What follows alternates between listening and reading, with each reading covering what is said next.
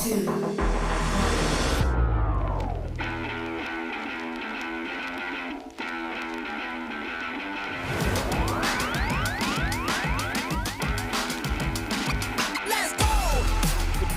more, you could attack, but it's just the best pennies there. It's over. Fernando Zzweilous has found it. You've been patient. You've been waiting all this time, but you ready. You've been putting in that grind, so let's go. Champions are hard to find, but you know the goal when you're ready to shine. Have they heard of you? Then they know. You got your sights set on that road. If it's time to battle them, then let's go. Cause you'll never stop. Show them what you got. Stays asleep. From that GF Close power. combat onto a Morgan. Is that enough? Yes! Chopper Cross gets the knockout. Defeats Voltua. Show them what you got. Yeah, they already know. You got your sights set on victory road. Show them what you got. Yeah, they already know. You got your sights set on victory road. Gets the leg down. Can you look down the Wiz Cash when he has a little bit of health left? Oh! What HP left. I know.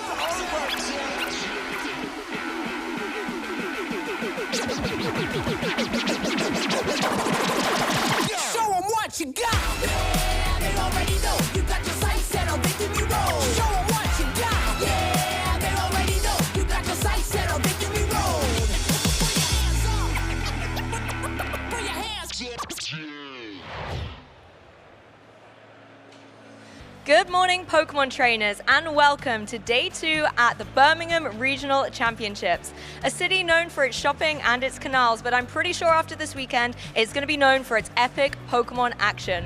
In Pokemon Go, we have had an absolute treat of Day 1 competition, and I'm sure Day 2 is going to be exactly the same. Welcome, guys. I am Luat Joshkromi, and I'm joined by an esteemed panel of gentlemen to help me through the commentary of today. We have got Inadequate, Adelian, and of course, Arceus Aurelius. It was an epic day of Day 1 competition. Arceus, what are you most looking forward to today? Just getting back into it. I had a blast yesterday, and yeah, I just want to get back behind the desk again today and see some more battles. I want to see some more double poison water double poison. I had a blast yesterday.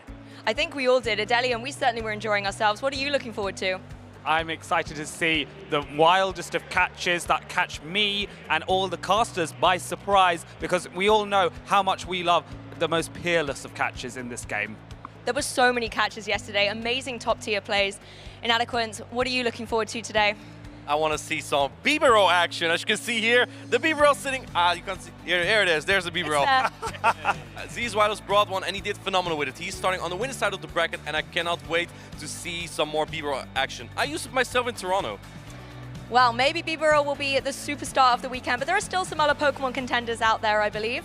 Of course, the Birmingham Regional Championships may be the first of the 2025 calendar year, but it is not the first of the 2025 season. Adelian, do you want to talk us through what other epic tournaments are coming up? Yeah, so after Birmingham, the next highlight of the Play Pokemon season is the European International Championship that is happening in the Excel Centre in London only next month. After that, there are a series of regionals and special events, so Stockholm, Seville, Utrecht and Bologna are all on the cards as we run up to the North American International Championships in New Orleans in the United States. And of course, all of these roads lead to one place. Victory Road ends at Anaheim, California for the Pokemon World Championships in August 2025. It's always the pinnacle of Pokemon play, the World Championships, where you get to see the best of the best battle it out to become the world champion. In order to get there, though, there are a couple of ways that you're able to qualify, and I know, Martijn, you are a veteran of the competition, so do you want to talk us through how you can get those championship points in order to qualify for the World Championships? There are multiple ways to qualify for the World Championships, actually, but let's start down with the championship points breakdown. On the left, you see the table of the amount of championship points one will achieve with their placement at a regional championship. And in the table on the right, you will see the threshold of the amount of players that can qualify per region for the World Championship. So for example, for Europe, that will be the top 50 competitors with the most championship points that will qualify. However, if you win a regional championship, you will directly qualify for the World Championships, and also the top 4 competitors from an international championship will also qualify directly for the World Championship. It doesn't matter from which region you are. Even competitors from the APAC region. I believe in the video game series we had a Japanese competitor win and directly qualify from there. So it doesn't matter from where you are, you will directly qualify for the World Championships by winning a regional championship. It's fantastic to be able to see the range of different trainers that may indeed be able to make their mark in Anaheim. But we're going to focus a little bit on the weekend action, what's happening here in Birmingham, for example. We've already spoken a little bit about what we are looking forward to, but let's talk about what we enjoyed in case there's any trainers at home who missed out on the action. Martijn, I'm going to start with you. What was your highlight of the day one broadcast? Paula got to day 2 by 1 HP against the Gengar Life. Her jump love barely held on, and the Feraligatr barely held on against the jump love's Fairy Wind. Got to that Hydro Cannon to knock out the jump love by 1 HP, and Paula always shows that emotion, the celebration. I love to see that in a competitor. For me, I think it was the Gengar Life at the very end. Now, he was in the losers bracket, but there was one match right at the end of the day where he got to he got a double elimination with the final Pokemon being knocked out on both trainers' sides, which meant that the entire battle had to be done again. It goes to show at this high level of competition, the margins are just so tight that you needed that level of skill in order to hit that. And the Gengar Life to make it to day 2, I'm very, very happy for him. It's been some really close competition, yeah, right? It was really good. And for me, my highlight of yesterday was seeing Togetic win its game on stream. I had it as my caster prediction to do well, and when it actually got on the field, it did incredible. So I gotta thank Tomahawk UK for showcasing what Togetic can do in this meta. I remember how excited you were to see Togetic get to great success, and I can only mirror it with the enjoyment I had watching a Gastrodon on stream. It's amazing, right, when your favorites win? You know, I understand how you feel completely now. Togetic being able to perform to that level, I just gotta say, it really impressed me. And now I understand how Lou feels about her favorite Pokemon winning all the time. Well, all the time, maybe an exaggeration, but... I mean, no, I'll take it, and I'm glad somebody understands as well and is maybe getting slightly on board with the Gastrodon hype. However, there may be no Gastrodon actually in day 2, but there are some amazing trainers. So I think it's time to take a look at the bracket. We're going to start off with the winner's side, so you can look at the trainers that are in contention here. I feel like, Marcus, this is a great opportunity for you to talk us through these phenomenal trainers. Well, we start off with King OWT against Pokémon, an incredibly exciting matchup where the UK player, King OWT, will take on Spain's power boy, Pokémon. And I gotta say, Pokémon has a lot of accolades, and he's a regional winner from before, but King OWT is no slouch. I've seen him in practice tournaments, I've seen him in grassroots, and he continues to perform wherever he goes. And there are a lot of UK players here in the top cut. So the home turf looks to make a difference. We see Icelandic Lapras from the UK. We see Nessa and Anor both from the UK. So 4 out of 8 players here in the winner's side of the bracket are on home turf. I wonder if that's going to matter today. I think sometimes that can be a factor, maybe a little bit of additional pressure where you kind of want to be able to bring that medal home. Martijn, I feel like I know the answer to this question, but is there a particular match on this lineup that you're super excited for? I think you expect to say Palasha, yes. But no, it's Galax G-Kolton versus Zzweilous, because again, he got the Bibero, but is going to face against the superior tamer. It is Galax G-Kolton. His superior still runs Leaf Tornado. He hasn't used a charge TM for a year. I bet he has a lot of charge TMs.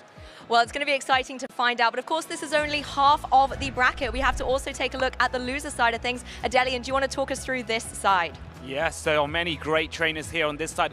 Following on from what Marcus said about the British home turf advantage, that is also there here. You can see the Gengar Life and C. Leonardo, who are both based here in the UK, also trying to make an impact in the losers round of the bracket to hopefully make the grand finals that way. But let's not take anything away from some of the other fantastic trainers that are here. Out of Pocket, one of the highlights of this tournament, won 2nd on the North American Championship point leaderboard.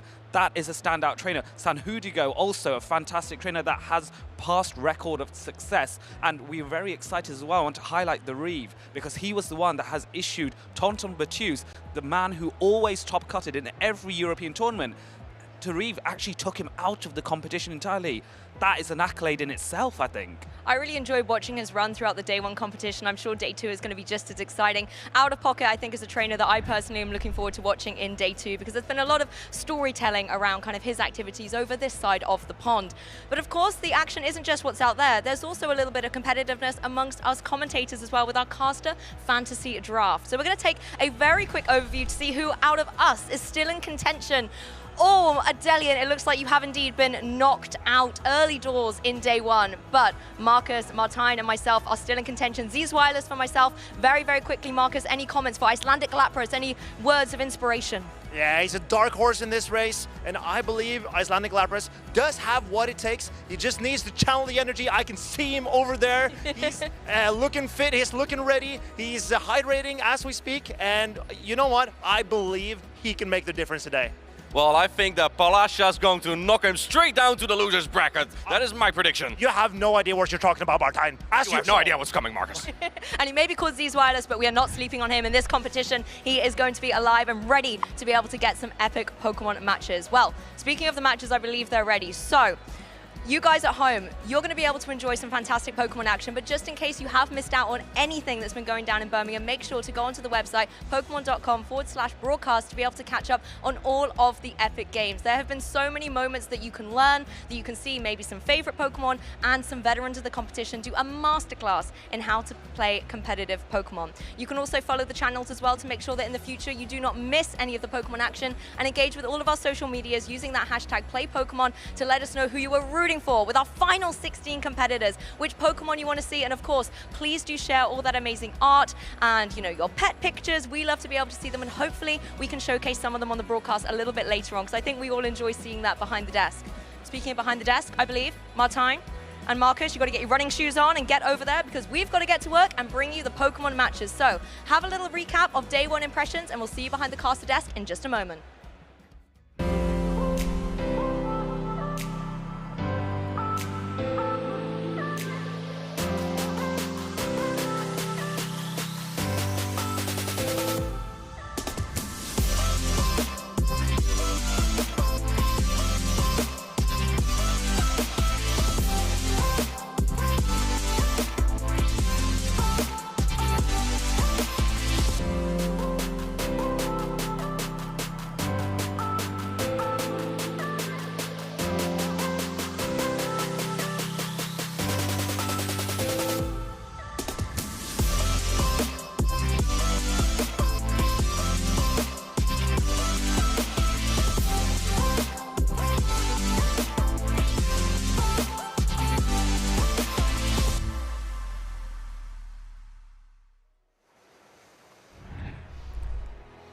I want to thank Lou for the advice on getting my running shoes off. You even found the bicycle together at time. Yeah, that's what we do in the Netherlands. Exactly. Get the bicycle out, get the running shoes, and get to your station. And I'm really excited. I believe we have the players about to be ready on stage, and I'm super excited for this first game of the day. Our first matchup is going to be King OWT versus Patoman. That one matchup you highlighted there, one of the British players that hasn't had much success yet in Play Pokemon, but he had a lot of success in, as you said, practice tournaments and grassroots tournaments against one of the Play Pokemon staples. But Patoman has had the success that he had in the previous season as well, so he's looking to get that here. And I noticed Patoman in one of his last runs, he ran Golisopod, and I'm very curious to see if Patoman is running something spicy as that again today. Do you know, Martijn? Yes. And the answer is no. Oh. It's not around something spicy. Yeah. In fact, when I talked to him, he was even disappointed about how broke his own team was. In fact, I think they're ready now. How about... Oh, sorry. No, we're going to take a look at the meta first. We're going to take a look at the meta first, because we had day 1 meta yesterday to see what we all had there on the usage. Because I believe that Shadow Drapion was leading there. Shadow Drapion as number 1? Yes, you're right. Shadow Drapion and Azumarill on 55 and 52% of teams in total. And you can see them dominating the usage. It's when it's over half of the teams have these two Pokemon, that means they must be a good pairing, right? I think so too. We saw a lot of poison double water yesterday. It's going to be here again, I think. And also that Annihilate was just so crucial everywhere. I also think that Jump Bluff, you already see here that it has a higher usage than Superior. It really has overtaken that top grass type spot. Yeah, and I think, as I mentioned to you yesterday, Jumpluff is the premier grass type. And let's have a look day 2 if I'm correct, or if you are correct, about Jumpluff actually, about how, if Jumpluff is good or not. And there you see, number 6 in usage, but its percentage usage has increased. You see Jumpluff on 44%. Really interesting to see the Pokemon that's a little bit tougher to get a hold of. Galarian Corsola on half of the teams. And then Drapion, 88%. 88%! In life are certain. One of them is Shadow Drapion in play Pokemon. I believe that is only 2 teams without Shadow Drapion on their line of 6. That is crazy. It is so meta right now. And we also see the Shadow Marowak. Just a disclaimer, you can get this Pokemon right now in Team Go Rockets. But this Pokemon is one of the very few that really answers the Shadow Drapion. Yeah, but even though it answers the Shadow Drapion really well, Shadow Drapion's energy from Aqua Tail really puts a dent into the Shadow Marowak. So that, I guess that is why Shadow Drapion is so good, because it can hit back even against its hardest counters. Drapion without Aqua Tail and Crunch coverage is crazy. And I'm curious to see if these trainers have it as well. Like I just said, we have our trainers ready. King OWT versus Patoman. We're going to go straight into that match just soon, as they are ready to kick off day 2 in Birmingham. 16 trainers remain. One of them will win the championship. I'm really excited to see. This is Spain's hope for the foreign victory. And this is King OWT, the home turf hero. Can we see the home turf hero make his way past Spain's glorious player, Patoman? Both trainers have the Talonflame, one of my favorite Pokemon. But King OWT has one of the Pokemon on my caster prediction, Dunsparce. And Dunsparce picked normal types, man. Well, I am pretty normal, so, oh, wow. So there we go. But look at that. It has decent matchups into the Ariados, the Drapion, and the Feraligatr, and it does fantastic into the Talonflame. True. I think that we might see the Dunsparce. It doesn't even do that bad into Azumarill either. And then the only thing you really have to watch out for is the Annihilate. Here we go. Let's see if we're going to see these Pokemon. We see the Dunsparce lead from King OWT versus the Talonflame. A tremendous lead for the British man. Oh, this is incredible for King OWT. He knows he needs to put on the pressure immediately, and he decides to do it with the Dunsparce in the lead. Oh, wow, and there we see the Azumarill Say-Swap answered by the Ariados. This is looking so good for the home turf hero King OWT to start off this match. Ariados is so risky to bring, but it's also so good to bring here because it answers the Azumarill very hard. But it's pretty risky to bring when there's a Talonflame on the opposing team. But King OWT, I don't think at this point doesn't matter. It's going to take this damage gladly. And look at the slight undercharge from Patoman. I think he wants to get an Incinerate down on his Talonflame. Oh, this is a very heads-up play by Patoman, leaving the Ariados on enough health so he can get 2 Incinerates in, and maybe then get to a move before the Dunsparce, so Talonflame can threaten the Dunsparce back. You see the Feraligatr on Patoman's side? It's looking pretty good in my opinion. But it also doesn't fare super well into the Dunsparce. You can get to a charge attack here. It is going to be double boosted, but it's also going to be double resisted. So Talonflame doesn't really fear this double boosted launch, as it will not do as much damage. I think it does about 20%. Yeah, there's no way Patoman was going to use the shield on his Pokemon there. Stays in, takes some rollout, now goes for the bravest of birds on this Dunsparce. This will do a big chunk of damage. It's coming through. Zoof! But even though it was a debuff Brave Bird, so imagine if this Brave Bird was not even debuffed, how much it would have done. And look, the Shadow Claw fast attack from Feraligatr doesn't even add up on the Dunsparce, so he can just stay in. No, he swaps in the Azumarill. That is also a Talonflame answer. I'm actually curious about this play. I actually think that he could have stayed in with the Dunsparce here. Yeah, in my opinion, staying in with the Dunsparce, whittling down the Feraligatr could also been a way to victory for King OWT here, but he decides he wants to go into the Azumarill, not misalign the switch timers too much. He wants to get some energy off of the Azumarill into the Feraligatr. An Ice Beam bait. Patoman has to use those shields because he's running out of health on his Pokemon. But building up so much energy, you can, because the bubbles from Azumarill are resisted, so you don't need to throw your energy just soon yet. It looks like King OWT is just no shielding. I think he's going to put his last shields on the Dunsparce. He knows. Catch on the Talonflame, but is this going to help you? Yes, I think it might, but I'm not sure if it's enough. Paula decides to shield the Talonflame. This is a very curious play. I'm excited to see where this goes. Maybe, oh yeah, because King OWT needs to shield the Dunsparce here. But if King OWT can come out with a charge attack on the Dunsparce, He's looking really good. He's for him, looking right? really good for him right now. The Incinerate damage didn't even land there. He has so much health. The Feraligatr cannot even claw down here, and Patoman knows that this game is over. King OWT takes game number 1 very convincingly. With your caster pick Dunsparce as well, it put on so much pressure. We thought that Patoman had to bring the Annihilate, but no. He didn't. He didn't. So Patoman went that weak to Dunsparce, maybe over-predicting King OWT to leave the Dunsparce behind because he knew that the polarizing matchup between Annihilate and Dunsparce, maybe he wants to avoid it, maybe not. But the mind games of this matchup, King OWT is the first one to take the longest straw. And he had a plan to avoid the Annihilate as well. He went with an ABB lineup into Patoman's team with the Dunsparce lead and then the Azumarill and the Ariados in the back. The problem is though, you don't really have, if you safe switch your Azumarill and it is answered, it is unlikely that your Pokemon in the back, it is likely that your Pokemon in the back may be hard counted as well, as you're not really drawing out a counter to the Ariados.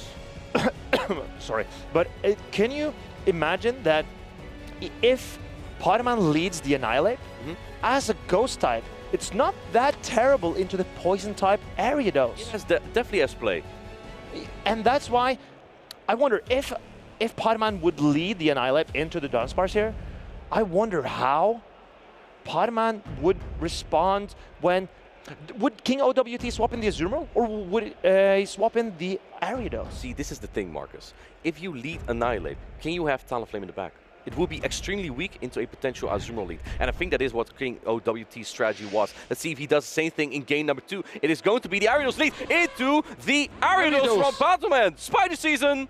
Spider Season's coming, and here we see the Annihilate in the back for Patoman. This Annihilate is looking so good into the entire team of King OWT, in my opinion. And I'm very curious to see. This is Patoman winning charge attack priority with his Ariados. This is very good for Patoman.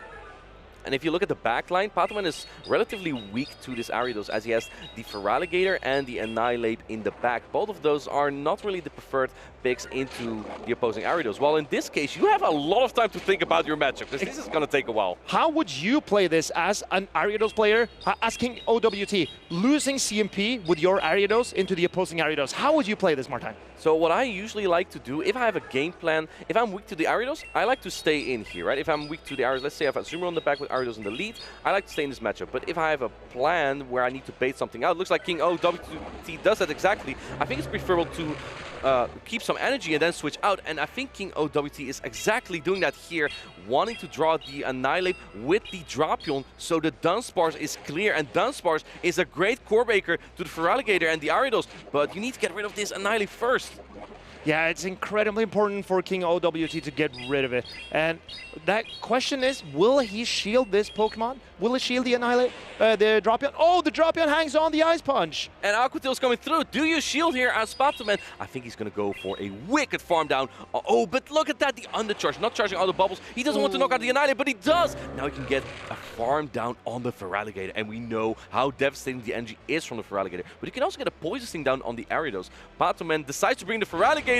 Here it comes, but swapping in the Dunsparce immediately and aggressively, knowing that the Dunsparce now is free because the Annihilate is cleared from the field. A very great recognition of Dunsparce's value in this matchup, because he knows that he can swap into the Ariados and whatever is in the back, as long as it's not the Annihilate, which is gone, he has a decent matchup in the back. He is not wasting the potential of this Dunsparce. To think that this Pokemon hardly had any play and no one was using it before 2 or 3 seasons ago, it's now so good actually again. And King OWT goes past 100 energy. He maxes out on his energy, and Patoman decides to put all his shields on the already low health Ariados.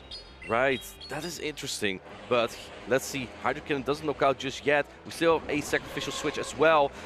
I'm not sure if this is exactly over yet, because Patoman does have the opportunity to farm up energy here, but I believe that King OWT's Ariados is not just yet in lunge range.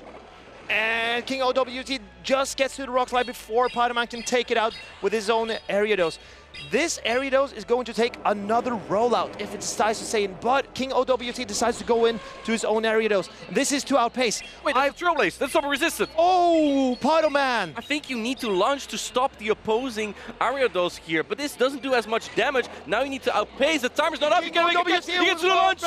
And he gets to the launch, and this will do enough damage to take out the Ariados. This is looking so good for King OWT. He got the game plan right.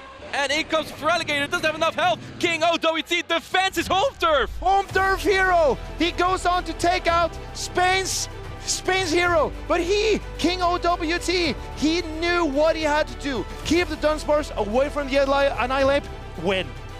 Dunsparce, I put it on my cast prediction for a reason, and it pulled through here. It was a tremendous core breaker into the Ariados, into the Talonflame, into the Feraligatr. We saw in game 1, when there's no answer, the Dunsparce just rolls through the team. But when there is, you need to free it up. And that's what King OWT did exactly in the game 2. He cleared the Annihilate and then brought in the Dunsparce right away. You saw the pressure of Dunsparce putting so much pressure on Pokémon that he did not even bring the Shadow Dropion.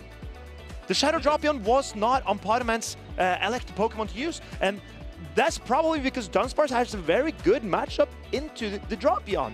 Now, you would think that, but Shadow Dropion can actually win a scenario where both Pokemon don't use any shields. That means that with the Shadow Dropion, you could set up your backline for a shield advantage. In this case, Pokémon didn't do that. He didn't bring the Annihilate at all. And I think he may have overthought it a little bit. Maybe he just bluffed that King OWT wouldn't bring the Dunsparce, but he did. Yeah, and how Pokémon decided to go ABA weak to Dunsparce, as we talked about yesterday, this was, in my opinion, a slightly unhealthy ABA because the Talonflame has very little play into the Dunsparce. I think it's better with the Feraligatr lead. If the Feraligatr was on the Dunsparce in the lead, then I believe that Pokémon, with his Talonflame and Azumarill, could have handled the Ariados that was in the back. He wouldn't need switch advantage, or he wouldn't need to switch out. Exactly. And he could whittle the Dunsparce down to a range where Azumarill and the Talonflame could manage it in the back. But Pokémon decided to go with a risky ABA line, and it cost him so much in this game. I think he made a lot of predictions, but the thing is, with day 2, you can actually make a lot of preparations after day 1 in the morning of day 2. And I think King OWT just recognized that Pokémon it's difficult for Pokémon to make the call to play Annihilate or Talonflame in the lead and have the other one in the back. That is the only way you could deal with the Dunsparce and Ariados core. Knowing that he could never do that, King OWT could play that core super safe. If you lead your Dunsparce into the Annihilate, you can safe switch your Ariados because there shouldn't be a Talonflame in the back. But then I question Martijn. What do you question? Do you question my knowledge? No, not at all. I want to pick your brain a little bit. Because what do you, when you have a team comp disadvantage, like Pokémon did in our opinion, in that game, do you take that risk? Yeah, it's kind of tough. I think the Dunsparce just got a little bit to his head. Yeah. Anyway, that was the match we just had. We're heading right to the next one. It is Icelandic Lapras versus Paula. They are battling this for us. Yeah, and look at this game. They're both on our caster predictions here. Now, we say battling for us, but obviously they're battling for the title here. They want to progress in this matchup. But which Pokemon here stands out to you, Marcus? Well, I think Paula, I mentioned this yesterday, I think Paula has not hardest check to Galarian Corsola. And we saw Icelandic Lapras utilize his Corsola a lot yesterday. The best answer from Paula to the Corsola is the Shadow Dropion. And I believe also the Feraligatr has a very playable matchup into the Corsola. But other than that, I think Icelandic Lapras will utilize the bulk of his Galarian Corsola in this matchup. Galarian Corsola indeed is super flexible. So wonder if we're going to see that. Of course, the Feraligatr can get a lot of energy there though, but Astonish is a fast attack that will deal a lot of damage on its own already. So that makes Corsola not even the worst into an opponent like Shadow Feraligatr. And if you let a Power Gem through on an opposing Shadow Dropion, it could actually use 2 Protect Shields to just Astonish down, even though that's resisted. And I think that if So you said that for the Palasha's Shadow for Alligator can get a lot of energy on the Galarian Corsola. But what if Icelandic Lapras brings his Azumarill to just soak that Soak it energy all up. and then maybe come in with his Shadow Marowak or his Annihilate to sweep up the rest of the team? It depends how Icelandic Lapras wants to play that. Perhaps he does want to get that shield advantage only, but if switch advantage is more important, it could also not be great for him. Shadow Annihilate, that is an interesting pick. We haven't seen it as much, and only with this recent Rocket rotation, you can TM frustration of your Shadow Pokemon again. And it looks like Icelandic Lapras utilize that immediately. Annihilate already is so strong with shields up, because you can just boost your attack up and up. But Shadow Annihilate has even more attack. Yeah, and I'm very curious about which is the better pick. I believe it relies a little bit about your team composition, because Shadow Annihilate is not as strong into Clodsire, for example, as the regular Annihilate. Yeah. And I'm curious, what would your pick be? Look at Icelandic Lapras' team. Do you think Shadow Annihilate fits his team better than a regular one? Tough to say. Maybe that Ice Sponge would change something if he can get some energy elsewhere, because I think his team is a little bit weak into, and I hate to say this, Jump Love. He doesn't really have hard Jump Love checks here, besides the Shadow Drapion, and even there it has play. But, chat, let us know who you think is going to win this one. Game 1 is starting. Icelandic Lapras on the left, Paula on the right. It is going to be the Shadow Drapion. Icelandic Lapras into the Shadow Drapion from Palasha. Is this poison double water? No, it's not poison double water. It's On both sides.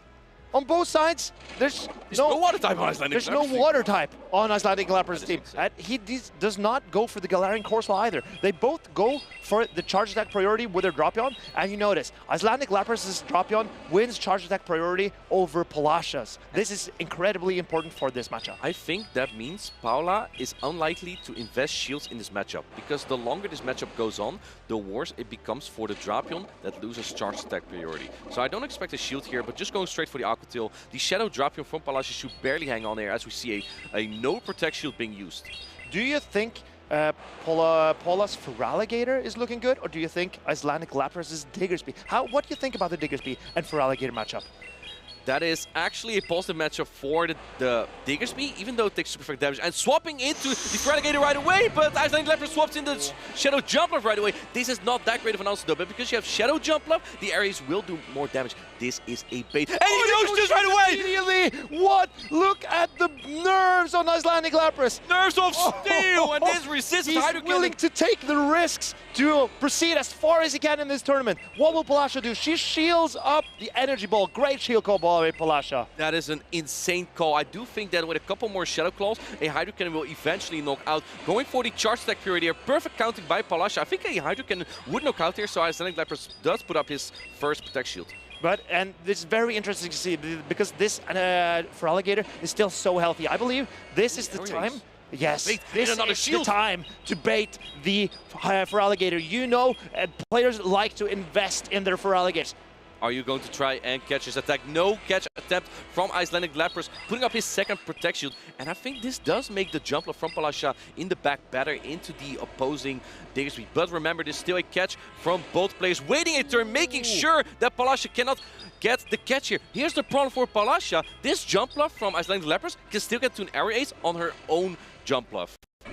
Does she come in with the drop? She is trying to making a catch maybe? Oh, but Icelandic Lapras waits. He knows that Palasha has a catch opportunity, so he waits to see if the jump off swaps out or not, and it doesn't. I think Palasha's hoping for a good matchup in the back. He hard swaps, so that means that Icelandic Lapras wasted a catch opportunity here in favor of potentially one Fairy Wind. Due to Energy Ball's knockout, I think they might with the Fairy Wind damage. Wait, this jump was better than I thought it was.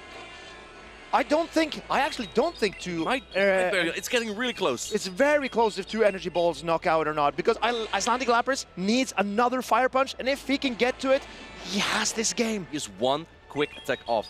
Does one more Fairy Wind after this Energy Ball knockout? I don't think so. Diggersby super bulky. It has almost 1 HP. It goes down! It goes down! And this is suddenly looking so good for Palasha. Oh, and the Drapion cannot hang on for another move. Oh, Icelandic Lapras, look at his face. He realizes this game is done and dusted. Paula finds the way through Icelandic Lapras' team #1 in this game 1. Shiny Jump Love knocks out the Shadow Jump Love. Paula, the queen of PvP, takes game #1 from Icelandic Lapras. This is a nemesis for Paula. Icelandic Lepers has won in the previous 2 encounters between these 2 battlers. So Paula is really looking for some revenge here. Yeah, and Icelandic Lapras, he wants to hang on to his record against Paula, but currently it doesn't hang in the balance right now. Paula, she's ahead. She might be the one to take this matchup. Look at him. He doesn't know what it is. He's unsure about Where did it go wrong? Yeah, where did it go wrong? Because the Diggersby couldn't hang on to 2 energy balls. That is very valuable knowledge for Icelandic Lapras in the upcoming game. Maybe Palasha's invested a little bit into Jumpluff's attack to make sure. This is the first time I see Jumpluff being relevant. That is untrue. that is a lie. That is such a big lie, Martijn. You are so full of it. And I'm not Jumpluff's biggest fan in any way, but you are way too small of a fan of. Okay, fine. Jumpluff was okay. Chat, maybe you could tell I'm not a Jumpluff fan, but the Jumpluff did come through there for Paula. I think what Icelandic Lepers alternatively could have done there, and that is a big if scenario.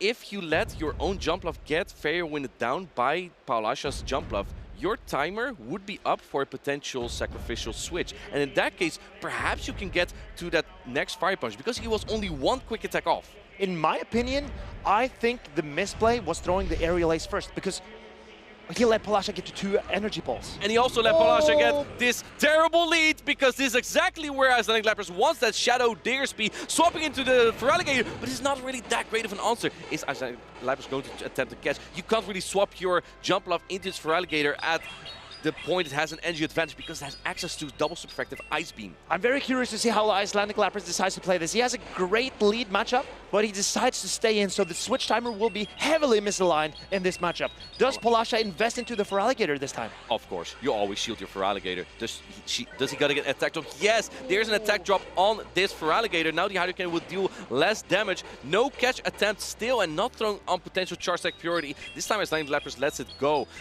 I think that the Feraligatr might be able to hang on to the Scourging Sense by a sliver of health. I don't think it will KO, I agree with you. It might barely on. It depends on how high the defense NHP is of this Feraligatr and how high the attack of this Diggersby is. Is Scourging Sense going to knock out? It does! It does knock out! Oh, and Icelandic Lapras is in the driver's seat in this matchup. Oh, I don't know about this play though, because now you give the Drapion from Palasha an opportunity into the Shadow Jumpluff later, letting the player off go as well. This is going to put Drapion almost into the red. In my opinion, I think Icelandic Lapras needed to build up to a Scorching Sands on his Diggersby to make sure that he had the energy ready for when the Drapion comes back in.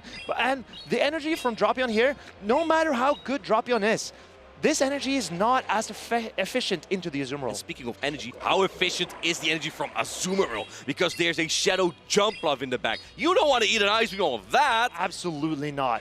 This is looking very tough, but Icelandic Lapras manages to win. Oh, look, goes for the poisoning down. That is an interesting play from Paula. She's keeping all the energy there. And this Diggersby is almost in Aqua Tail range. Charge Attack Purity on the Fire Punch. Whether you shield this or not, you will not get to another Scourging Sense here. And this is what I wanted to highlight, how Icelandic Lapras needed to build up to the Scorching Sands before swapping out of the Azumarill matchup with his Diggersby, because the health bar on the Diggersby is not important because an Aqua Tail will KO.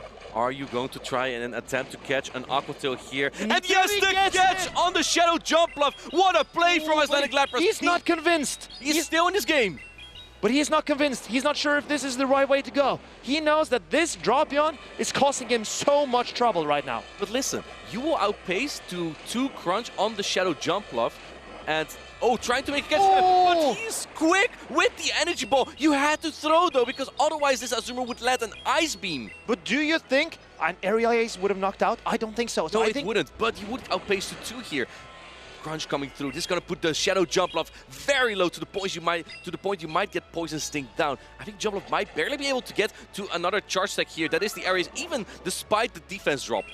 How do you play this as Icelandic Lapras? Paula knows that anytime the Diggersby can come in, will she throw immediately? There is some energy on the Diggersby, and there it is! He gets it! Icelandic Lapras, he channels the energy from the home crowd to even this game up. Surprise Shadow Drapion! Here's a Fire Punch! Takes it to the face, and that was an incredible, well-played game by Icelandic Leopards. Catching the Aqua Tail that was meant for the Diggersby on the Shadow Jump Bluff.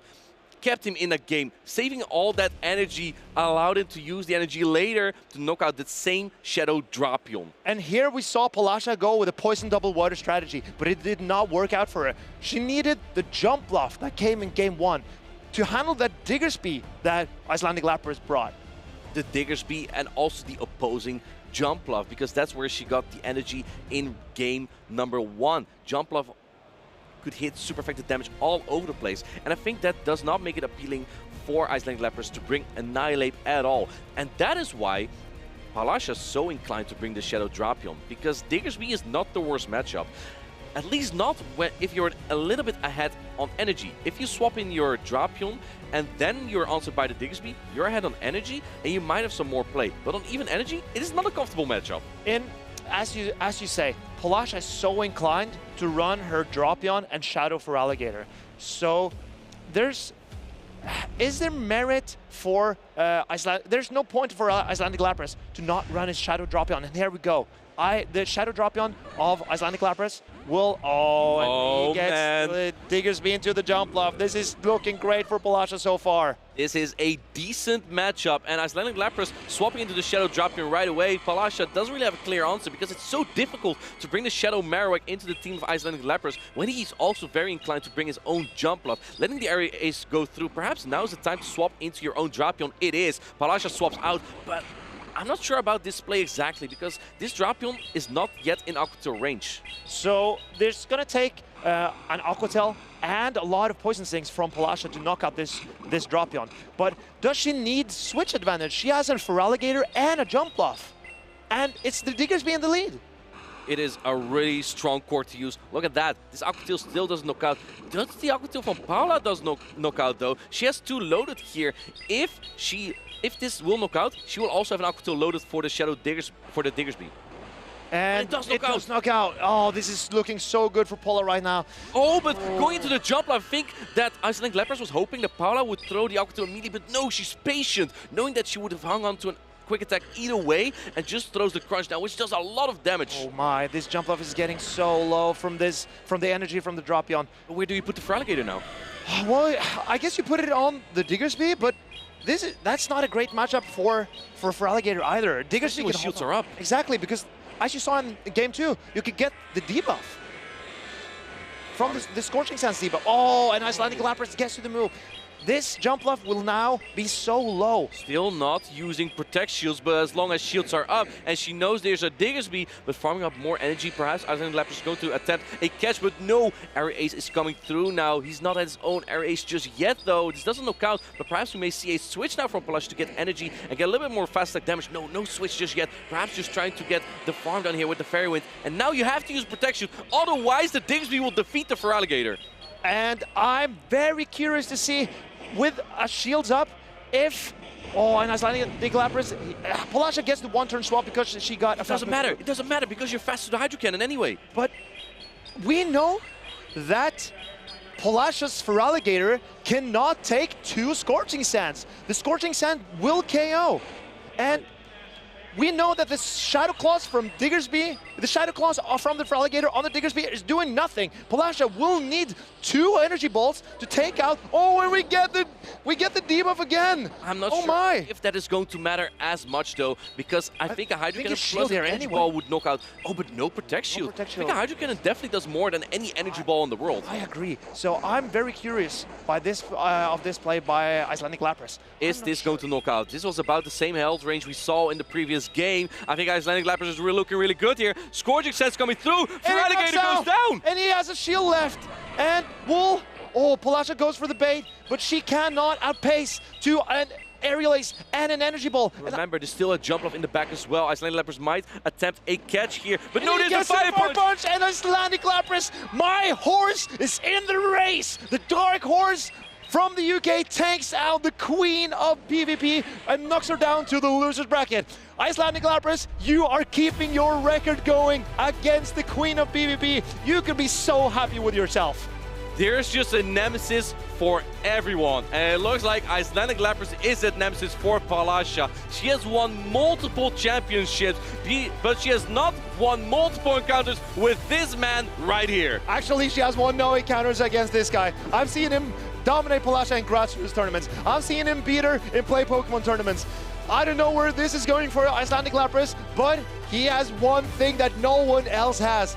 He has not lost to Palasha in several encounters, and there's not a lot of players that can say that. I was gonna say myself, but I haven't faced her just yet. Oh yeah, you gotta get in there, Martin. You gotta get competing and measure yourself against these titans of PvP players. Yeah, thank you, Marcus. I appreciate that. Yeah, maybe try to go to a major event, or if you're a little bit unsure if you can make it at a major event, like a regional or a special championship special event, then maybe try yourself at one of the local competitions, like a challenge or a cup, and you can bring your friends, and they might be nicer to some of these titans of Pokemon. Oh, I know my friend Cristiano. He's not very nice to me lately after. Right. Oh, I can see him over there. I can see him over there waving at us. But yeah, but he's not as kind to you as he used to be, is he? Yeah, after losing to some of my spicier picks, he's not been very happy with me. And let's take a look again at these replays between Icelandic Lapras and Palasha in game number 1. Barely fairy winning down the Diggersby and just getting all the fast attacks in on the Pokemon on the back line here. Icelandic Lapras just ran out of health there. Yeah, what a way to start of this day of Pokemon Go. This matchup was so back and forth. We never knew how this game would end up in the end, but it turned out Icelandic Lapras' Diggersby. This was so crucial, right? It's so crucial that the Scorching Sands actually knocks out the Shadow Feraligatr. And I think the Diggersby looks kind of problematic to bring in when you know there's an Azumarill, there is a Jumpluff, but Diggersby, with the amount of play it has into Shadow Dropion and Shadow Feraligatr, proved so valuable for Icelandic Lapras. It's possible that Palasha has an attack-weighted Feraligatr. It certainly looks like it. Most Pokemon that are built for PvP have a low attack stat, a high defense, and a high HP. But if you have a higher attack, that means you win the charge attack priority against opposing Feraligatr, making it easier to lead your own Feraligatr, as will be a winning matchup.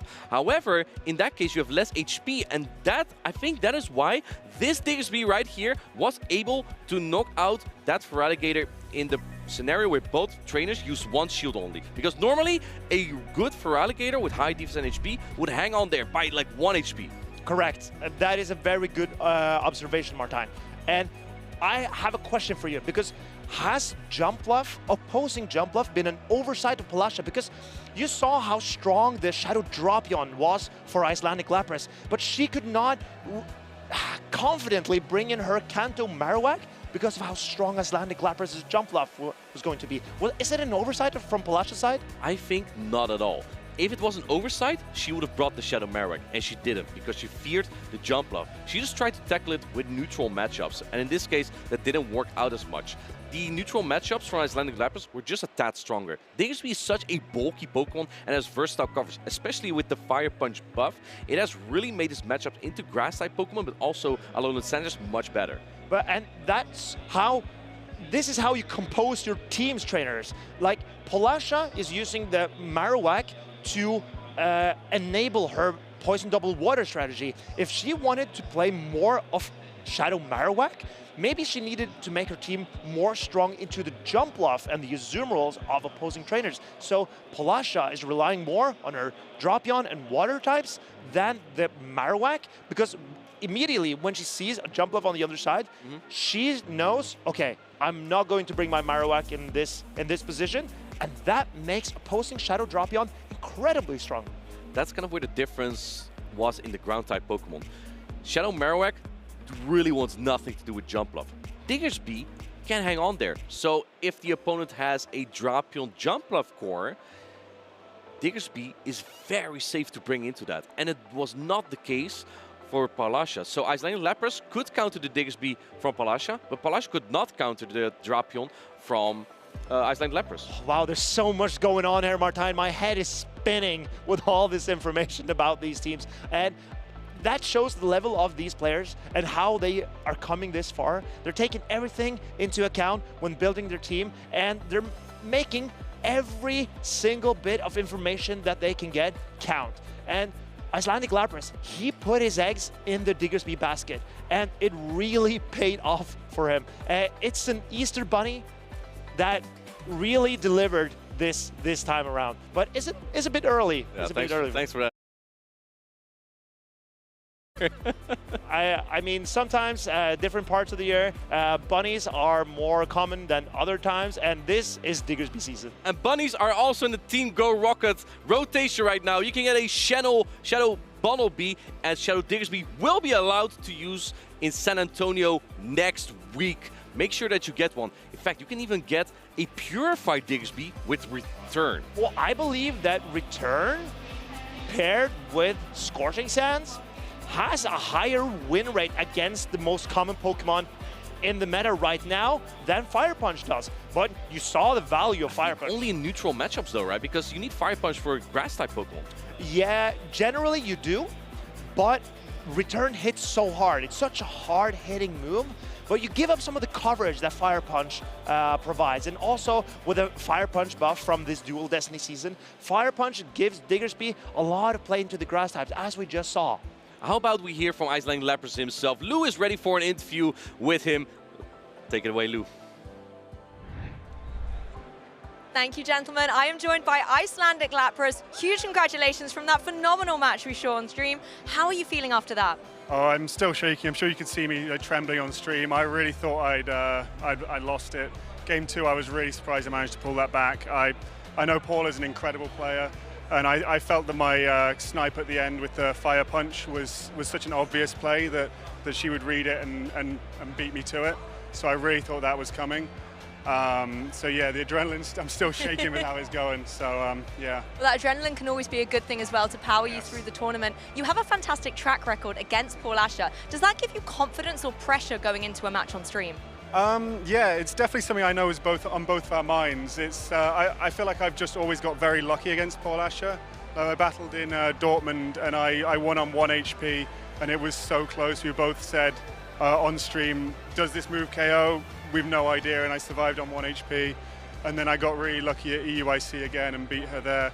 I mean, she's an incredible player. She's won a regional, and I haven't. I'm sure maybe we'll say she's a better player than me, but I've got lucky on my side on this one. Hey, who knows? Maybe this could be your regional, and then you'll be able to say you are a regional champion at the end of the day. You've already mentioned Diggersby, which I'm really glad about because I want to talk about it. In Game 1, things didn't quite go its way. It couldn't take that second energy ball, but then it got its redemption. Can you talk us through what Diggersby did for you in this match? Yeah, I thought Diggersby was a very safe pick in this team. I've not really run Diggersby the whole tournament. It's been sort of on the bench, not found a right matchup. But against this team, especially I know Marks is saying he's been seeing so many poison double water, water double poison. I think that's where Diggersby can shine, particularly against the Feraligatr. And we saw it in the end game of third game that the Shadow Claws do nothing, so it can really up a shield or you know, in the late game can really take that matchup. And so I felt that Diggersby in all 3 games was a very safe pick and a very safe lead as well. It's definitely been a superstar this tournament. It was great to see you showcase it so magnificently. We know you've got, you know, a little bit of time before your next match, so we'll let you go get prepared. But before you go, are there any shout-outs you would like to give? I do have a very important shout-out. At home, Jill's cheering me on TV, my wonderful girlfriend. Happy birthday, babe. I'm sorry I missed it to be here, but any prize money I win this weekend, I'm going to take you on a lovely holiday, and I promise I won't play Pokemon Go the entire holiday. All me and you. You heard it here. It's on the broadcast now, so fantastic wishes and happy birthday at home. Congratulations once again. Thank you. Look forward to seeing you in the rest of the tournament. We'll let you go get ready. And of course, the Pokemon action is just going to keep going. So let's kick it back to the casters. That's the way to make it up. I like that from Icelandic Lapras. My boy, he's such a romantic. Oh, my boy. Yeah. Oh, you really moved me there. And honestly, it's relatable, is it not? Because I have a girlfriend at home, and I promise when I get back from... Yeah, I do. And when I get back from this tournament, well, it's not her birthday, so Icelandic Lapras' girlfriend is making the ultimate sacrifice. Now, speaking of the tournament, let's head into the next matchup here. We have Galax G-Kolton, the superior tamer, on the left versus Zzweilous, the reverse engineer with the Bieber roll. Now, that is a Pokemon I would really like to see. but I am curious because Galax G-Kolton's Corsola is looking so scary to bring against the Diggersby and the B-Barrel. That makes the Charger Bug safer to bring, though. And if you look at the team from Galax G-Kolton, I think even Shadow Marowak takes a good chunk of damage from the X-Scissor from Charger Bug. If you can get if you can leverage an energy advantage on the Charger Bug and there's no Corsola, I think the Charger Bug may put in a lot of work here. I don't agree with you, actually, because I think that Galax G-Kolton's Marowak is his best Pokemon in this matchup. It's so safe and neutral. It's very strong into the Charger Bug. It's neutral into B-Barrel because it resists the rollouts. Of course, it takes super effective from the surge, but it's a pretty even matchup. So I'm very excited to see what these players are bringing, and here we go into the battles. We have Galax G-Kolton on the left, Zzweilous on the right. Let's see the leads here. We have the Shadow Drapion into the Charge Bug. This is a very neutral lead, but I think slightly favorable for the Drapion because of its pace and also the opportunity to debuff the attack. But also, the access from Charge Bug is not to be underestimated here. I believe that in most shielding scenarios, Drapion will win this, but I think in the two-shield scenario, Charge Bug can pull ahead. The annoying thing here is you cannot shield the first attack from the Drapion because your defense might be dropped. But now the Drapion can go straight Aqua Tail, and that one takes one less Poison Sting. As you can see, this already does so much damage. Now swapping into the Diggersby though, there is an answer from Galax G-Kolton. He farms it to an Aqua Tail, now swaps into the Azumarill. But this is exactly what Zzweilous wants. He wants to pay out the Azumarill, so the Annihilate in the back is free. Even though this is Zzweilous' plan, it gave Galax G-Kolton the opportunity to farm up some energy. Oh, but you see the debuff from Diggersby. Galax G-Kolton, you need to throw the Ice Beams before another debuff comes through. He goes for the Ice Beam, and it's no shielded by Zzweilous. This doesn't do as much damage. We've seen Diggersby before in the matchup between Icelandic Lapras and Paula, and it can pack a punch here. Going for another Scorching Sands. I think Galax G-Kolton doesn't even really need switch advantage here because he is double strong into that Charger Bug. He still has energy on the Drapion, but he also has the Shadow Marowak. And Shadow Marowak is so good when shields are up. So I don't think we're going to see any shields at all from Galax G-Kolton. But you know what else is good with shields up? It's going to be the Annihilate. Yeah. Keep in mind, Drapion is energy. This Annihilate will... Oh, the catch he attempt! Realizes Galax G-Kolton realizes what is going on, and he's going back into the Drapion to throw this energy into the Charge Bug.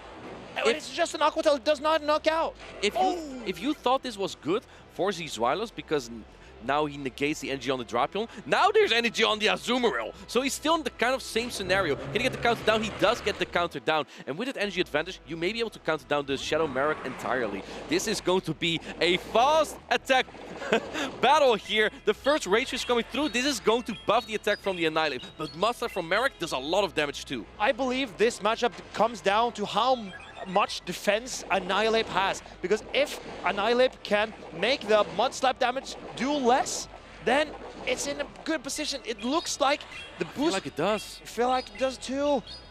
This looks tough for Galax G-Kolton. He's going for the Mud Slap win condition. He does not throw his charge moves. Oh, but he realizes that the counters are doing way too much damage. Listen, I believe there's an Ice Beam stored on the Azure from Galax G-Kolton, so it might come down to a catch attempt. But no, he didn't throw the attack. Now you still have the shield. Can you get the counter down on the Azure?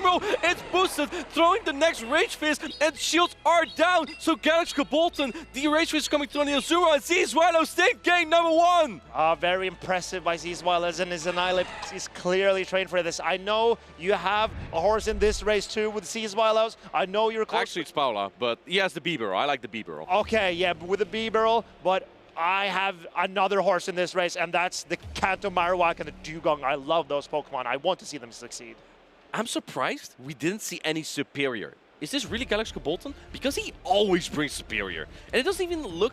Actually, that's a lie, because there's a Talonflame. You really don't want it on Talonflame. Yeah. And Talonflame actually also is likely to come out at some point, I think, because of that Shadow Marowak. I think that matchup becomes quite uncomfortable for the Talonflame if you get a Bone Club bait, because the Rock Slide will knock out an entire family of Talonflames.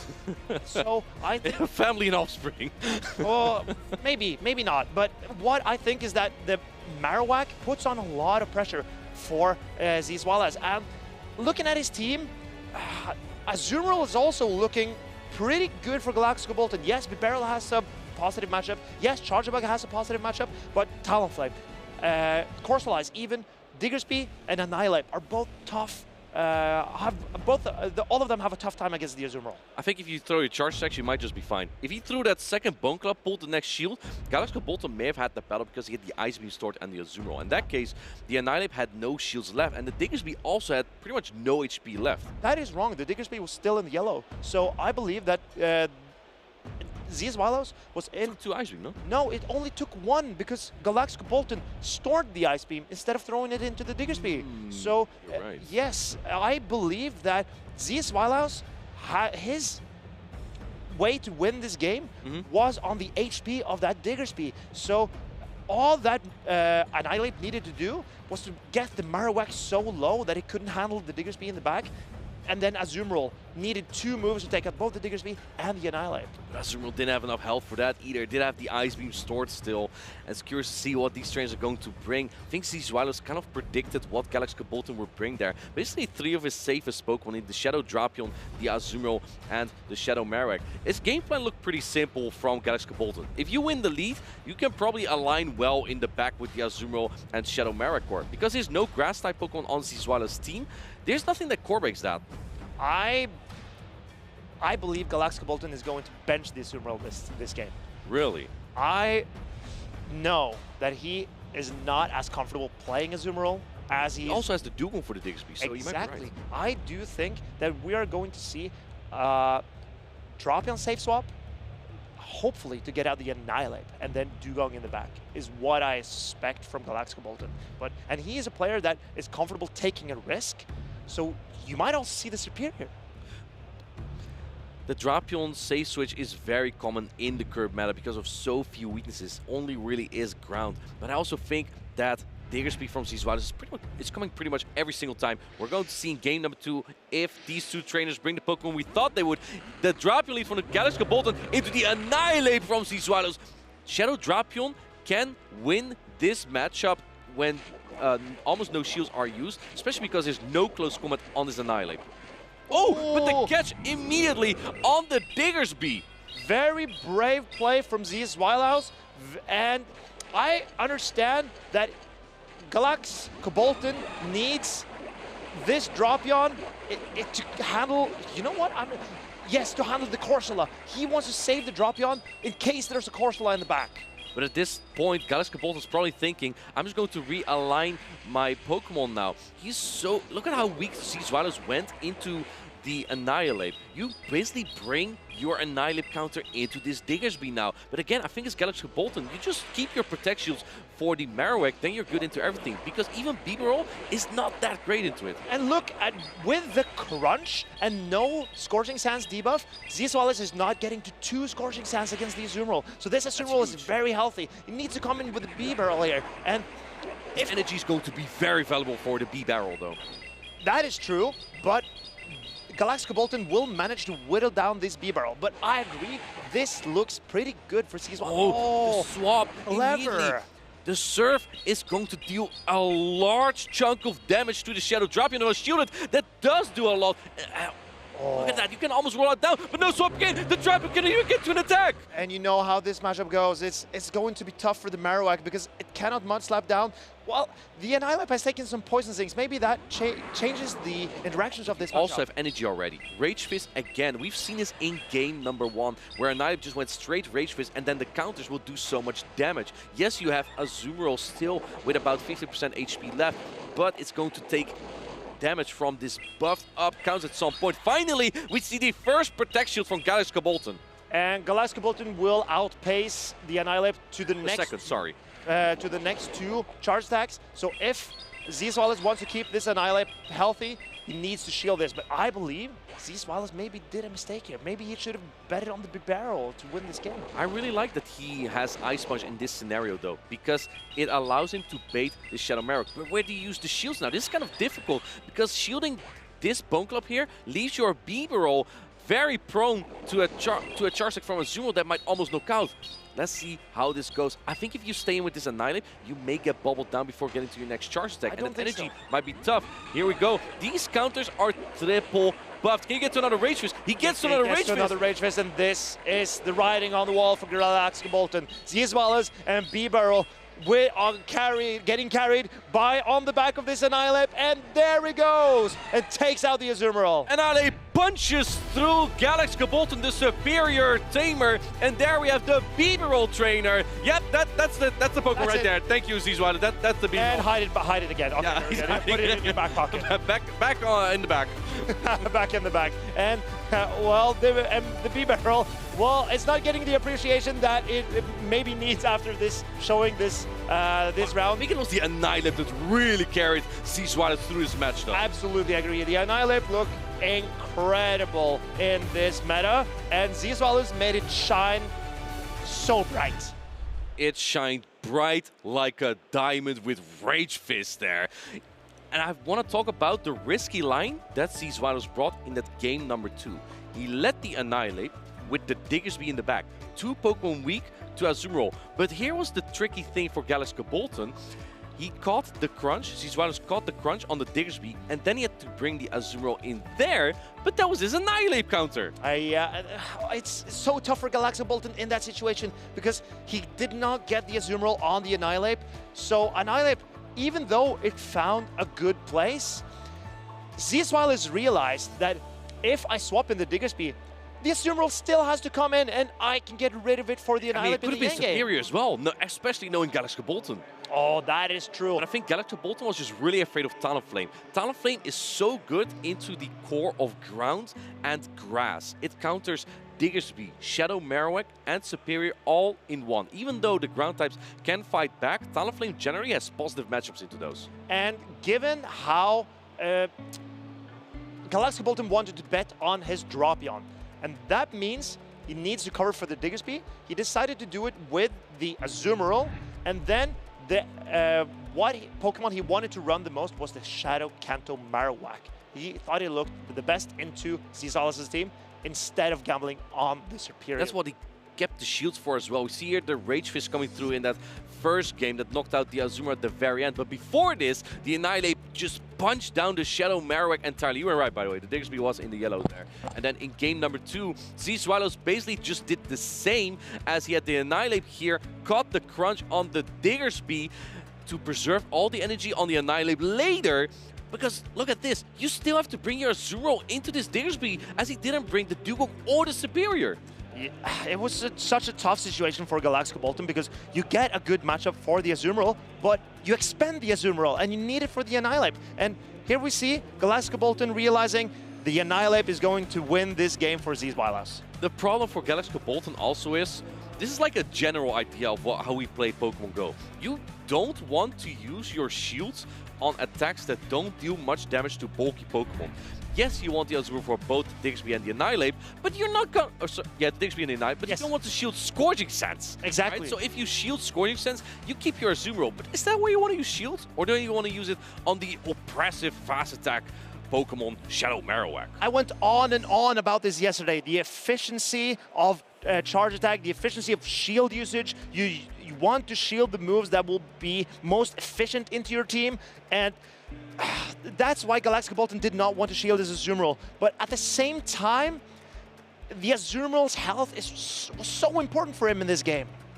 So it was such a tough situation for him. Zzweilous asked him so many questions. What do you want to do with this Annihilate? What do you want to do with this Diggersby? Not literally, though.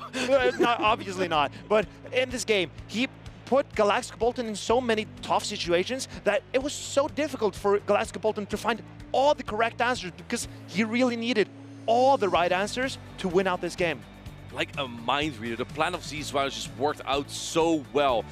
How about we read what the community has to say? Because we have some social posts from you guys. Let's take a look. I really hope we have a Marcus on the Corviknight here. But first, we're going to have this drawing from Life Giving. She competed in a Go Regional for the first time this season, and look at the fabulous GoCast for the first regional of this year in Birmingham. Watch all the action here. Wait, that's us! It is us, and I'm very impressed by this artwork. You're not as tall as I thought, by the way.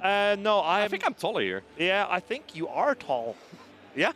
Oh, thanks. Yeah, in your persona. Okay, thanks. Absolutely. Yeah, I guess. And here we have some of the best Pokemon in this meta: Galarian Corsola, Jumpluff, and some other Pokemon. I'm not really sure what that third one is. It's a Jumpluff.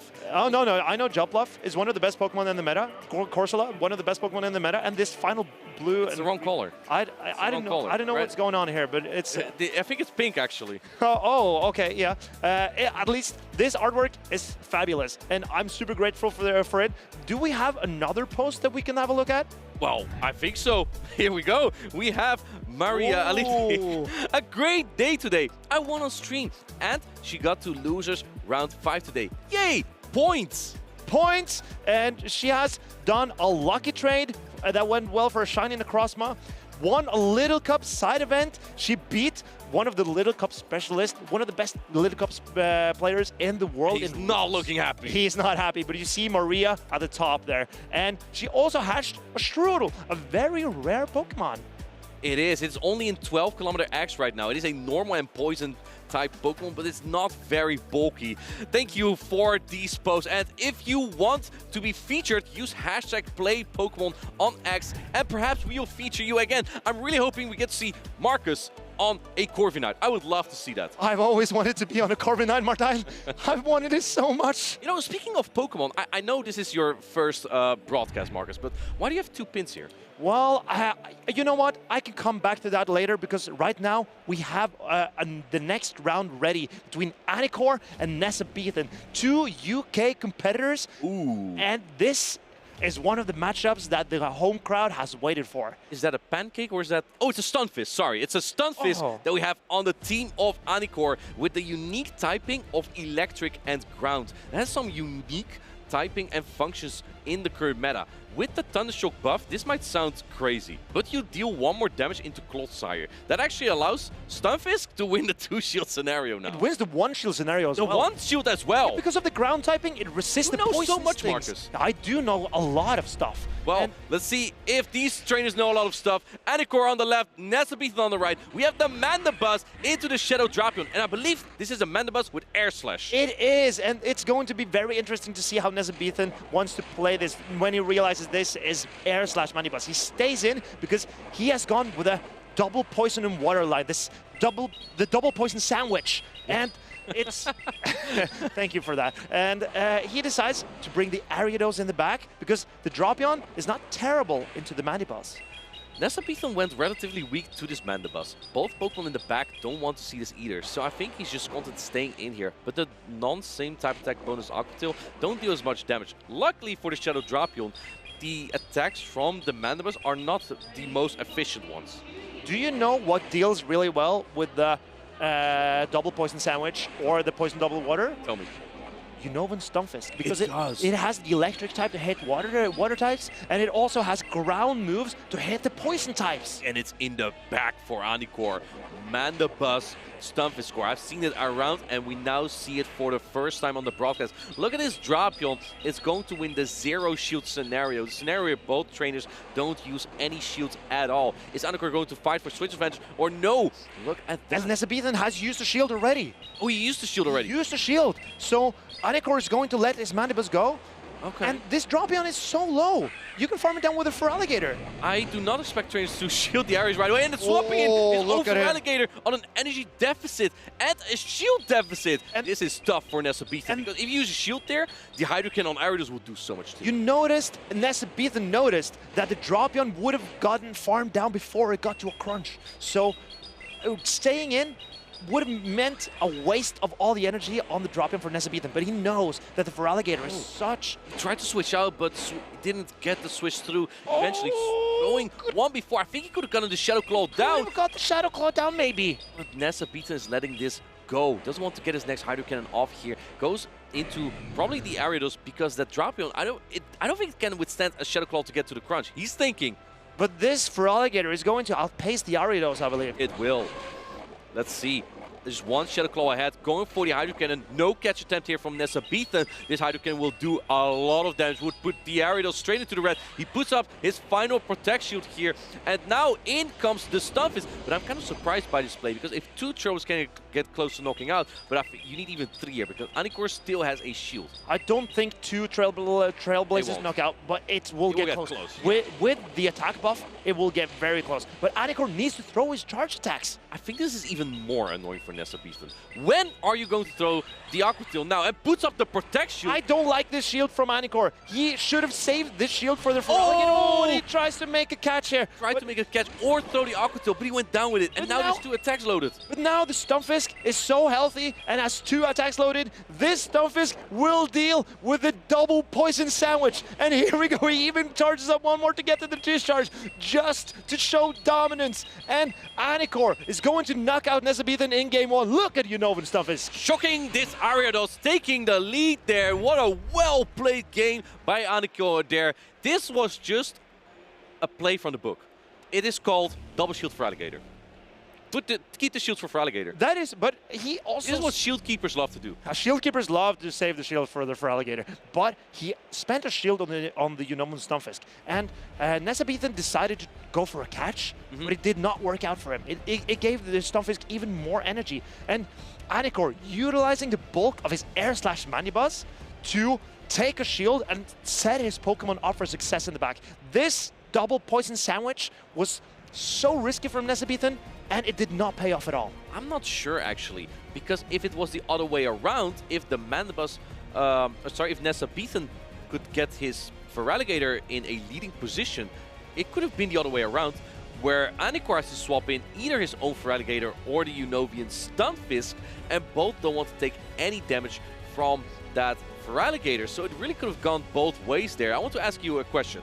How come Nessa Beaton fainted with the Aqua Tail as soon as he switched into his Drapion? Because what happened there, I assume, is that the Thunder Shock that Anor threw against what he expected was an Ariados. When Nessa Beaton swaps in, it takes 1 turn to swap. The swap takes 1 turn. And when Nessa Beaton then wants to throw his move, the fast attack damage from the Stunfisk will register because the swap also took 1 turn. And that meant that the fast attack damage will take priority over the possibility to throw a charge attack because the Drapion fell down to the 1 Thunder Shock. Indeed, and in that case, the Aqua Tail was lost. It already was a tough match for Nessa Beaton in the first place because you need to, I believe, 3 Trailblaze even. The second Trailblaze barely won't knock out the Stunfisk. He's shaking his head. He knows this is a tough matchup. If you just look at the Stunfisk in general, it is looking so good into this team already. However, I'll let you know a secret. Shadow Drapion can win the 2 shield scenario where both Pokemon use both shields into Unovian Stunfisk, because after all this poisoning damage, 2 Aqua Tail will knock out, and 1 Mud Bomb does not knock out Shadow Drapion. But in that case, will Anor, knowing that, presumably knowing this, will Anor go for the 2 shield scenario? Because he knows he can always get to 3 Mud Bombs. It won't KO, but Nessa Beaton knows. Oh, and here we go. It's the same leads, and this looked so good for Anor. It's the same lines. And Anor will know that he can lose this up but keep the shields. He's a shield keeper for the Feraligatr. Like Mish. And here's Nessa Beaton. If you know it's the same team, then how do you play this? This time I think you want your Feraligatr in a lead matchup here, but you need to get this Manibuzz low because otherwise your Ariados in the back is threatened a lot. Even though we had seen the Feraligatr in the lead, I don't believe Anor is swapping out. He's just gonna sack the Manibuzz and pray that his back Pokemon can win this. He's a shield keeper for the Feraligatr, as we said, and he's going to put his resources on that Feraligatr as always. The charge attack priority tied. This is the best case scenario for Nessa Beaton to get the most out of the Shadow Drapion. He's not shielding the Drapion this time. That is how he's going to win this game. I don't think you can get the Shadow Claw down on this. Oh, it's going to be so tough for Nessa Beaton because he's going to take so much damage on one of his other Pokemon. Right, I think the Feraligatr comes back in now. And swapping in the Stunfisk. That is very interesting. Very curious. 1 Thunder Shock behind, and that means that the Feraligatr should outpace to this Hydro Cannon in every scenario. Because as the Unovian Stunfisk on even energy, you will outpace to Mud Bombs. But not in this case, because you're 1 behind. You will always lose charge attack priority with the Stunfisk against this Feraligatr. So I believe that Anor needs to double shield his Unova Stunfisk here and try to go for a catch and catch the final Hydro Cannon. It takes 50 seconds before the switch clock comes Oh, up. but he knows he has the Stunfisk. Knowing he hangs Oh, on. it barely hangs on. And he has the charge attack as well. This might be the best play Anor can do, putting up his last protect shield, but now your Ariados is very prone to a Hydro Cannon, and there is still a catch attempt for Anor in the back with the Mandibus. In fact, you can just freely soak damage there because it's still at like 15% health. And the Mandibus is not really that much threatened by the fast attacks from either Feraligatr or the Ariados. And that means it's going to take a lot of resources for Nessa to actually knock this Mandibus out. Can you get the Shadow Claw down here as Anor? The Shadow Claw will add up as both these Pokemon are fragile. No swapping in. Hydro Cannons coming in. Spiders, if you have spiders in your house, they're not gonna like water. This one is gonna like water either. Hydro Cannon. Whoa, that does so much damage. So much damage. And now he needs to go into the Mandibus, and he will.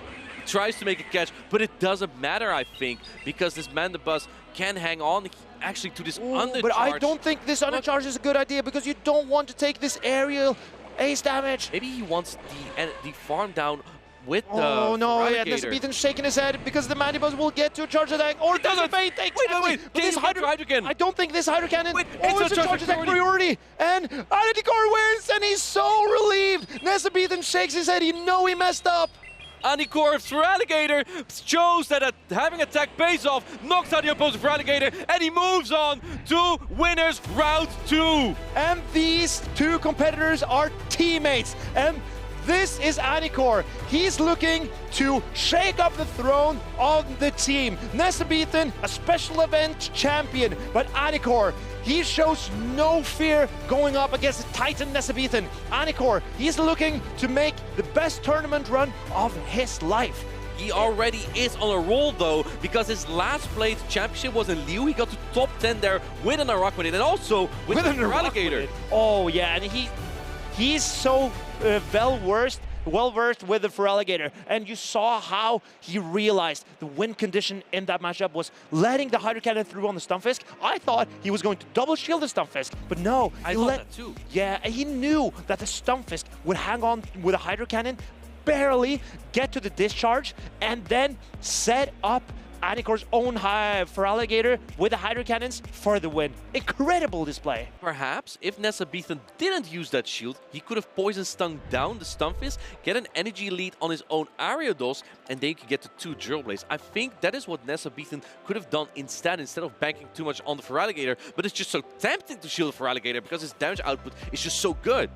And that recognition is so tough to make in the heat of the moment. We've got some time to think about this afterwards and reflect on that matchup. And I believe you're right, but we know what's in the back for Anor. Nessa doesn't know. Maybe he did when he saw the lead, because these trainers played the same lines twice. You see here on the final Hydro Cannon, Anor's Feraligatr wins the charge attack priority, knocking out the Feraligatr from the Buenos Aires special event champion. But even though that the lines were the same in both matches, the games were so different because Nessa decided to not shield the Dropion, and it could have been the winning play from him. And that shows, even though that the two lineups are the same, the matchups can be entirely different just because you make a slight adjustment to how that first matchup went. And Nessa has to adjust a little bit now as well. He is not out just yet. He has now moved on to the losers bracket. He cannot lose again there though if he wants to win the championship, and Anor still can lose 1 round if that happens to stay in the tournament. Oh, and I think Anor, he does not want to let this go. He's on a run. He has brought the Mandibus. He has brought the Stunfisk. He knows those matchups better than all the other competitors, most likely because he's been practicing a lot with them. And I don't think he wants to let it go. I think he needs 1 more win to earn a medal to his name. A medal is a tremendous prize. You can win medals, you can win trophies, and you know where you can also win trophies? At the Europe International Championship. That's going to be in a month. And before we head into the next battles, we're going to get you excited a little bit for the Europe International Championships. Let's take a look at some highlights before we head back to the battles.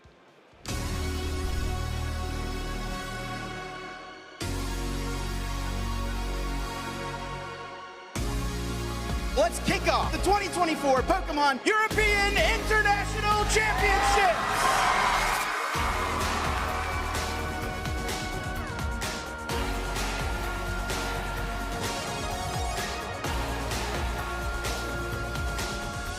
Can they out-secure Kabi-chans? Yes, they can! Yes, they can! They simply can't stop Fusion.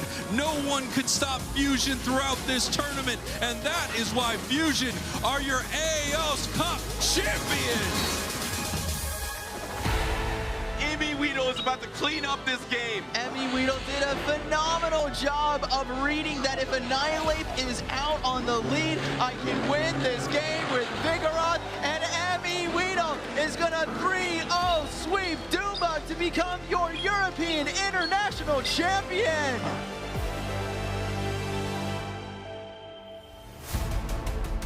See the Mirage Gate accelerate this Hisuian Goodra, and with this Jet Energy, it can move into the active spot, and a final boss's orders commanding one of these two Pokemon on the bench to come up will clinch the game out for Johan, and he becomes your Europe International Champion. Gabriel can find himself an energy card and one of those counter catcher. He can bring up one of these benched two prize Pokemon. Let's see if it's there. It finds both the counter catcher and the dark energy. The back-to-back international champion, Gabriel Fernandez, wins it all in Europe.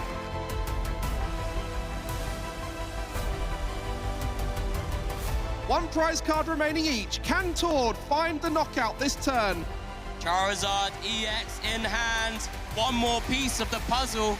And that's going to be it. The rare candy from the Pidgeot EX will find the evolution needed. Charizard EX, the knockout. Tord Reklev is your European International Champion, 5-time international champion, and the greatest player of the modern era.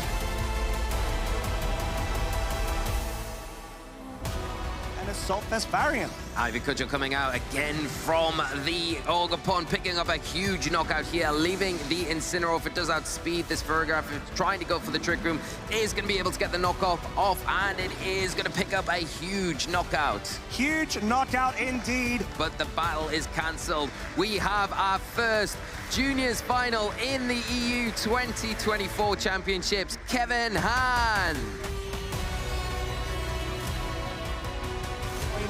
In with this play, Dragon Pulse, Todd doing the Chien Pao, it is enough, it picks up the KR, and this Team Blue has a lot of pulling weight it has to do, it will not, and we see it's been locked in. Benjamin Polster is your champion of the European International Championships.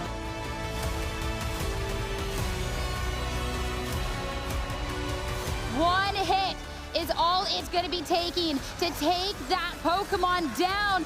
And this match, Nils has been in such control the entire time. It was well played, but Nils, he never let out. Always was so close to the title and is going to claim it.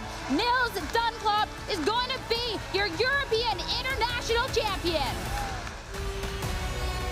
I'm feeling pretty crazy with this win. I did not expect this coming here. I was happy that I managed to clinch out the win in those crucial moments. Too happy almost. I won the European Championships and I still can't believe it. I feel pretty normal. A bit in shock. Kind of getting used to this now, but still just a great feeling. I feel very happy to have won EUIC because it was my first IC win. Es un sueño haber logrado esto, la verdad es algo que siempre quería.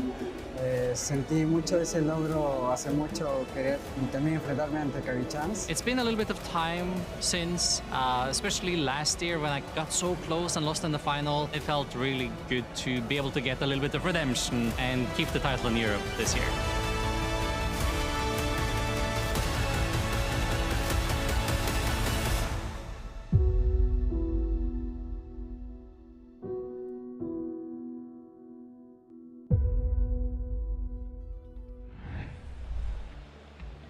The energy of that video really does tickle me. It just makes me feel like I just want to be at every single IC. I want to be at the World Championships.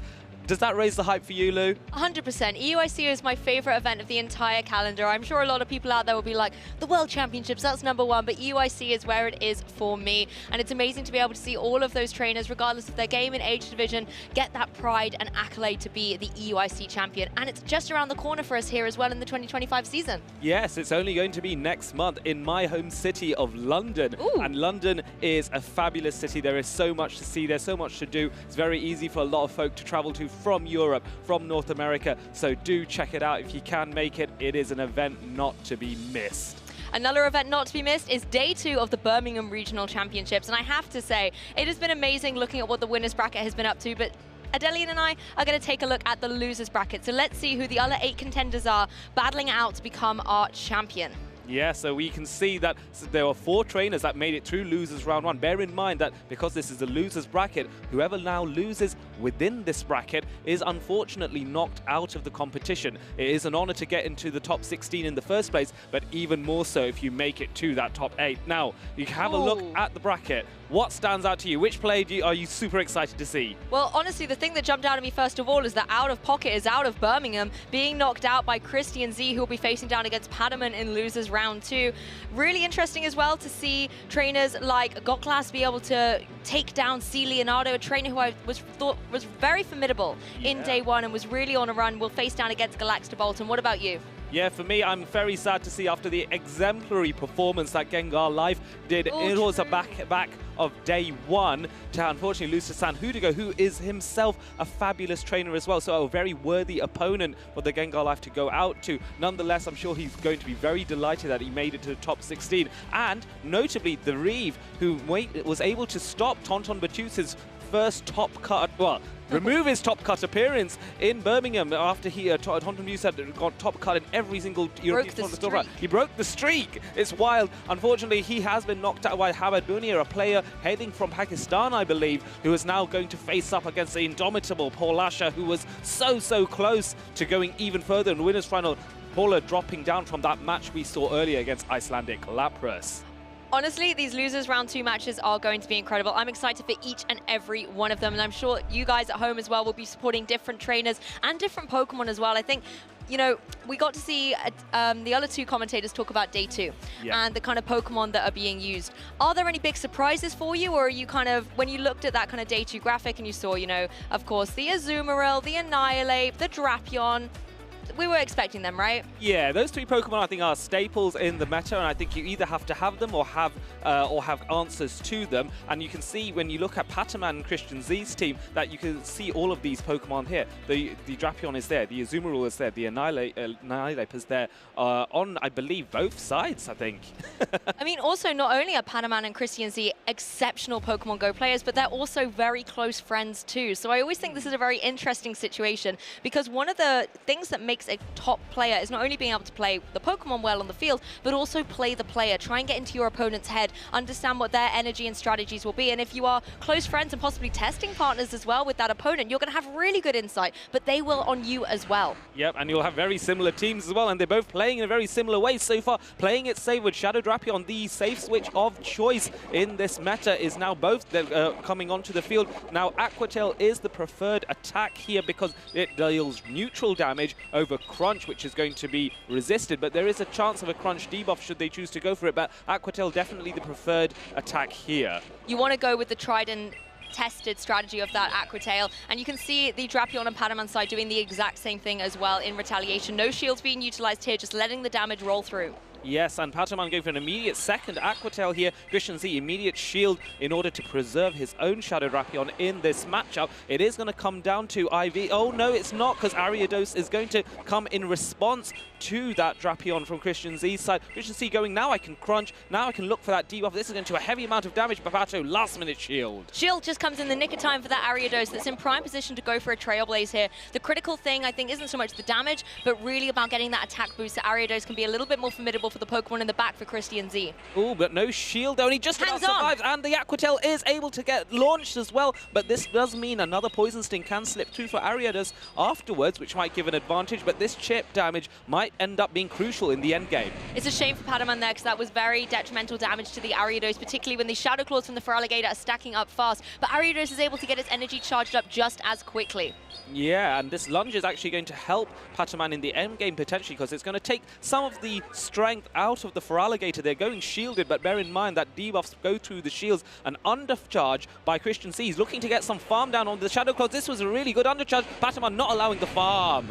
Really nice strategy there, particularly as it went unshielded, but now Pataman switching out the Ariados, keeping it safe in the back and bringing the Feraligatr into the fray. The Shadow Claws, of course, stacking up, but critically these Hydro Cannons are going to be dealing a lot of damage as well, and possibly trying to get rid of the shields for the end game.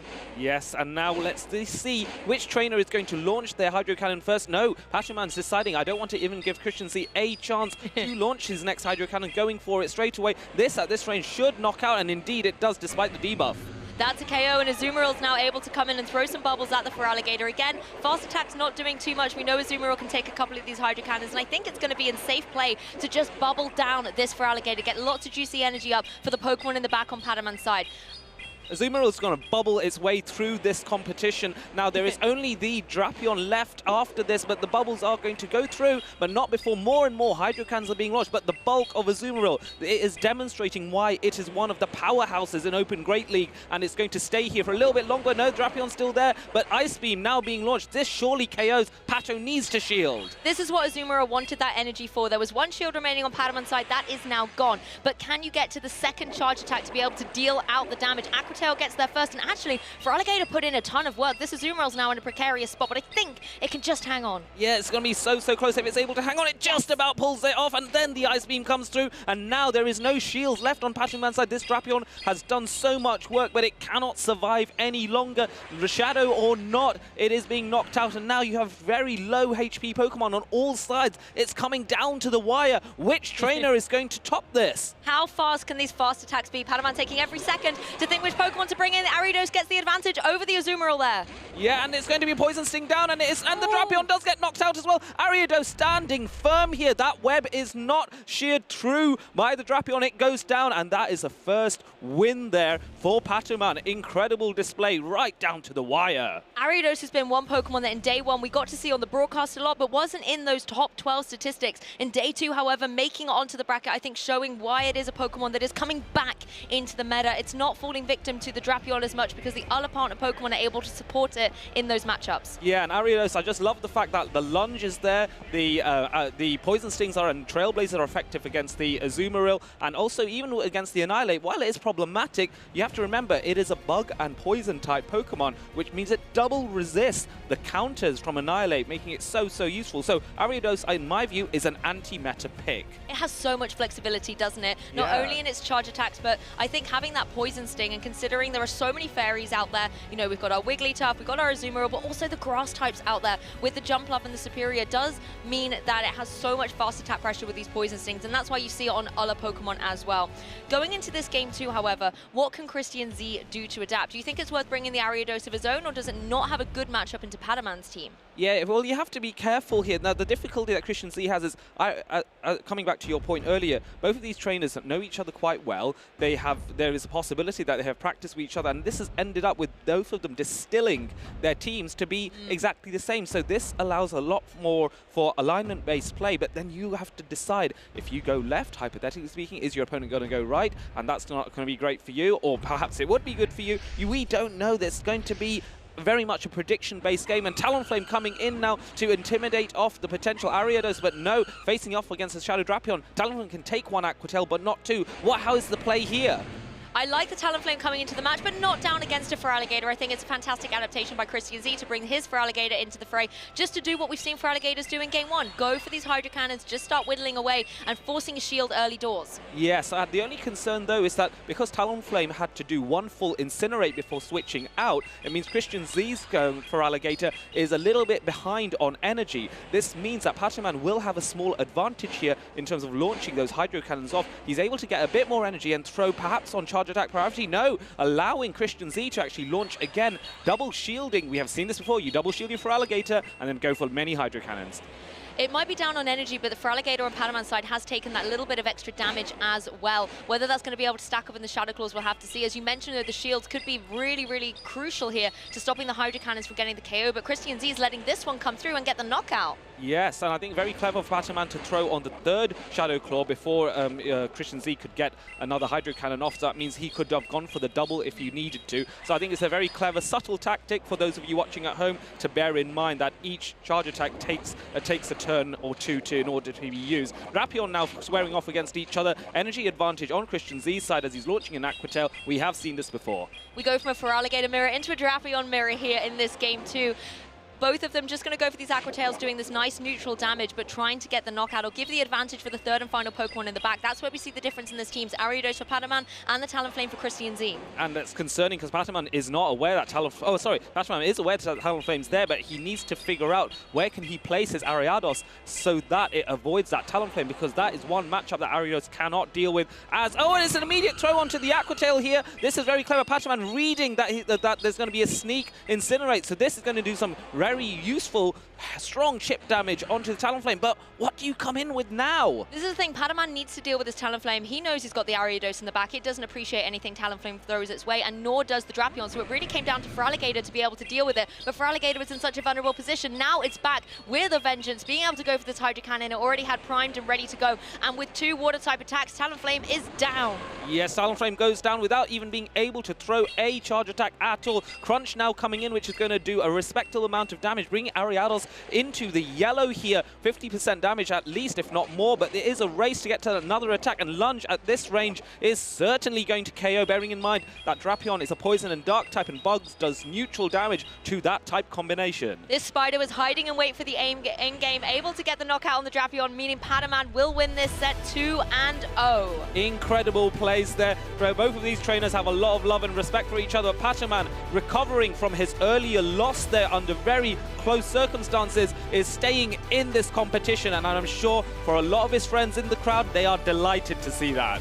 Yes, and I really want to credit the way he played that, keeping the Ariados nice and secret, nice and safe in the back, realizing the Talonflame had to be dealt with. And as soon as it came back onto the field, he was able to take that opportunity and get the water-type damage onto it, because I feel like if Christian Z had been able to preserve that Talonflame for later in the game, maybe dealing with the Feraligatr a bit earlier on and allowing maybe the Talonflame to get up a little bit more energy, then it could have been a very different endgame there. Yeah, I think having a Hydro Cannon banked on that Shadow Feraligatr, even though it was on it was on such low health, but that's what adds value. You can use a very low HP Pokemon in many different ways. It can be used as potential for a catch if it doesn't have a lot of energy, but if it does have a Hydro Cannon there, you can go for what we would in the community could declare as sort of as like a snipe. You throw this Pokemon in and go bam, you hit it with that Hydro Cannon. I have also seen something really amazing when you combine the two, where you get a catch and a snipe at the same time. Those are very rare, but they make many trainers very excited to see that. And they're always hype moments. Oh, yeah. Right? First of all, you've got the catch, and then you've got the damage coming through, and suddenly there is chaos on the stream as well. But it's always a really nice moment for the player that has been able to completely orchestrate that situation. Yes, it has, and there are some fabulous trainers that are also very keen to use these tactics. They're going to be watching these matches here live on stage that are happening. They're going to be in the crowd watching, I might be playing Pataman next, perhaps. Maybe Pataman's next opponent is going to be watching these replays and seeing how close they were, who was one charge attack priority over the other. You can see that this was a very clean battle from Pataman, 2-0, very efficiently done. Yes, and particularly with the work of this Ariados, really nice clean KOs with something like the Lunge to be able to get the knockout, as well as those debuffs that go left, right, and center when a Pokemon like Ariados is in play. These two trainers, of course, very, very good friends, and of course Christian Z now out of the competition, but Pataman's still in it. I'm sure Christian Z will be on the front seats there of the audience supporting his partner throughout the rest of this. Yes, and we have to give credit to get this far, achieving a quote-unquote a day 2 in any competition, but particularly with Pokemon Go, is such a hard thing to do because there is so unforgiving in a way, being in a double elimination bracket. You can take one loss but not two, and at the end there can only be one eventual victor, and this is the way we're going. We are now going into the next matchup of another losers round 2. One trainer we have seen earlier today, and it was so close, wasn't it? Yes, Paula is always a joy to watch as well, and coming down against Icelandic Lapras, they gave us a set that had us on the edge of our seat, waking us up on this Sunday morning in Birmingham, and now Paula has to face down against Hammad Munir. I think someone who has, been able to showcase a story with his brother as well. He was on the broadcast yesterday, and someone who we're all very looking forward to getting to know a bit better in the competitive sphere as well in their day 2 battles. Yes, and we can see a relatively meta team here. We can see the Galarian Corsola, which is always very exciting to see. Rather, a Pokemon that's a bit challenging to get hold of. The best way to get it is from 7-kilometer eggs or trade with your local community. But it is so effective. The bulk is so impressive. You talked about the bulky meta in the past, Lou. Nothing personifies that more, or Pokemonifies that more, I should say, than Corsola here. It's on 50% of the team usage in day 2 as well, proving itself to be a big contender. And it is one of those Pokemon that, you know, it's able to stay on the field. The Astonishers can really stack up, particularly if you're going into something like an Annihilape as well and applying a lot of pressure. But we have to talk about the Jumpluff as well. The Jumpluff, quote-unquote from Martine in the previous game with Icelandic Applus versus Paulasha, Jumpluff may not be as bad as I thought. Yeah. If this Pokemon can start to change the opinion of Martine, then it is definitely one to watch out for. Yes, for sure. And Jumpluff is another Pokemon that requires a fair bit of investment. It's such a bulky Pokemon. You do need to have quite a bit of Stardust to power it up to great league levels, but it is an investment worth making. It has fabulous coverage. Fairy Wind that can intimidate dragons, fighting types. You have the Aerial Ace, again, to intimidate those fighting types. Annihilate does not like it, but I think the typing is also a big selling point. What do you think? I agree with the Fairy Wind comment, because I think Jumpluff obviously in day 2 has really risen up in usage than Superior, and I think it's because of that Fairy Wind and the extra damage it can deal to, you know, dark types and fighting types. Paulasha, in case you missed the broadcast earlier, we talked about her accolades, but she has done so incredibly well over the past couple of seasons. World's top 16 in 2023, EUIC top 4 in 2024, and then of course has been the Stockholm Regional Champion and the Turin Special Event Champion. That's the double. Yeah, double champion here at a premier event. That is very, very impressive. Hamad Munir is relatively newer to the play Pokemon scene, but no slouch at all. At the end of the day, if you've got here, you are worthy. You are so good. A more unusual Pokemon in the use of the non-shadow, surprisingly non-shadow, Alolan Sandslash, running Powder Snow as well. A very useful Pokemon that gives a little bit more variance, something a bit more unusual, and makes it a bit more challenging for Jumpluff to be involved. So I wonder how Paulasha adapts to the fact that now she has to deal with an Alolan Sandslash. And there are 3 shadows on Hamad Munir's team as well, so there is an offensive pressure Paulasha will have to deal with, but straight out the blocks is going to be the Azumarill for Hamad Munir, and Paulasha has that Drapion. Yes, Drapion will be happy to see this. Those Poison Stings are going to deal super effective damage to the Azumarill, but Azumarill has that bulk, can withstand all the charge attacks, swapping into an Azumarill to try and get a catch. Hamad Munir happy to let this go and go, you know what? Let me farm a bit more, throw that first player off. This is the move of choice. And Drapion has so much energy banked as well in the back for Paulasha. That's something to bear in mind as we go into the next turns of this game. Feraligatr comes in for Hamad Munir here, just going to be able to go for these Shadow Claws, and then I think both these trainers are going to start throwing some charge attack damage at each other. The Play Rough will connect down onto the Feraligatr and do a significant chunk, but Hamad Munir wants to keep these shields protected rather than protect Feraligatr. Yeah, I think it's interesting as well. You want to save the Azumarill so that it can tank those charge attacks from Drapion later on, but getting and keeping that alignment is going to be key, because there isn't really a solid answer on Hamad Munir's side to that Drapion when it has that much energy. So I'm a little bit concerned about what Paula can do with that Drapion later on in the end game. But first, let's see how close this match is as Hydro Cannon is being launched. Will this KO? Paulasha, I think, confident that the Azumarill might be able to hang on, but no, the bunny has gone down and now forced to bring in that Drapion. Actually tries to go, I think, for one more Poison Sting there, get the double up on its charge attacks as the first Acro Tail will come through. I think this will be able to get the KO. Yes, I believe it will do, and Feraligatr does indeed go down. Perfect for Paulasha there. Now we see the reverse. We see Shadow Feraligatr against a softened up Azumarill as well. So Play Rough is going to come through, and again, we saw how much damage it did. Does Paula invest a shield here? No, she doesn't. Both these trainers allowing these Play Roughs to connect onto their respective Feraligatrs here, but so much energy being stacked up by these Shadow Claws as the Hydro Cannon, I think maybe 1 or 2 more Shadow Claws and it'll be able to get to a second one. Yes, it's going to be very close. So the best thing about Feraligatr is just how quick it can get off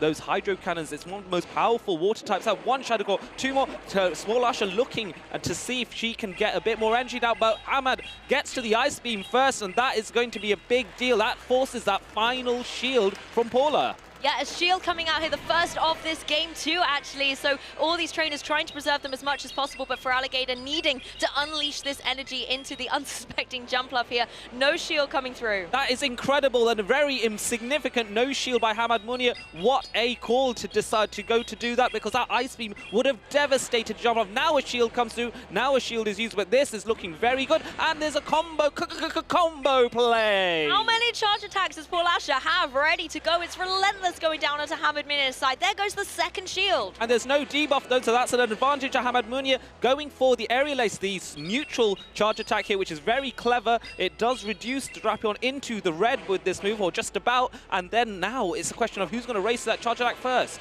Crunch looks ready to go on this Drapion, going to be able to apply some pressure to the exposed Jumpluff here, but I think critically maybe trying to get that debuff as well, just to make Jumpluff have a little bit more of a struggle, but it's only going to take 1 or 2 more Poison Stings there into either of these Pokemon to be able to fell them. Yeah, but I think the concern is that Shadow Drapion just has so much offensive pressure with those Poison Stings. They're dealing with the Jumpluff and the Azumarill. I said Drapion is going to be an issue for Hamad's backline, and it looks like it's going to be in this case, and is trying to get the farm down, not able to do it, and it's a double KO, but Paula has a Pokemon in the back. Oh, super interesting to see the way this game has played out. Drapion been very, very super throughout that for Paulasha. Yes, it was so dominant there. I was thinking that allowing Paula to farm up with Drapion and then switch out, you've got to keep that in your sights as to this is a problem, this is a concern, and ultimately that combination play, the 2 Hydro Cannons, at first I thought Hamad had made a brilliant call by no shielding, but just the amount of offensive pressure was too much to deal with. Honestly, Paulasha was so relentless in that match. We call her the catch queen, but I kind of wanted to call her the charged attack queen from this particular set. The way that she had that energy restoration and preservation in the back as well to bring it forward, switch in a Pokemon and unleash an attack and force Hamad Munir to go for those shields. Very early on, both trainers were protecting their shields rather than their Pokemon. And I think that's where the momentum really switched, because Paulasha was forcing Hamad Munir to go for those while she could still hold on to them for a little bit longer. Yes, and I think it's one of those things, a lot of trainers are very scared to use their shields early on in a matchup because you don't know whether you're going to need it in a more important point later on in the matchup. So that can be an advantage and a disadvantage because you can start to get into the psychology of your opponent. We have seen this matchup before, very similar. Shadow Drapion facing off against Azumarill. How will Hamad Munir play this differently in order to secure victory? We saw Paulasha go for lots of Poison Stings and get lots of energy stored up on this Drapion before switching it out. But this time, going to be just going straight away for the crunch, trying to deal some damage and get the debuff onto that Azumarill. And again, no shields being used by Hamad Munir. Yes, I think sensible to no shield here. Is there a debuff? There isn't, and so Hamad can stay in this matchup for a little bit longer and go for that play rough, and this is going to be very good for Hamad because it's being no shielded. Yeah, the play rough will come through and connect and do a huge chunk of damage to this Drapion, but it switches out, will still be in the game later on as the Feraligatr can try and clean up this Azumarill with these Shadow Claws. Just going for lots and lots of energy, so maybe you can try and get the 2 Hydro Cannons back-to-back down on Azumarill. Yeah, that would make a lot of sense, and I think for Hamad it's sensible to go for a charge attack here because you would like to weaken the Feraligatr and potentially bring it into Jumpluff's Energy Ball range, but that isn't possible because Paula now, recognizing that threat, goes for a shield, overfarms a little bit beyond 100 energy perhaps, and so it has to now throw that Hydro Cannon.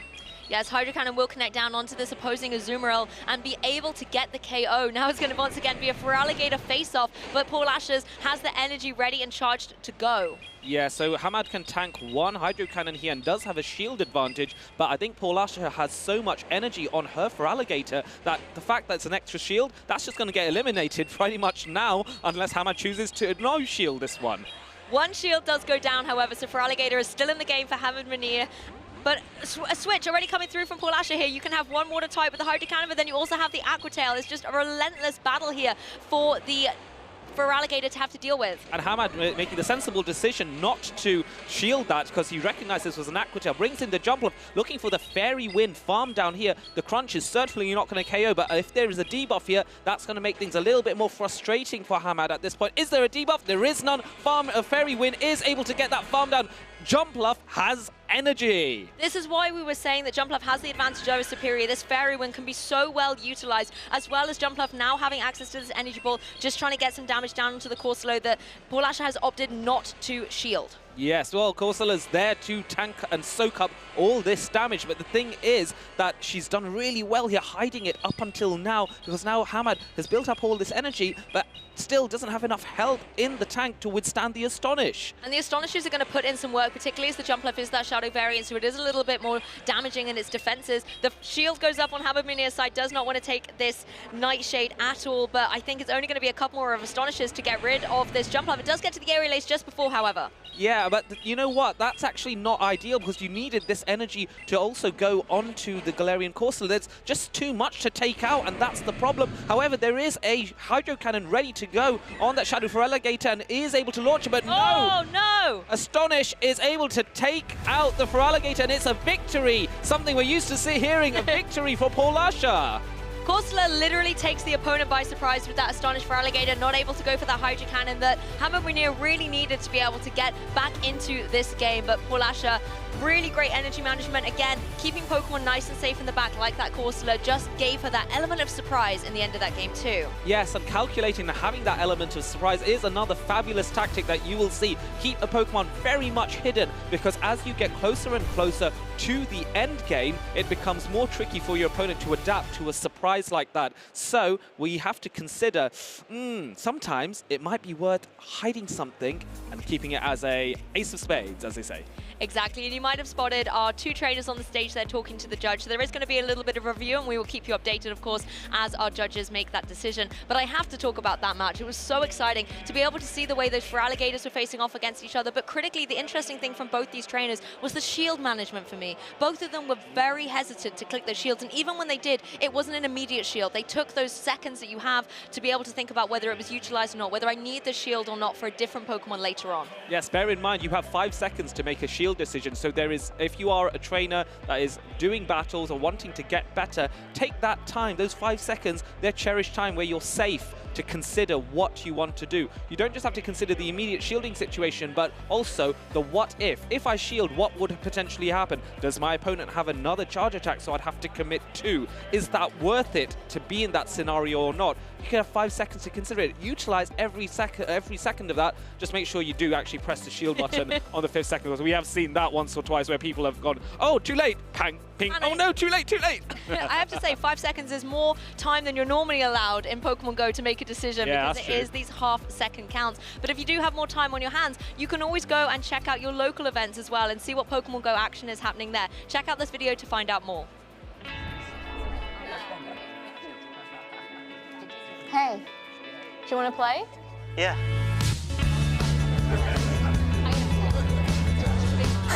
Nice. One shot? Wait, that card, yeah.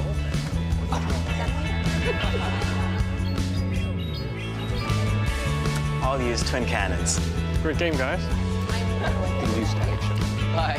See you next week. Come play at your local Pokemon League. That's right, trainers, come play at your local Pokemon League. I have the joy of running a Pokemon League for Pokemon Go in Manchester, the United Kingdom. There are hundreds and hundreds more that you can pick from. All you have to do is scan that QR code using your phone, and you can find out your nearest Play Pokemon location for Pokemon TCG, Pokemon Video Game Championships, and also Pokemon Go, which is what you're watching now. So very, very fun. Have you been to a local event at any point? I'm sure you have. Well, local events is where I started all the way back in 2016. I went along to my first local event. They were called Premier Challenges back then. Didn't do so well. I think I actually came last because I didn't understand so many mechanics that Pokemon had to offer. This was in the Pokemon video game side of things. I was just used to playing the game or watching the anime, and by going to my first local event, it just opened up this whole new world of competitive play to Pokemon, and you could take a game that I love to play and I really enjoyed the lore around and took it to a whole new level. So for you guys at home, maybe it's your first time watching the broadcast and thinking, Pokemon Go, this is competitive. I can come and compete with this game that I love so much. You definitely can, and locals is a great way to start. Yeah, I mean, you said whole new level. I think, you know, your successes in the video game championship on a competitive level are not to be underestimated. I heard you have done very, very well for yourself. I had a few good events. I'm not the most consistent, but a few day twos here and there. And, you know, done very, very well. But for me, it's really about the friends you make along the way, those communities that you can build, whether it's testing groups, whether it's friendship groups supporting each other, and that's something that I actually have to really credit Pokemon Go for, because you can see from this community there are teams, there are people front row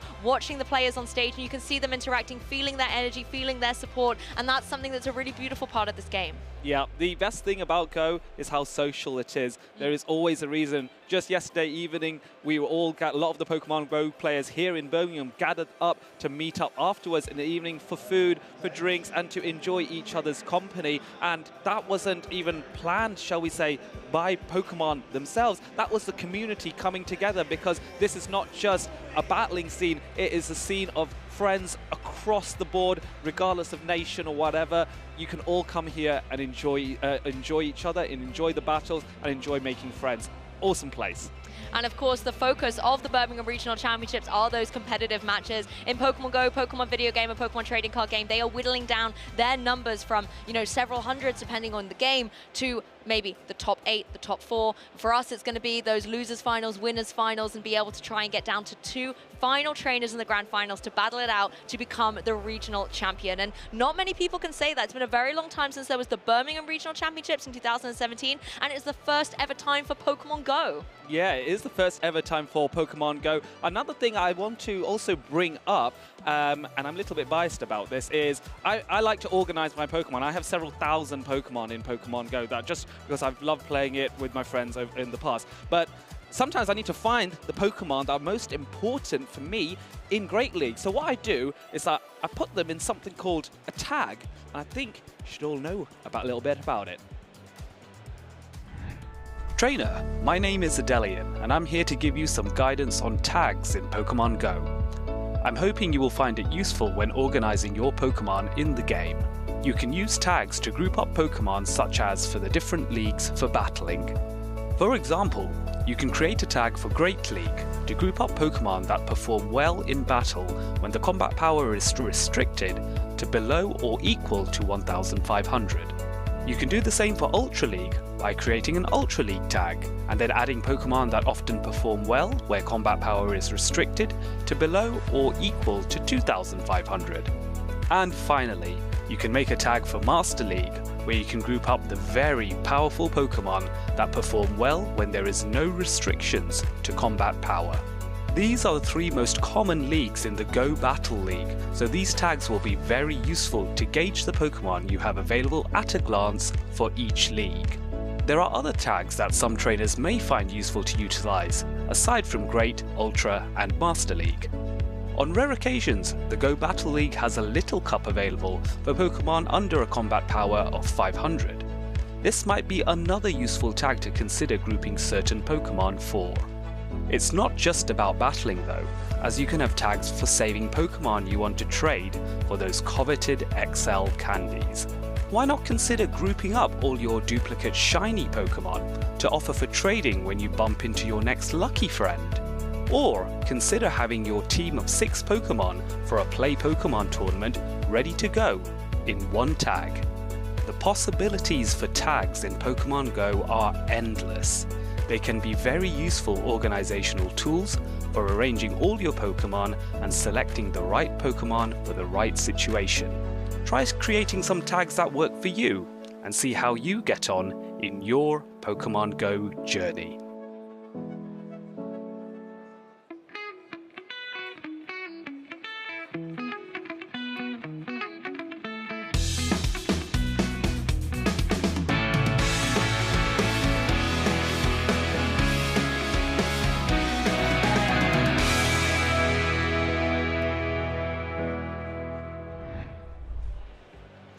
So maybe I should say thank you, Adelian, for telling me about tags. I am also Adelian, and I'm here with Lou. Maybe I'll say that. Thank you, Adelian, for teaching us about tags. And of course, if you're waiting for an update, we can confirm there is no rematch. Paula will be the victor of that last match. Let's do a little bit of a recap of how it played out, though. Yes, it was a very decisive show of force from Paulasha. Those Feraligators were clawing at each other and then blasting Hydro Cannons. And then I loved this. It's going for that combination play where you had Hydro Cannon after Hydro Cannon and then Crunch from the Drapion, which had forced those shields from Hamad Muni very quickly. Aerial Ace, just as a final attempt to try and take it out, but surviving on 1 HP was so crucial there. I think that was devastating for the Jumpluff as well, because it is that Shadow variant. It's supposed to be able to deal that extra bit of additional damage, but it wasn't quite enough to deal with the Feraligatr, and it left itself vulnerable. You can see what this means to Paula. We are in the losers bracket, so every single victory at this point counts to keep your tournament dreams of becoming the regional champion alive, and Paula is going to be able to continue that dream. Yes, I mean, she is a two-time Premier Event champion, a regional event winner in Stockholm, and a special event winner in Turin about 2 years ago, or 2 seasons ago. So for me, this trainer is someone that's used to winning, and so she wants to stay in as long as possible. And somebody else who is used to winning is Galax G-Kolton, also a regional champion, famous for Leaf Tornado Superior, and that is exactly what he is running back here in the Birmingham Regional Championships, along with a plethora of very cool Pokemon. I am loving the Dugong, and it's been a standout for me. I remember looking at the day one graphic and wondering, hey, why is it not in the top 12 usage? I'm seeing it on broadcast constantly being fantastic, but it's there on the day two. A lot more trainers have proven that it is successful and a very strong Pokemon. Yeah, I think the best thing about Dugong is even though it does have its weaknesses to something like Annihilate or indeed Primeape, the nice thing about it is, let's say it's in a no-shield scenario, it does respectable damage to the Annihilate because Annihilate is quite frail. An Icy Wind on it will still do a good chunk of damage, and I think that utility, as well as having the excellent coverage in Ice and Ground, is a standout pick. And I think that's where the Pale Companion of the Corsola is able to come to the forefront as well, because as a Ghost type, it doesn't mind taking those counters from Annihilate, for example, and it can be the perfect Pokemon to pivot in to protect that Dugong when it is needed. As well as some very standard Pokemon, the Drapion and Azumarill, the absolute best duo that has been outstanding at the Birmingham Regional Championships, alongside, of course, that infamous Leaf Tornado Superior. Yes, I talked about how RNG can be an advantage here because you cannot plan for that unpredictability. And in a meta and in this kind of tournament in day two, where you have many more trainers who utilize their mathematical abilities to try and prepare for any potential outcome, nothing's going to prepare you when you're double debuffed on your attack. Well, Goglas has got to be prepared with his team as well. Again, some familiar faces, but I've got my eye on that Jumpluff, and it's out front to stage against the Superior, the battle of the grass types. What a great prediction from you, seeing the Jumpluff come in against the Superior, instant swap out into the Dugong, and this is why I talked about Dugong, even though struggling against the Annihilate, is able to get some respectable chip damage off. Rage Fist coming in now, which is going to bump the attack up of this Annihilate. Dugong opting to no shield because this is the least threatening Rage Fist that it will have to potentially tank. It's been a little bit of a rough start for this Dugong, though. I had to take a lot of damage from those counters and the Rage Fist as well that's boosted up the Annihilate. But can retaliate, of course, with this Icy Wind, do a significant chunk of damage and critically boost that attack right back down. So almost kind of playing the counter game with the Rage Fist. But Annihilate is able to get the victory here. And it's quite nice that Annihilate has a Rage Fist ready to go. It's quite low on health, but the answer can be that Galarian Corsola, but it would have to take another Rage Fist. But no, opting for the Superior here, doesn't mind taking a boosted close combat, because even though it'll do a lot of damage, Superior's got the bulk to withstand it. So let's see how bulky is this snake.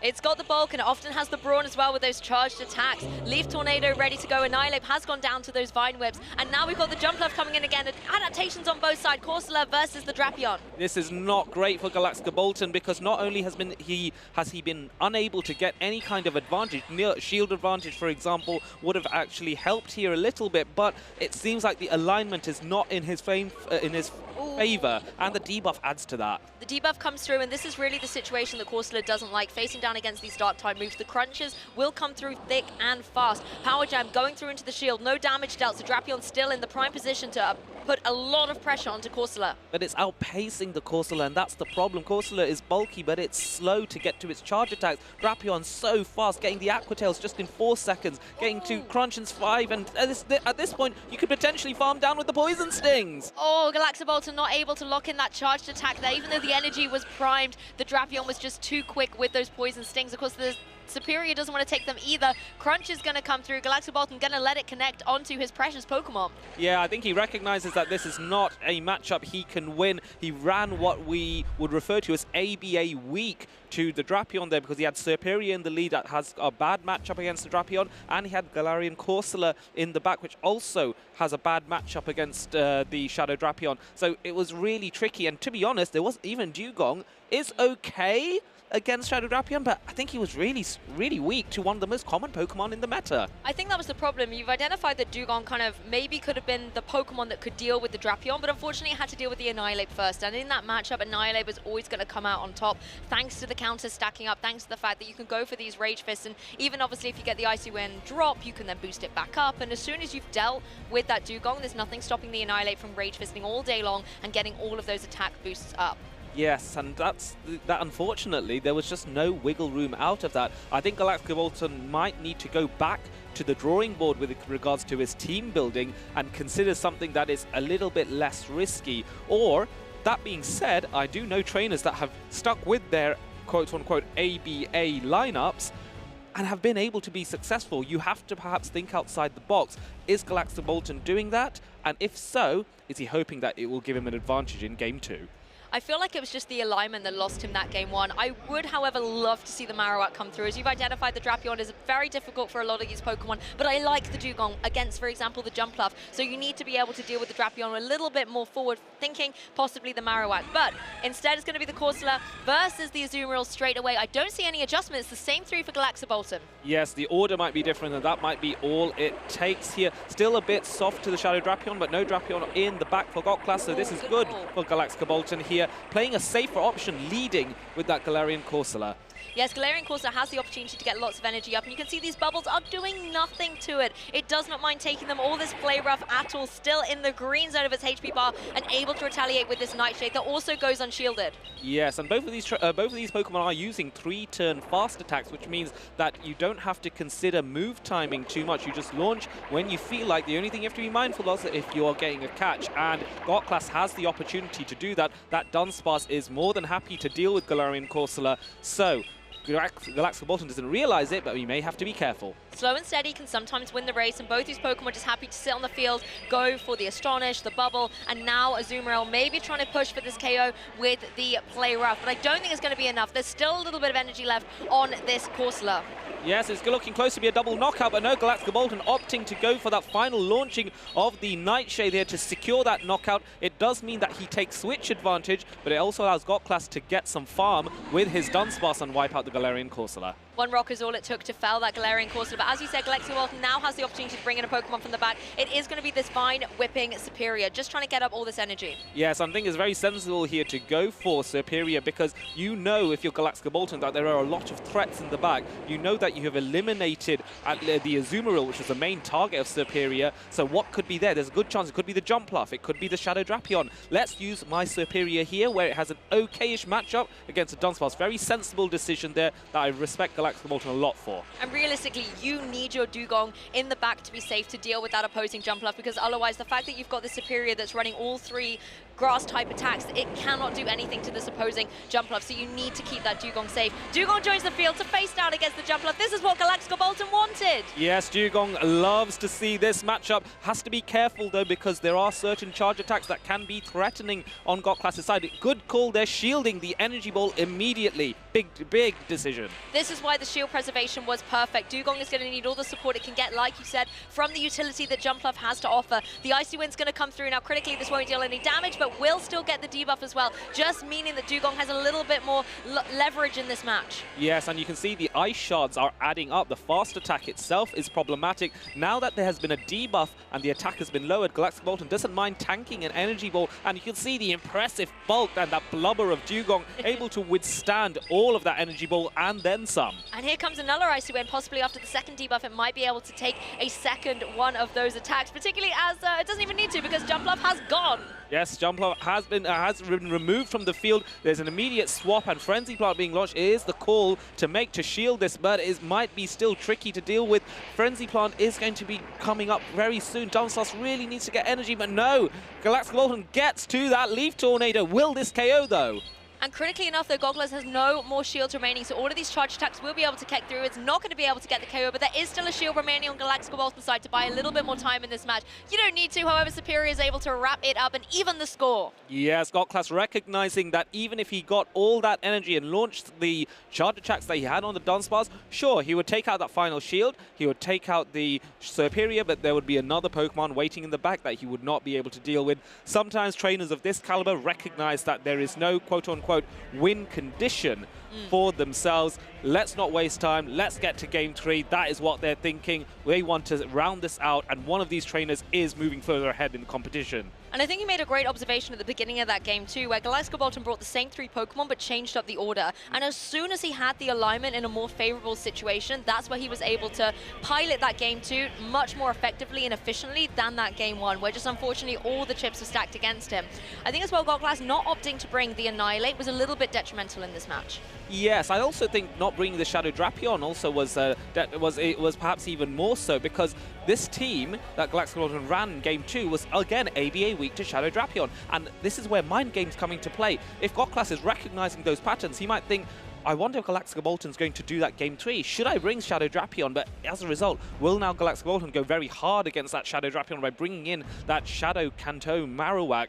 I wonder if the mind games are at play. I'm so glad we're not battling here. Oh, me too, for sure. The Marowak definitely is going to be the decision here. Goklas has to understand whether or not Galax G-Kolton is going to bring it and then adjust accordingly. And Galax G-Kolton has to think, hey, do I now bring this and apply pressure? But at the same time, if that Drapion isn't there, I feel like Marowak isn't really doing much in this match at all. The Jumpluff, the Azumarill aren't going to worry about it at all. And of course, Dunsparce being so bulky on the field isn't going to fear it either. Yeah, although Dunsparce isn't able to scare it too much because the rollouts and the rock slides are going to bounce off the Shadow Kanto Marowak, but I do agree with you that there are other threats there. The Jumpluff, the Azumarill is the bigger issue.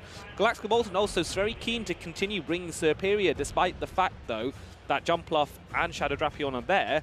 So, you know what? It's proven that he's not scared. He'll bring anything, and he'll make it work, or try to at least. I think, though, he is just so well versed with that particular Pokemon as well. He knows exactly its strengths and weaknesses and where it's able to shine. I think you're right, though, the alignment could be very dicey if you're down against this Drapion, but in that game too, the way he played it was so perfect, making sure to pressure down against the Jumpluff with that Dugong so that the Superior could clean up in the end game, because otherwise Superior does struggle. Yes, it does. So we're going into the decisive game 3. You have Dugong, a very safe lead going against Shadow Drapion. Again, both trainers playing it rather safe. Slight advantage because of the Drill One on Dugong, but Drapion outpaces. There has been an adaptation here as well. Superior benched for the Drapion here on Galax G-Kolton side, as Dugong is just doing its thing, going for these Ice Shards, trying to get an Icy Wind up to neutralize this Drapion, but Drapion's going to get there first with the crunch. Yeah, alignment is going to be key here because Galax G-Kolton doesn't know it, but he would love to put his Galarian Corsola up against the Annihilate of Goklas. Goklas, of course, does not want that. He wants the opposite scenario. Interesting Icy Wind here, eh? Yes, and the Dugong doesn't have to be the priority here because you have the Drapion in the back for the opposing Jumpluff. I think Galax G-Kolton assumes Goklas will bring every single time. So Dugong has the utility to deal with this Drapion that was so difficult for Galax G-Kolton in game 1. It's important to remove it now. Yes, and it is going to be, even though it's not removed, it is actually going to be swapped into, and the Drapion is going to come in and try and get the farm down. Annihilate not allowing that to happen, but that extra energy from the Drapion is going to be key in this matchup. These counters are going to hurt as well coming through. Of course, the energy regeneration on Drapion is very fast. It's going to be able to apply pressure with these crunches into the Ghost type, but the counters are still going to hurt.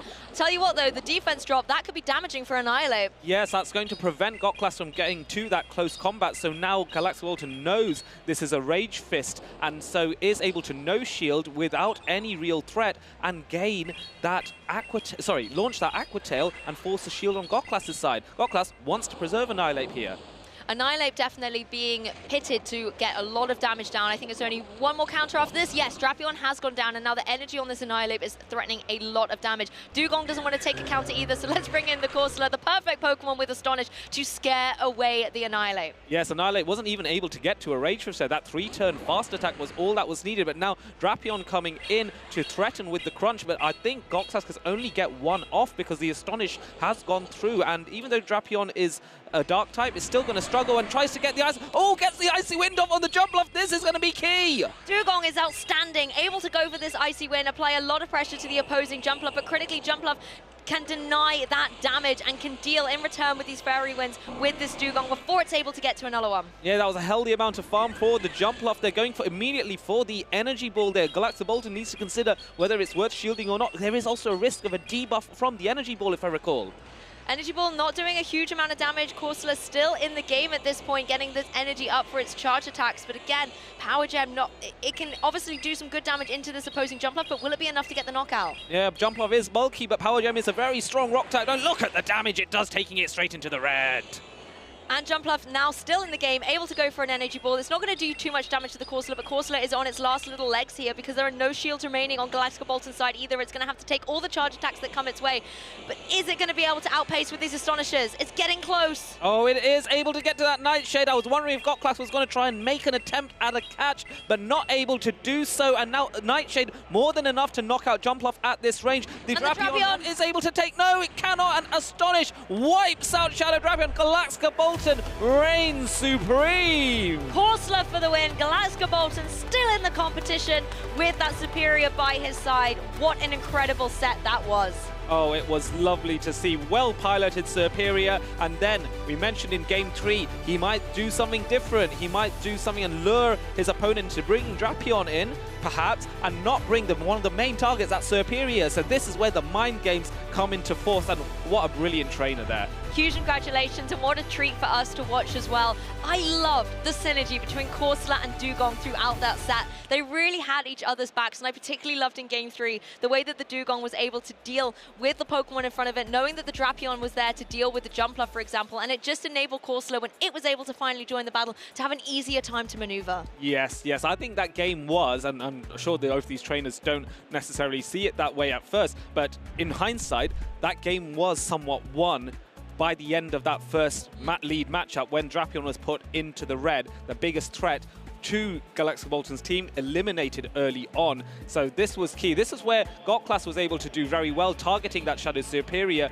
with the crunches and with the poison things most crucially. Game 1, it honestly felt like Gotclass was in the driving seat right from the beginning, constantly getting the alignment right against Galax. However, the adaptations that Galax was able to make, whether it was the alignment, whether it was the change of Pokemon in this Game 3, just enabled him the victory in the best of 3 set. It was lovely to see Superior literally sweep through at the end and prove why maybe Leaf Tornado Superior, even though we didn't see any tornadoes hit the field, is still viable when it's got this trainer at the helm. Yes, Galax needs his signature Pokemon. There are certain Pokemon, there's certain trainers that always do well. I remember, for example, when the first Play Pokemon Regional for Go was introduced in Liverpool. They had Lurgan Rocket with his Cresselia, that was iconic, or his Diggersby. And so here we can see Galax mastering his Superior. I wonder, we need to ask him actually, at some point, whether he will get a Shadow Superior and do something with that, because that would be interesting, wouldn't it? That could be spicy, but then I suppose your calculations and, you know, the damage calculations would be a little bit different. You'd have to readjust, and I think when you're so well versed with a Pokemon, it might be like, no, this is my baby. The Shadow version could be somebody else's. This is the one that I want. Oh yes, and just to remember, for those of you who are tuning in, Shadow Pokemon are a concept in Pokemon Go where they gain 20% more attack compared to their conventional counterparts, but they do also take 20% more damage as well. So they are good for doing a bit more, but just be a little bit more careful, nurse them a little bit more, protect them with those shields. And you have to track down that troublesome Team Rocket in order to access these Shadow Pokemon as well. But that can always lead to some fun battles as well in the game, and it's always interesting to see which Shadow Pokemon is going to be the one kind of gifted to you at the end, as long as you catch it. Yeah, of course, and remember that you can TM Frustration at the moment, so now is a good time to do that if you've forgotten to do it so far. I have. Well, there we are then.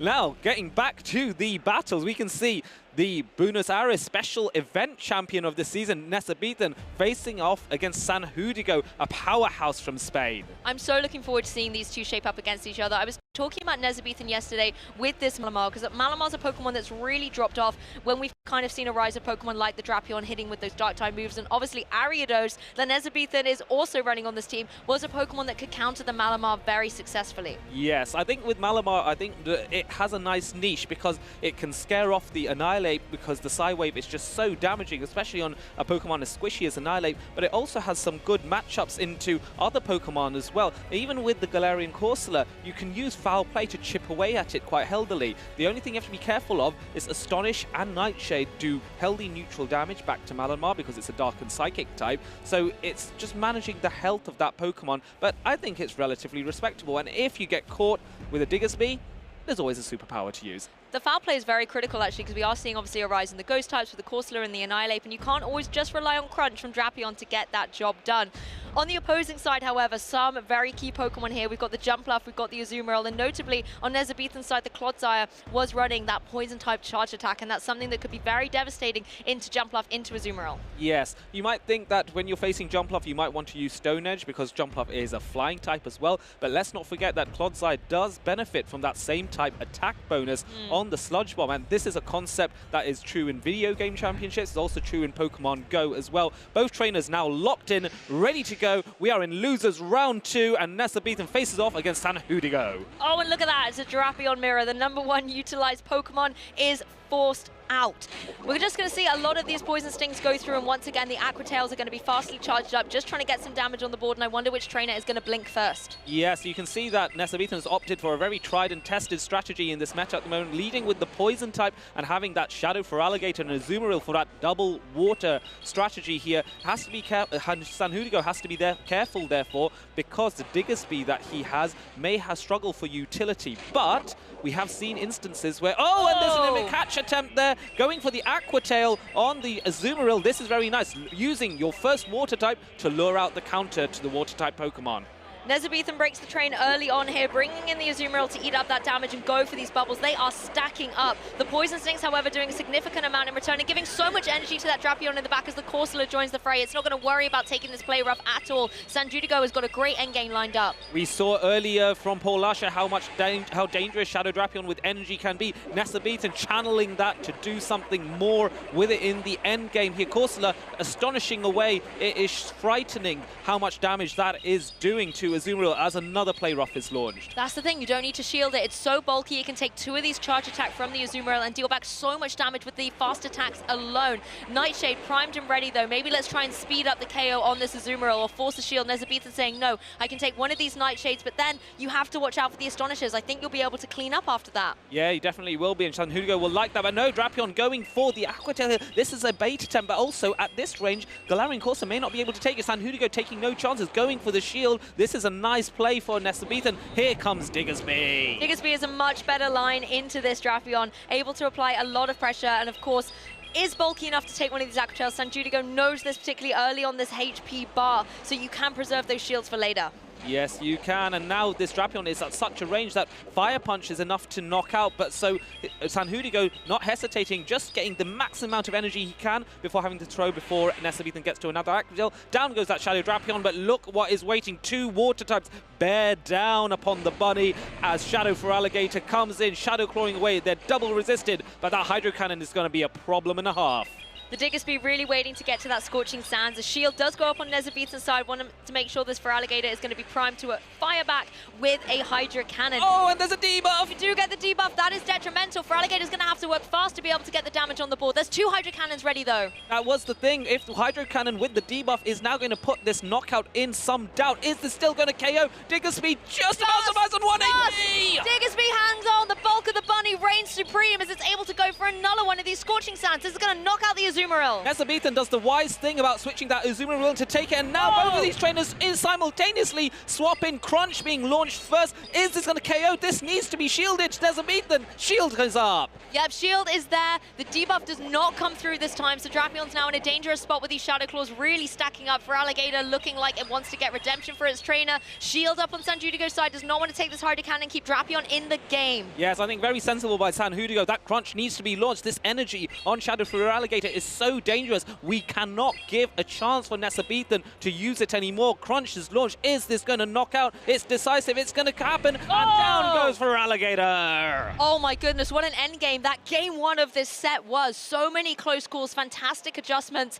Oh, I mean, both these trainers, their tournaments are on the line here. Yes, you can see how much it means to them, how much stress these trainers are under trying to outfox each other there. That was a very close matchup between 2 really good trainers, and also credit for Sanhudigo. He's facing off against a Premier Event champion, the Buenos Aires Special Event champion. This was only as well, like only in November, if I recall correctly. Don't quote me on that in case my dates have gone wrong, but this was a recent victory for Nessa and Sanhudigo is pushing him to the wire. And if we dial it back a little bit as well, the superstar for me was that Diggersby. Sanjudigo was able to utilize it very well, applying a lot of pressure with the quick attacks. Most critically, that survival, being able to hang on 1 HP and then retaliate with that Scorching Sands gave Sanjudigo such momentum. And Icelandic Lapras was talking earlier about how Diggersby hadn't been utilized too much for him in the competition, but was so critical in the match against Paulasha. And I think for Sanjudigo, the Diggersby is going to be critical to take down Nezabethan. Yes, so folks, you make sure you get those Bunnelby. If you don't have one already, power it up, evolve it into Diggersby, give it quick attack, fire punch, and Scorching Sands, and then you just rely on that chance of a debuff with Scorching Sands to squeak out a victory, surviving on 1 HP. This is where you can channel your inner Sanjudigo to demonstrate your brilliance. Obviously, the Diggersby was a key part in this match, and taking a look at Nezabethan's side, you've got to ask yourself which Pokemon are able to counter it really well. Feraligatr and Azumarill are the ones that jump out to me naturally because of that water typing, but I feel like if the Drapion is able to get all this energy up very early on, then have it in the back, it can come through and go for those Aqua Tails, particularly if it's maybe been able to farm up enough energy to get to 2 very quickly back-to-back. If Sanjudico's shields down at that point, it can be very detrimental and devastating. Yes, Drapion versus Diggersby matchup is a very interesting one, precisely for the reason you say. You can Diggersby often wins that, but if you are able to load up that Drapion, then it can flip the matchup in certain scenarios and with certain gameplay. You can use those Aqua Tails that are so spammy, and you can use that to dominate over the Diggersby as well. So will Nessa be able to do that, or does he go for a different strategy? Drapion now coming in against Ariados. Very interesting to see the Ariados here. Both these Pokemon are going to go for these Poison Stings, just farm up a lot of energy, but the Lunge is something that the Drapion has to contend with. The Ariados isn't going to worry about this Aqua Tail coming through at all. No shield, no surprise from Nezabethan here, but the Lunge, that might be a different question. Yeah, the Lunge is going to do a fair bit more damage here, and this is why Sanjudigo opted for the Aqua Tail, because if he waited for a Crunch and went for that, it would be a Charge Attack priority event, which then Drapion would lose. Hence, this is the right play here, and there comes the debuff. Yeah, the debuff coming through just going to mean Drapion isn't going to be as offensively pressuring as it was previously. The Crunch coming through, I feel like you could potentially unshield this if you don't want the Ariados around for too long. It does go down. Nezabethan has the free switch into the Azumarill, and now significant work has been put into this Drapion that I feel like Azumarill can clean up with the bubble. Yes, and I think that was going to be the strategy. Azumarill bounces off any crunches and Aqua Tails bounce off the Azumarill, so it doesn't mind this, and it's been debuffed as well. So this does nothing, but is there a debuff in response? There isn't. Crunch doesn't do its job. So much energy here for the Azumarill. It can just bubble down against this Drapion, take a second Crunch. You didn't get the debuff last time. Maybe you're hoping with your Nezabethan you will not get the debuff this time and put Azumarill in a prime position with all that energy to come back later in the game, as the adaptation means the Feraligatr has joined the fray. It is not going to be doing too much damage with these Shadow Claws, but the charge attacks are going to come through, forcing these shields on Sanjudigo's side. Yes, and what was crucial is Shadow Feraligatr actually got a Shadow Claw ahead on energy compared to the Diggersby, which is going to make things even trickier.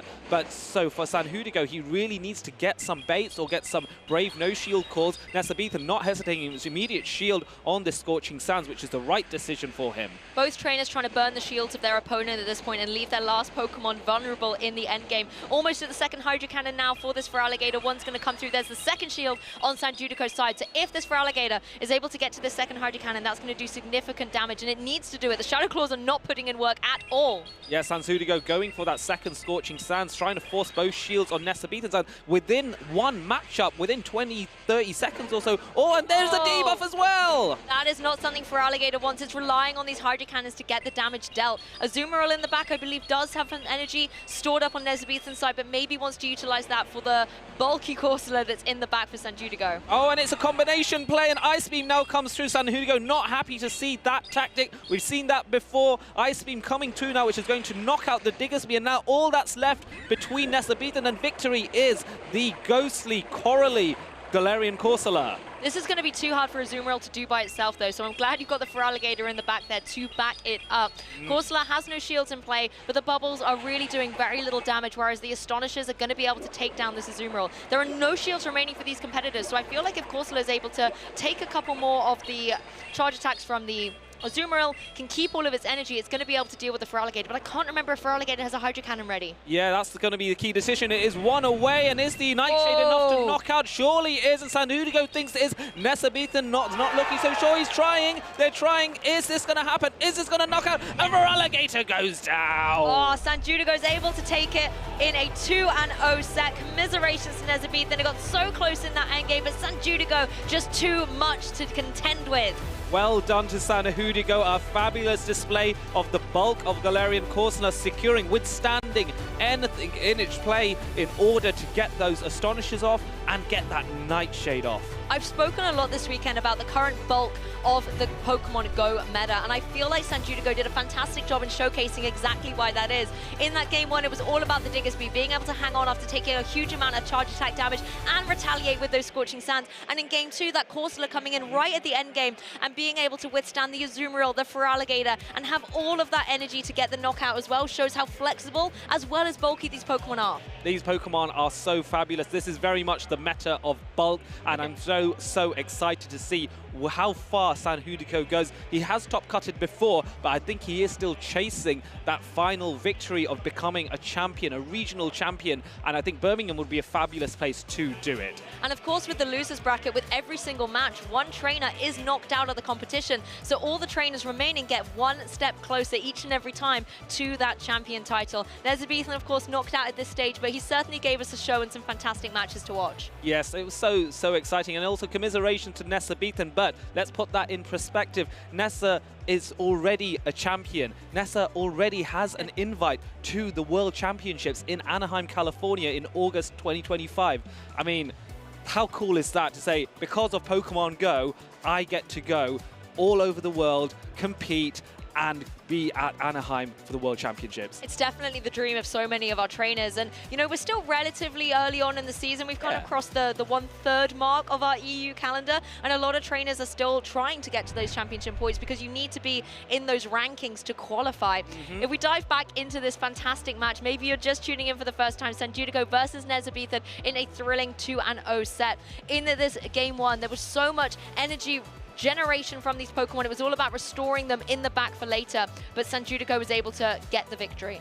Yes, he was. This catch that we demonstrated here on Nessa beaten, very well played, but it did mean that Diggersby was able to reign supreme, surviving on 1 HP to get that Scorching Sands off, and then the swap in immediately to get the crunch off as well on Nessa beaten. This had to go shielded, but it did put Nessa in a really difficult position where the Galarian Corsola was able to chew through everything else. Galarian Corsola was awesome at this endgame. You can see Sanjudico knowing that this is going to be able to get the victory, and Nightshade actually doing a significant amount of damage. Sometimes we see these charge attacks, you get to them relatively quickly, but they can be a little bit underwhelming. But because Nightshade does take a little bit more time, you do get the reward at the end for the time invested to generate up all that energy. Yes, indeed you do. And you know, we noticed earlier, we talked about how you can use a Pokemon that's low on HP in many ways. You can use it as a catch, you can use it with a move, with an attack banked, like Feraligatr with a Hydro Cannon, to surprise and make a snipe attempt on an opponent. However, in this scenario, Nessa beaten was actually one Shadow Claw away.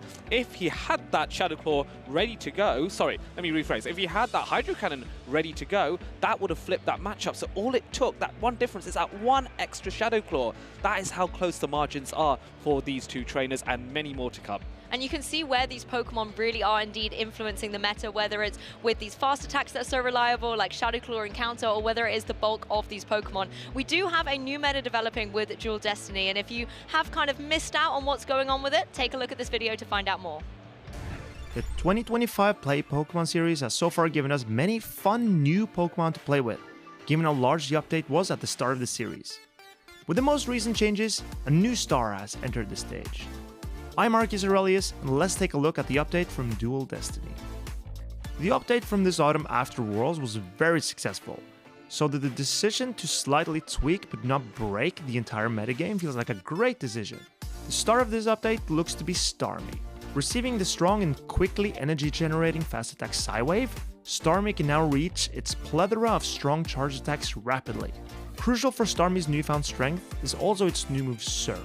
Having a fairly quick and consistent water-type charge attack lets Starmie threaten all the ground types we've seen so far this series. In Psywave, it's all the poison types were super effective as well. The final attack Starmie runs is usually Power Gem, but Starmie has several options to choose from. Also rolling into the party is everyone's favorite beaver, Bibarel. Its unique normal and water typing gives it a special niche, where it resists all the water and ghost type attacks. And with its new fast attack rollout, Bibarel can finally access its great charge attack Surf and either Hyper Fang, Hyper Beam, or if you're spicy, Return. We also saw elemental attacks get more of a bite. Thunder, Ice, and Fire Fang now generates more energy than before, and the equivalent punches now pack more of a punch due to their damage increase. The biggest beneficiary of these updates is Diggersby, now threatening real fire-type damage. With its incredible bulk, Diggersby can get off several fire punches and scorching sands to burn its opponents during its time on the field. Several Pokemon can utilize these moves to success. No matter what you choose to bring, I can't wait to see what Storm's U trainers are setting off this season.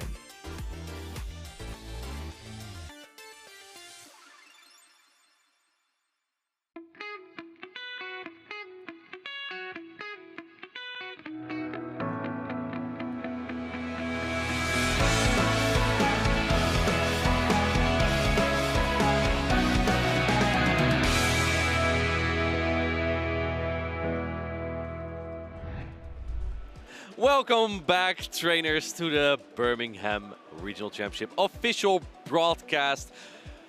I am Martijn, and this is my brand new co-caster, Marcus. How have you been experiencing the tournament so far? So far, so good for me, Martijn. I am really, really glad that I got to see all of these battles. And I think there are still a lot of cool battles left. And there are 3 players from the UK on the winner's side of the bracket. And one from Germany, that is Zzweilous with the B barrel. With a B barrel. The B barrel. And he's going to be taking on Anor. Let's take a look at the bracket to see how far we have gone. Just been tuning in. We've had some winners rounds, we've had some losers rounds, and these are the winners semifinals that we're tuning in very much soon. King OWT versus Icelandic Lepers and Zzweilous versus Anor.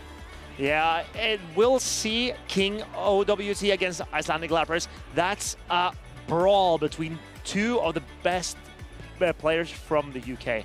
And Icelandic Lepers, he already has a lot of championship points. With the haul that he's acquired today, I believe he has over 800 championship points. 800 championship points. That is a lot. But King OWT, this is his first ever regional. Can he copy what I believe this season at least. This season, I believe it's his first from this season. Yeah, he has competed before at the 2024 EUIC in Liverpool and the 2023 EUIC, but hasn't been as successful as he is here today. Now, if we take a look at the losers side of the bracket, we've had a couple more matchups there as well, and some of our players that started on the win side of the bracket dropped here too, as we saw Nessa play against Sanhudilo earlier. Nessa a bit of an unlucky run on day 2 as he lost against Anor and then against Sanhudilo. But Sanhudilo is an absolute staple name who's going to take it up against another absolute staple name, one of your favorites, I believe, Galax G-Kolton, the superior tamer. Absolutely, and then we have a Spanish clash in the final battle, Paula versus Paula. I cannot wait for the next matchups to see. We're going to play the winner's semis first. That is going to be King OWT versus Icelandic Lepers, a clash between 2 British players, and they have come so far already. The winner of this match has officially earned a medal. That will be a top 3 placement here in Birmingham. And that will be the first medal any of them actually wins. Correct. So for both of them, this is not just a match for who's the best in the UK. It's not just a match about $500 more in prize money. It's also their first ever medal.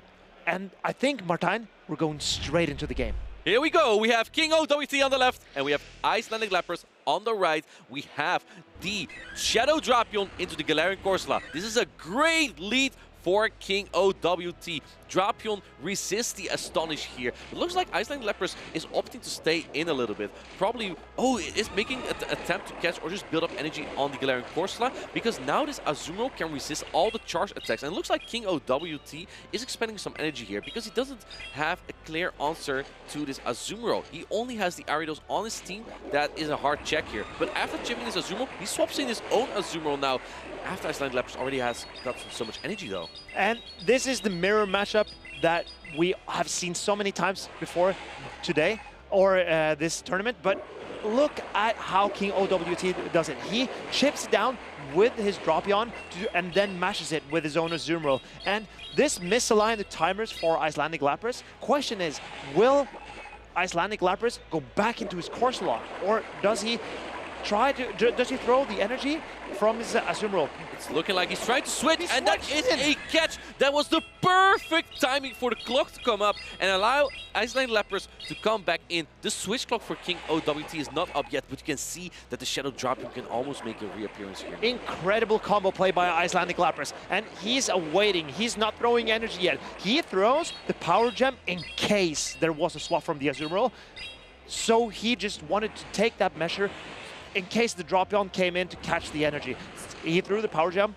I respect that play. And now the Dropion comes back in. Looks like Icelandic Lapras just going to let his Galarian Corsola go and put it all on his back line. In the back we see the shiny Diggersby that he relied on so much against Paula in his first round. So yeah, let's take a look what he's going to do here. The Azumarill would resist all the charge stacks, but I think he wants to get some energy here on this Diggersby. I believe that this play from Icelandic Lapras, he knows that this is Diggersby's best matchup on King OWT's team. And King OWT has brought the Talonflame to wall off all the energy from this Diggersby. And he lets it go. King OWT decides to not trust in his Dropion. He puts all his money on the Talonflame, but the Dropion hangs on. He's going to get to another Aqua Tail. This will put the Diggersby so low. Oh, and Icelandic Lapras realizes that he needs the HP on the Diggersby. And here he's talking to his opponent. Maybe he's asking what's in the back. Right. I think Talonflame's going to have a pretty good time here, being up a shield, resisting all the charge attacks. The Azumarill's in fly range, but you cannot fast attack it down just yet. I think if this Diggersby can wear down the shiny Talonflame a lot, this might still get tricky for King OWT, because then the bubbles will add up. No debuff there, and look at how much energy there is on this Azumarill. It's one bubble off another Ice Beam, which could pull the second shield from King OWT here. But King OWT has his own Azumarill to answer, and King OWT has a lot of energy stored on the Azumarill. This is looking dire for Icelandic Lapras, and King OWT, he knows he's in the driver's seat here. And Icelandic Lapras lets it go. He's banking it all on the Diggersby, but these bubbles, they hurt a lot. And there's still a Talonflame in the back. Diggersby is a thick bunny, but I'm not sure if it can do all of this. It can take some Incinerate damage. This Fire Punch is resisted to bulky Pokemon. I would not be surprised if it doesn't knock out, and it actually doesn't knock out. Oh, and there comes the Ice Beam from the Azumarill. Icelandic Lapras, are you going to shield your Diggersby or just let it go? He can seize the match. It's 1-0 to King OWT. Knowing that the Talonflame was too difficult to deal with in the back, Icelandic Lapras recognizes that this battle is over. It is time to get into a new one. I'm very interested to see how they change up their plans, because King OWT got his Dark type Dropion on the Ghost type Corsola. Other than that, well, the Corsola is kind of risky to bring with the Dunsparce on the other team as well. I am not sure if the Dunsparce is actually that bad for the Galarian Corsola, because 2 Drill will not knock out, and I think 2 Power Gem might actually almost deal equal damage. You can probably make that matchup relatively close. But yeah, I do agree. It is difficult to bring into both Dunsparce and Shadow Dropion. The Corsola is so slow compared to the Dunsparce that even after 2 Power Gems, Corsola will never reach 3 Power Gems before the Dunsparce gets to 4 moves. And it needs only 3 moves to take out the Corsola, so Dunsparce comes out with an entire charge move loaded if none of them spends a shield. And Dunsparce with that kind of momentum can be very tough to handle. Yeah, the charge attacks from Dunsparce generally are easy to deal with for Icelandic Lapras either way, because he does have that Diggersby, and I think that's why we might not see it come out so soon. If you look at Dunsparce, it does have some decent play into 3 Pokemon of Icelandic Lapras, but man, Shadow Annihilate. This is not even a regular Annihilate. This is Shadow. Counters do even more. Yeah, this Annihilate looks awful to deal with for the Dunsparce. Right, and Annihilate is just good in general, right? Because it has so much offensive pressure. But I think that Diggersby, it looks very valuable for Icelandic Lapras. It's okay into the Ariados with a Fire Punch. It's good into the Diggersby. It's fine into the Marowak and fine into the Dunsparce. But King OWT has played Talonflame and Azumarill for and he's also played Dropion. Here we have the mirror. Oh, and there's a Diggersby in the back for Icelandic Lapras, and King OWT has brought his Diggersby counters. This is looking good for King OWT already. How can Icelandic Lapras whittle his way out of this matchup? Did not go for the CMP on the Dropion. Azumarill Talonflame is such a strong core. By CMP, that is kind of a community term, we mean the charge attack priority there, which means that both Pokemon throw their attacks on the same time, and charge security is very important. But we see the catch on the Azumarill. That is a terrific play from Icelandic Lapras, saving an Aqua Tail on his own Drapion, but also wasting the energy on King OW2's side. Now I think you kind of have to throw another attack here on the Drapion, even though resisted, because you don't have a clear answer again. No, swapping out now. I really agree with this play from King OWT. Charging up another another charge attack on the Drapion before going into the Azumarill. It's kind of like the game that we saw in Game 1, where King OWT used his own Azumarill to neutralize Icelandic Lapras' Azumarill. And he stored up a Crunch, by the way. Icelandic Lapras stored an Aqua Tail, but a Crunch would be very handy for Galarian Corsola, a Shadow Annihilape, or Jump. We know that those are not in the back, but he's just preserving as much energy as possible because Drapion just hits so hard. This play rough will put the Azumarill into the yellow, and I think that Icelandic Lapras Azumarill might almost be in player of range here. I really catch on the backline. That is true. The Icelandic Lapras will have a tough time dealing with Azumarill. There's no quick way to take it out on his team. And but his Azumarill hangs on. This is even worse. Yeah, you cannot let the Azumarill get too much energy, so swaps into the Drapion. I'm not sure. This might not knock out. I believe this Crunch is enough to knock out the Azumarill, and incredible play by Icelandic Lapras, in my opinion. Getting more energy on the Drapion. It does knock out. And is the damage still being enough? That shows the power of Drapion. But in comes his own Drapion, and I think Icelandic Lapras really needs a Drapion to take on the Talonflame in the back, but his timer's not up. And I think Icelandic Lapras is realizing what's about to happen here. He expects the Talonflame in the back again because... No shield.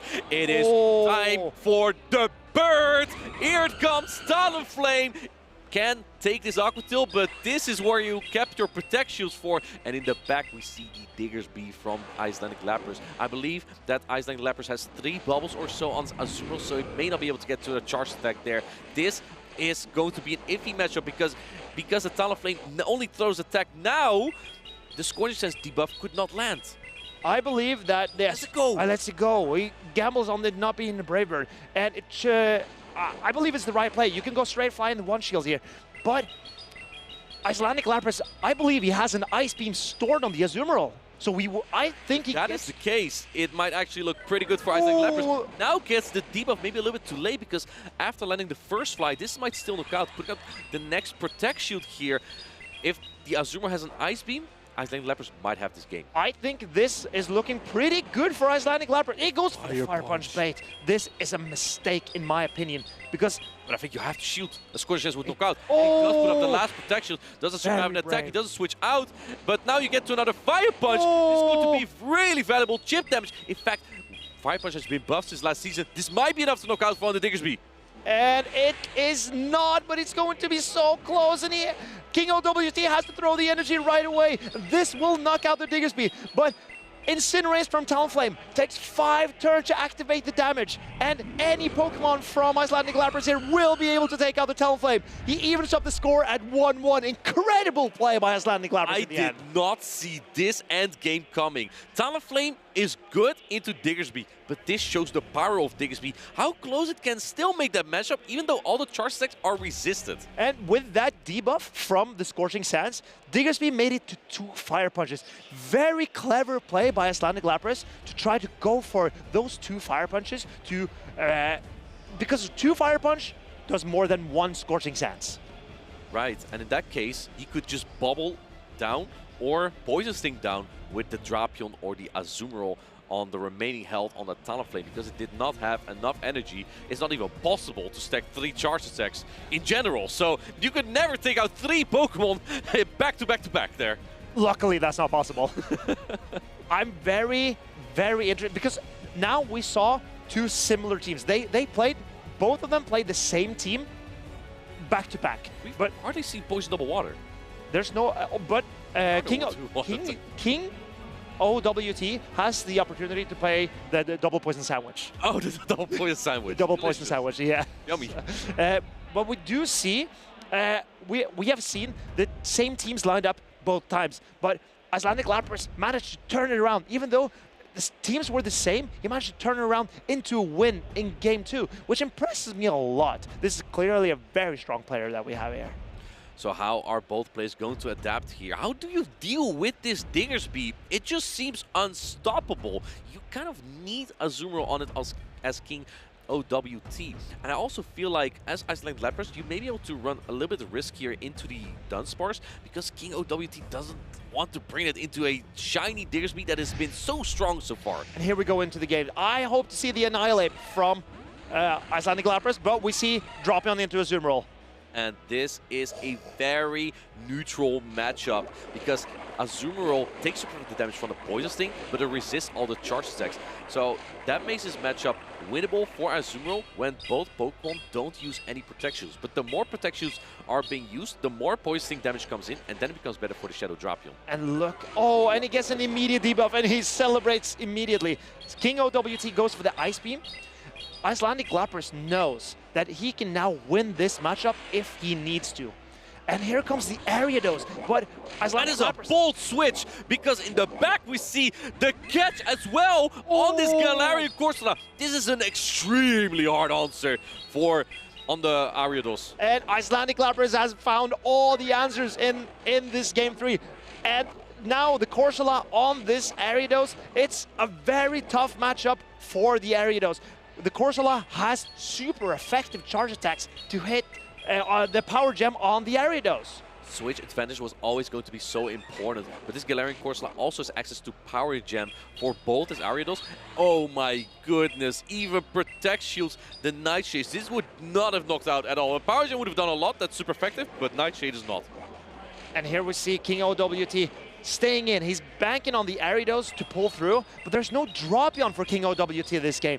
This Corsola looks very good into the entire team of King OWT, but Icelandic Lapras, he doesn't know that. Of course he doesn't, because there's a Talonflame in the back. He hasn't seen it yet. Shields again, puts 2 protections on this Pokemon. Now comes in with the crunch, and there goes the Ariados. Oh wow, incredible combo play by Icelandic Lapras. He's so pumped. You can see him talking so much to his opponent. I'm sure that King OWT is in trouble. He's in trouble, and he knows he's down shields. There's no shields left, and there's an Azumarill in the back waiting for Icelandic Lapras. He looks so confident, Icelandic Lapras, right here.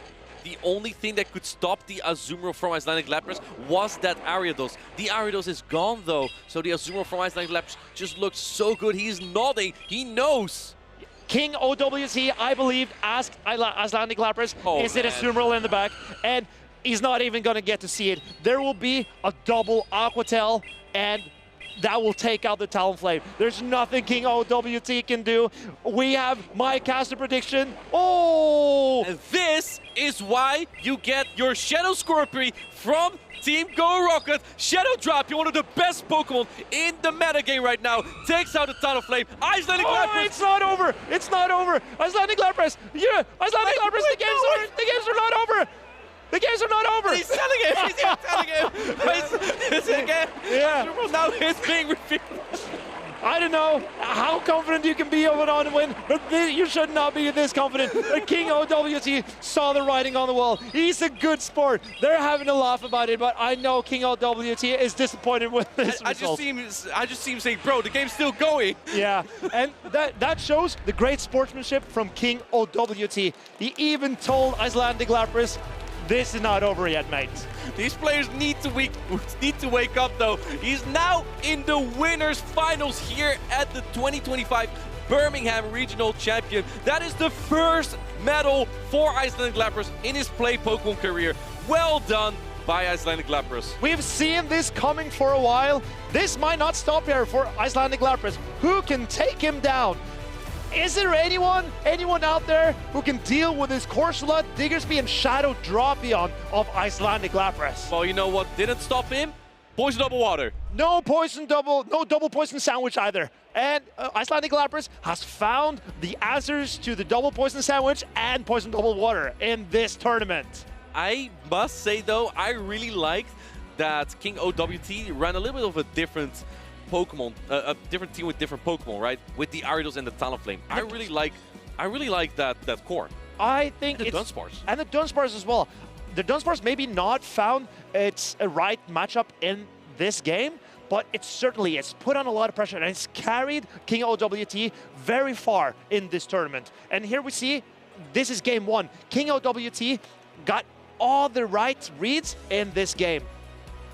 He won the leads, he won the switch, and in game number 2, we saw the catch on the Azumarill. This was so crucial because this energy from Drapion goes wasted. It's resisted, it's not efficient into the Azumarill. Both players banked energy on their Drapion, one of, if not the best Pokemon right now in the meta game. And in game number 3, we see the catch here on the launch on the Galarian Corsola. This is resisted and it's such a hard answer. I really loved how Icelandic Lapras first banked up a ton of energy and then brought in his hard answer. There were so many catches in this game and so efficient. And here we see that snipe here with Drapion on the Ariados. Icelandic Lapras knew from this point on, he's looking so good. He's in control.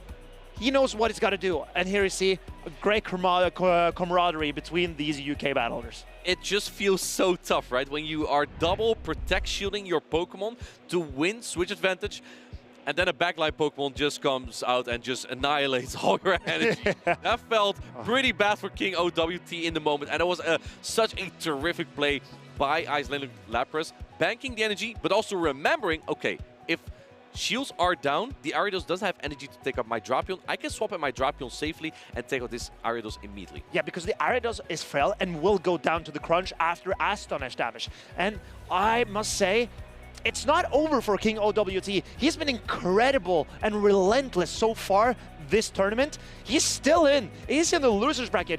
It's going to take something special to knock him out entirely, which is what we saw from Icelandic Lapras with all these catches. I believe he is now in the top 5, and he needs one more win to get a top 4 placement. And in Pokemon Go, you also get a medal for top 4. Ooh. But here we have our next matchup.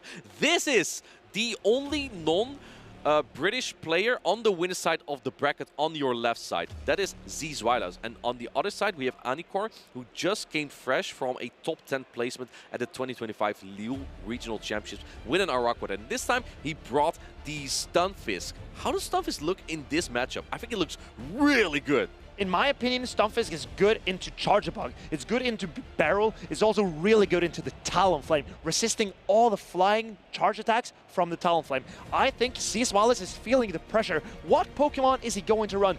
His options are quite limited. His options are quite limited. B-Barrel, this is where you wish you had Water Gun on it instead of Rollout, because Rollout is resisted on the ground typing of the Unovian Stunfisk. I think you have to bank on the Corsola and the Diggersby, which is a strong core in general. Yes, I believe there's an Annihilate as well on the team, if I remember correctly, but you have the Corsola to cover that. On the other hand, though, there's probably a Drapion on the team of Anor as well. I'm saying that because there's a Drapion so far on almost every team. But Anor has the Air/Mandibuzz. It does. That is very good to check the Annihilate. It's also, there's no Shadow Drapion. There's no Shadow. These might be the only 2 players without Shadow Drapion, actually. You know what? I think it looks really strong for Anor. Shadow for Alligator and the Stunfisk. Because the Shadow for Alligator can... It loses some shielding scenarios against Annihilate. It does lose some shielding scenarios against Corsola. And yes, it can also lose to the Diggersby, but it puts in a shift against all of these Pokemon, and that might free up the Unovan Stunfisk. I would argue, though, that Diggersby makes an excellent core back here, and we're definitely going to see it here. As Zzweilous leads us on the left, and he leads it into the Dugor from Anor. Anor knows, I know what you're bringing. Here's my lead, and this is a terrible lead for Zzweilous. He's got to switch out of this, but this is going to look tough. Does a quick attack, then swaps into the Galarian Corsola, but Anor didn't bring any answers to this.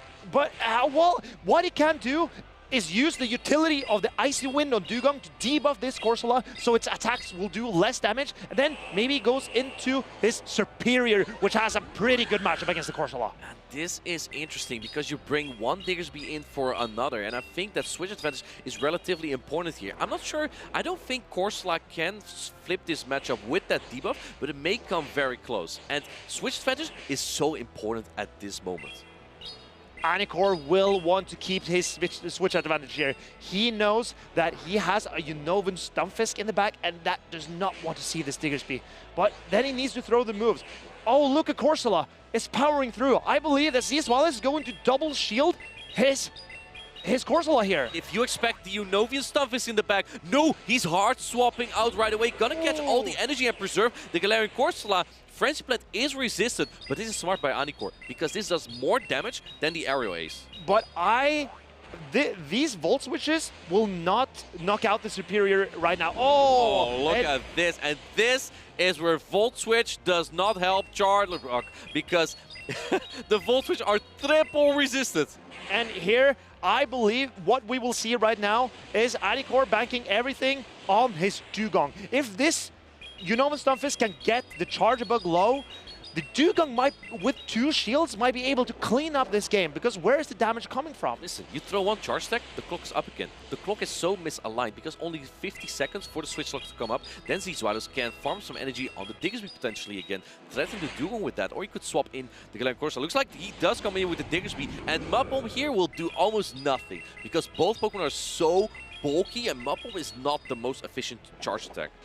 The switch timer is coming back up for Anor, and what he's going to do is to charge up and go into the Dugong.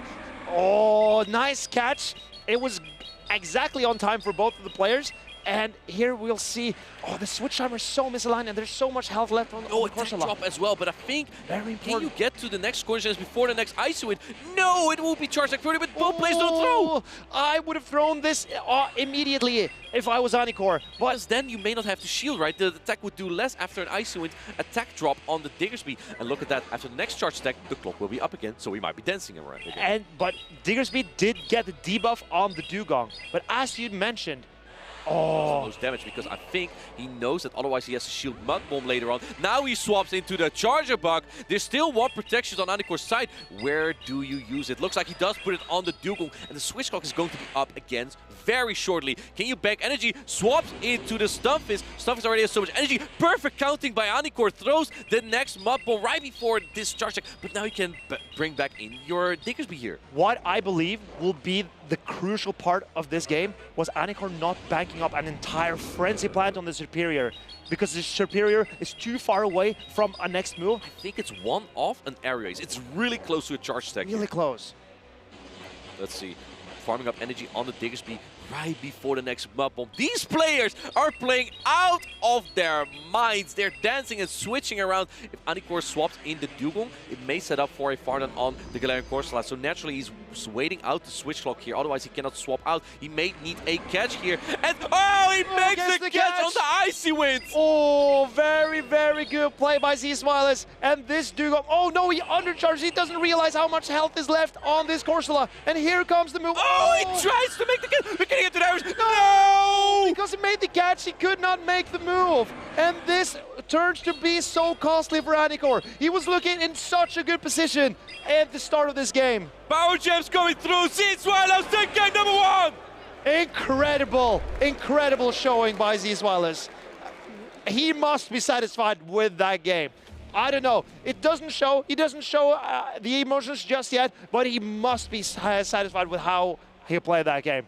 What did I just witness? How many switches did we see in this game? More than I have fingers. Switches, catches, everything. But look at Anor's team. The Galarian Corsola from Zzweilous is so free to bring.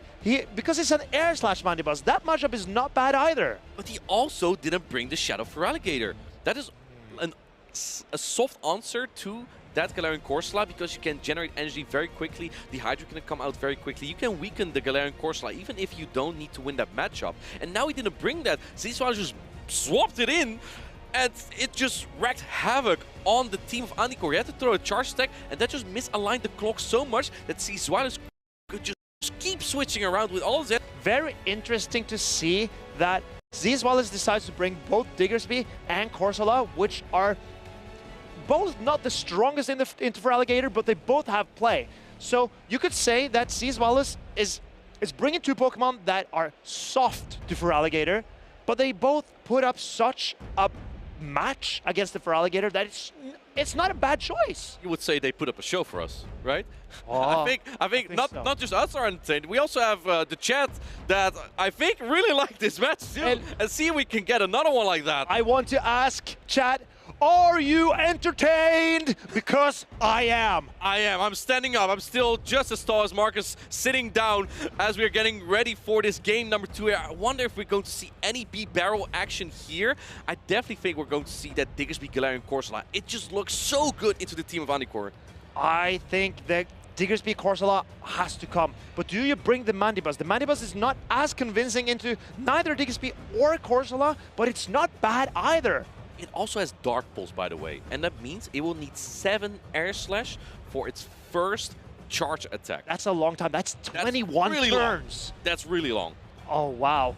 And because Charge Bug is coming from Zzweilous as well, as we just saw, even though usually Stuff comes out on top of that matchup, it's not as dominating as you'd expect. Can Anor come back in this match? Looks like he's got the lead that he wants. It is the Charger Bug into the Unovian Stunfisk. And looks like Zzweilous is staying in for a little bit. But I think if you see the Stunfisk here, you know that there's going to be answer in the back. Tries to catch an attack on the Galarian Corsola. And again, there's not exactly that hard answer in the back, but I think you just want to soften it up and then bring in the Feraligatr. I assume that Anor expects the Diggersby here and will come in with a Feraligatr. And he does. This Feraligatr, if it loads up, we've seen it so many times this weekend, how much this Feraligatr can contribute to a matchup if you put your resources into it. Do you put the protection here? Looks like the first protection goes up. Now do keep in mind that again, the switch clock is misaligned and Zzweilous has a charge attack loaded on the charge bug. But if you want to preserve this Galarian Corsola, you have to put in 2 shields, as Anor already is at 2 Hydro Cannon on this Feraligatr. And Anor realizes that he wants the energy on the Feraligatr. Double shield. It doesn't matter for Zzweilous. He knows he needs switch. Does Anor know too? But I think the Feraligatr will outpace the Corsola in the 2-shield scenario. So Anor, I believe he will put up the shield. Oh, he decides to let it go. It's the switch advantage. It means that Diggersby will now be aligned to the Stunfisk that we saw earlier from Anor. And that Charge Bug, even though Anor is a shield up, Charge Bug already has 1 charge attack loaded. You will even get to a Nightshade here on the Galarian Corsola. I don't like this play from Anor, I gotta say. He had the switch that he needed, and you can expect there's a Diggersby in the back, given how strong it is and how strong it was. It's always coming out. What can Superior do here? There is also energy left on that Charge Bug. But look at how little HP the Superior now has. Oh, goes in. The Stunfisk immediately for a Mud Bomb. I do like this because now you can expend your energy here. You know you're not going to really need that on the Diggersby because Diggersby hardly takes any damage at all. Here it comes, and Diggersby is going to have a great time here. Yeah, this is exactly what you want the Diggersby for. Zzweilous knows he needs the Diggersby for this Unovian Stunfisk, and Anor, you gotta expect it to come out every time.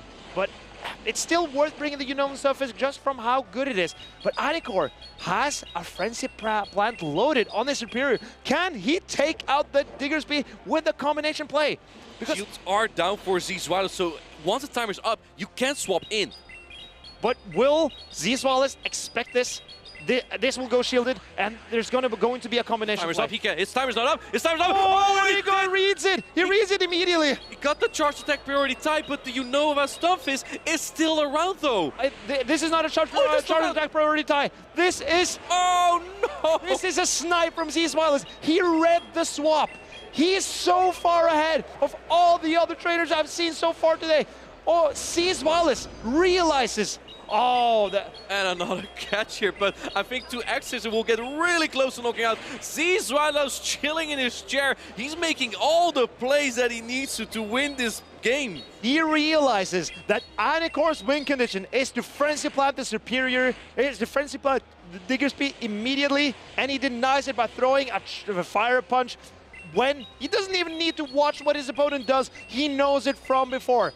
I'm impressed. Zzweilous with the best play I've seen so far today. The best play of the tournament. He lost the lead twice. He's going to quick attack down the Stunfisk. Zzweilous wins another medal. He moves on to the winners final. And Zzweilous, he's not unfamiliar with winners finals, and I'm impressed to see how he controls this matchup. He doesn't need to win the lead. He has the right tools to change it up, win switch advantage back, and turn this matchup around. This is, I believe, the 5th medal for Zzweilous. He is such a successful competitor in the scene. It is insane. And maybe this could lead to a second regional champion for Zzweilous, because he has won the 2024 Barcelona special event before. The only time Zzweilous, whenever he's made it to the top 4, the only time he has not gotten on the podium with a third, well, he's never had a third place finish. You know who denied him of a third place finish? Who was it? It was yes, in Dortmund. But here we see the replay, and I'm curious to see what if Anor watches this back. What does he do against the Galarian Corsola? There were so many catches and so many switches in game 1. It was an incredible show, and the Dugong put in so much work for Anor. But the Diggersby was the star of the show for Zzweilous. Diggersby, but also Galarian Corsola, in my opinion. True. It was able to flip the matchup in favor of Zzweilous. In game 1, we didn't even see the Mandibus or the Feraligatr that has better play into it. Barely not getting to the area here to knock out the Galarian Corsola. And in game number 2, we saw the Superior building up so much energy and then making the catch here. But before this, Zzweilous predicted the Superior to come in and got the Fire Punch off on the Superior before that even. I'm extremely impressed by Zzweilous' heads-up play. He realized what was going to happen and he executed it perfectly. He was just reading the minds of his opponent here. The reverse engineer. Wow. Wow. And with such a unique team as well. Yes, he has the Anilep, Corsola, Diggersby. He doesn't like hard meta. He doesn't like it. But he has the Charge Bug. We have not seen, well, we've seen tons of Batus with the Charge Bug, but not a lot of Charge Bug in this meta where Clodsire, Diggersby, Shadow, Kanto, Marowak has been everywhere this series. It has been everywhere, and Charge Bug is a Pokemon that doesn't fare well into those, but it does do well into Poison Double Water. Poison Double Water? And also the Double Poison Sandwich. The Double Poison Sandwich. But I want to highlight also Anor. He's also brought such a unique and fun team, and I'm sad to see him go down to the losers bracket, but this is not over for Anor. I believe he still has what it takes to go on and get to the losers finals and maybe get his revenge. I would love to see that. He is a player with so much emotion, and this is his best run so far. But we're going to an interview with the winner first. Let's hear it from Zzweilous. Thank you, Martijn. I am indeed with Zzweilous, who's just come off a majestic win. I think most of the crowd were on the edge of their seats watching that. Zzweilous, wow. All I can say is wow. What was going through your mind right at the end of that final match? So first of all, I'm obviously happy to be here, happy to get my interview, and I'm just so glad that today is the day when plans come together. I already, I scrimmed for my very first match. I had the idea of baiting out Azumarill there to free up the Annihilate sweep. That was something that I had in mind there. And whereas with Anor, I didn't really have a game plan, but I had a general idea of how to play safe into him because my Corsola was kind of unchecked, which gave me a lot of flexibility. Yeah.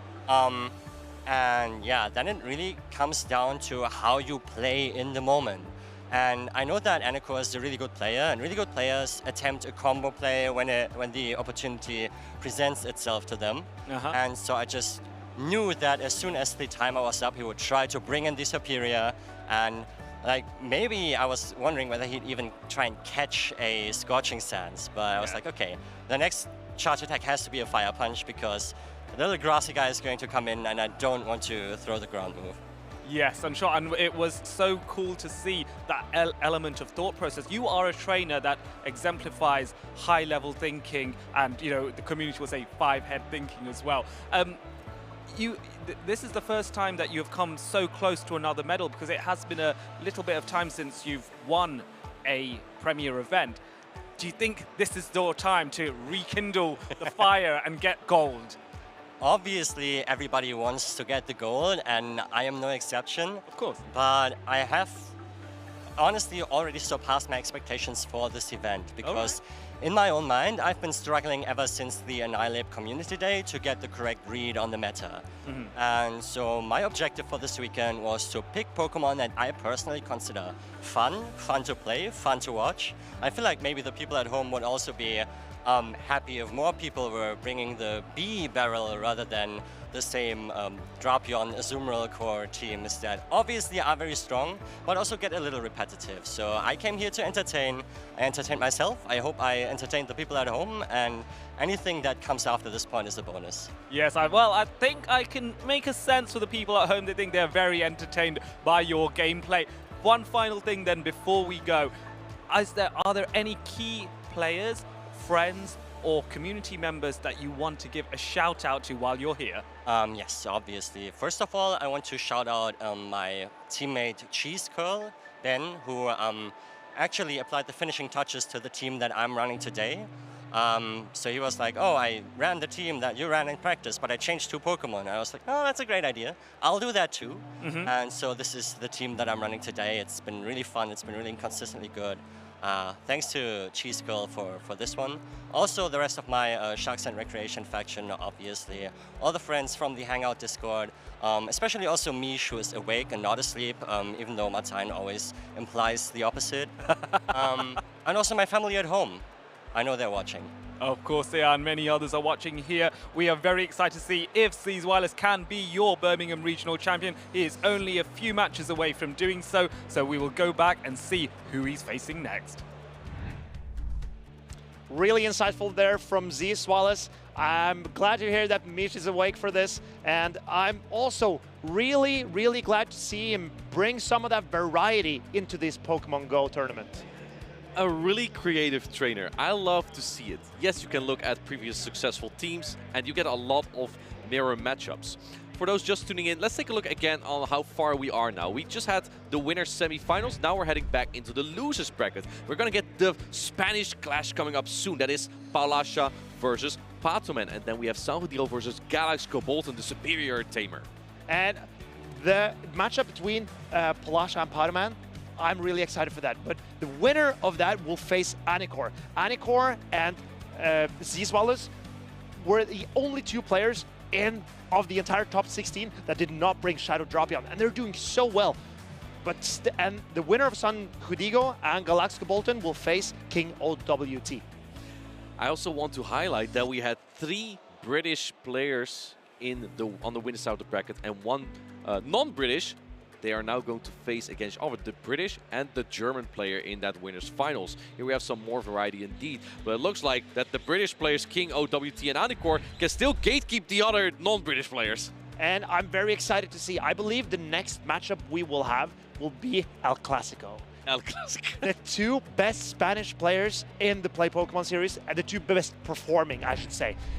Paula and Patoman, who both are regional winners, and they have been so impressive throughout their Play Pokemon career. They have played against each other before as well. At the 2023 World Championships, Patoman managed to defeat Paula on the winner's side of the bracket. We're gonna get straight into game number 1. We have Paula, the Queen of PvP on the left. We have Patoman, the Gdansk Regional Champion of 2024 on the right. It is the Shadow Marowak into the Annihilate. Now this is a pretty no matchup.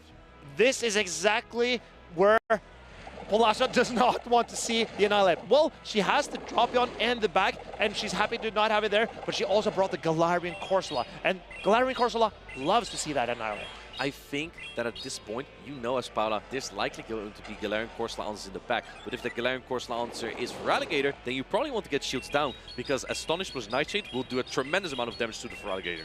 This Feraligatr is... Oh, this size... It knocks out! It knocks out! That did like 50%, what? That must be a very attack weighted Annihilate. Patoman knows he's a shield keeper. A shield keeper! He's a shield keeper. He has seen the broadcast from this tournament. He wants to put all the resources on the Feraligatr because he knows the energy from Drapion here is not as valuable into this Emerald, but Paula gets the debuff. I don't think this is that bad for Patoman though, but keep in mind, if Paula also keeps her shield, there's going to be a lot of fast attack pressure on the fragile Feraligatr. I think I have to throw another charge deck, but it looks like I love this play from Paula. I'm going to explain to you right now why. Because if she threw that charge deck earlier, I think Patoman saw an opening to swap in the Feraligatr and get energy there. Now you can only get 1 Shadow Claw as it comes in right now. And this is... Oh! This is just an Aqua Tail, and Patoman knows this could not be a crunch. This is so valuable because now you can possibly get so much fast attack pressure on this Feraligatr. Oh, that is true. This Feraligatr is going to struggle taking all this fast attack pressure. Is Paula even going to throw any more charge attacks? I don't think she throws any charge attacks. She realizes that the most valuable resource she has right now is fast attack damage. Here, no, she's not throwing. Wait, can the Feraligatr get Shadow Claw out? Can he take one more? Oh, looks like Pathman is not taking any risk. Does he have 2 Hydro Cannon here? I'm not sure exactly how much. I don't think he has. I think he's dried up the Feraligatr. Can he get to a Hydro Cannon? That may be crucial. No, he's dry on energy. Dry. And this Corsola is so bulky. It takes hits like nothing else. And the Azumarill will not have enough left in the tank to take on the Corsola. And Paulasha astonishes down the Azumarill. Astonishing victory even for Paulasha on the left. And this time, Pathman on the right did not forget to tap his phone. He just knew that the game was over. How do you adapt to this strategy? There was so much fast attack pressure on the team of Paulasha, and Pathman kind of just forgot to use his shields in the points that he needed to use them. Well, where do you use them? Do you shield Azumarill? But look at Potoman's team. He does not have a lot of bulky Pokemon on his side. It's only the Azumarill, Feraligatr, Dropion, Annihilate, Talonflame, and Ariados. None of them take hits very well. So the fast attack strategy from Paulasha is so smart. Against a team like this, they don't take fast attacks very well. This is looking very tough for Potoman, in my opinion. Take note also how well Paula played the matchup of Drapion into Azumarill. I think she knew if it is Feraligatr in the back, for one, I need to be up energy so I can outpace the Feraligatr to throw a charge attack. And second, if I throw my charge attacks early, the Feraligatr might come in and get an energy lead. That might be devastating, because if it can get a Hydro Cannon off plus some Shadow Claw on the Galarian Corsola, it may get so low that Azumarill can take out the Galarian Corsola. And that didn't happen because she let the Drapion get so low in health that the Feraligatr got only 1 Shadow Claw in. And also, if Potoman decides to shield the Aqua Tail to avoid getting fast attack down, then he wouldn't have enough shields left to protect the Feraligatr from the Shadow Counter Marowak. So it was a catch-22 for Potoman. He needed 3 shields in this game, and that is the problem with such squishy Pokemon as he has. Yes, the problem is we don't have 3 shields in Pokemon Go. Here we go to game number 2. We have the Shadow Drapion into the Ariados from Potoman. It is Poison Double Water on the right side. It is not Poison Double Water on the left side. We have the shiny Shadow Marowak in the back again. Going for the Aqua Tail before the launch, because otherwise the Aqua Tail would do less damage, or even a crunch. Potoman realizes that Paulasha will safe swap her Corsola, because the Marowak is pretty good into Potoman's team, and that's why he's not bringing the Dropion. So having the Ariados in the front is a good play from him. And here it's a debuff from the Ariados on the Dropion. So I think the Ariados will live this crunch. Just barely, as 2 more poisoning I think will take it out. Is Paula going for switch advantage here? Generally, if you have Shadow Marowak, you want to keep shields for that. But if you know it's Azumarill in the back, going for an undercharge though. I'm not sure about that play. And going for the energy advantage on the Feraligatr. Paula doesn't anticipate quick enough. She wanted to go into the Shadow Marowak, but wasn't able to. Now this Feraligatr has an energy advantage. It might be able to get to 3 Hydro Cannon here. I don't like this play from Potoman, because if he had this switch advantage, he would have had Azumarill on this Marowak and the Feraligatr on the Corsola. Now it's the other way around, and that's better for Paulasha. Throws immediately here, so Potoman sneaks in another Shadow Claw. I think Paula already has accepted to let go of this Marowak at some point. Can Potoman get enough damage into... No, Paulasha decides to shield, because she wants fast move damage on this Feraligatr. Right. Hydro Cannon again is being shielded. I don't think 3 Mustard will knock out though. So yeah, it may have gotten really close. This is going close, but Potoman he needs to shield this Feraligatr, because the Azumarill won't have enough in the tank to take out the Corsola alone. It needs help. It needs help, and here is the Feraligatr's Hydro Cannon. This will knock out the Shadow Marowak, but now it's going to be the 0 shield scenario between his Galarian Corsola. Potoman still has that. Oh, he has a switch still though to make a catch later, but now has given that up. You're 1 turn ahead as Paula though, so she's likely going to throw the charge attack immediately, so Potoman doesn't sneak a bubble and catch up. I would have liked to see Potoman stay in with Feraligatr. Yes, it would have given Paulasha some Astonish damage, but it also would have let her take more Shadow Claw damage, because this depends on how the Corsola, what are the stats of Corsola, how is it terrain? The CP. It is at 1500 exactly. This one might have a really high defense and HP. It even has a best buddy ribbon there next to his eyes there. I'm not sure if that's a convenient place. Nightshade is coming through here. Can you get the Astonished down? Azumarill's really bulky. It will definitely get to a player off. This is looking really tough for Paula in my opinion. I think Paula needs Pokémon to not go into the Feraligatr here because the Shadow Claw damage from Feraligatr will be comes so in with the Feraligatr, can get one more Shadow Claw. Two more Shadow Claws. And this is over. Pokémon wins this game with 3 Pokemon left. The Feraligatr ties up the score here to 1-1. Incredible play by Pokémon to use his squishy Pokemon, but make them a little bit tankier with the lunge debuffs. That was a play I did not expect to work so well for Pokémon. Because he undercharged the lunge on the Drapion, he knew, okay, I can now get a Shadow Claw down with the Feraligatr, get ahead in energy. If, again, there's the Shadow Marowak in the back, I can get to those 3 Hydro Cannon into it, because normally he would not.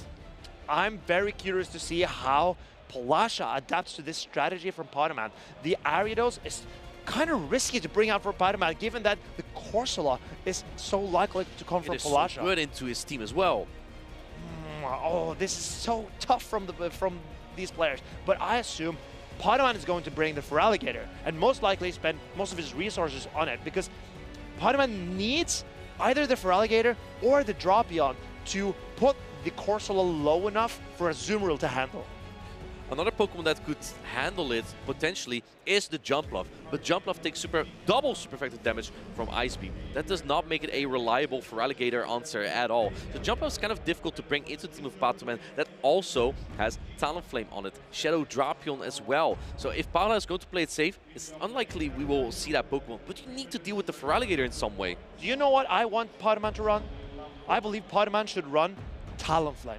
Because if Talonflame can land Brave Bird on the Corsola, it's looking incredibly good for Pokémon. Talonflame wins the 1-shield scenario if it can land a Brave Bird. And you win the 2-shield scenario. Straight fly? Straight fly, because incinerate damage just adds up so much there. We're going into the size of game number 3 in the Spanish Classic. It is the Shadow Marowak into the Ariados. But there's no Talonflame. This is the Poison Double Water. It's the Jumpluff, and it's looking so good in the back. Imagine if Pokémon had brought out the Talonflame against ground and type in the front and grass type in the back, but he's gambling on the Ariados. No Protect Shield on the first Trailblaze. I like that play because the next one would do more. Trailblaze buffs your attack right away. Is Pokémon going for a catch attempt here? No catch attempt, and this is a Rock Slide. This will take out the Ariados in 1 charge stack. It looks like Pokémon is preserving the Ariados and trying to keep it around. But there's no Galarian Corsola this time too. Pokémon decides to shield, to not put both his shields on the Feraligatr. He decides to... Oh, let's it go! Oh, wow. This is very curious to me because there's no Corsola here. Do you come in with the Jumpluff? Yes.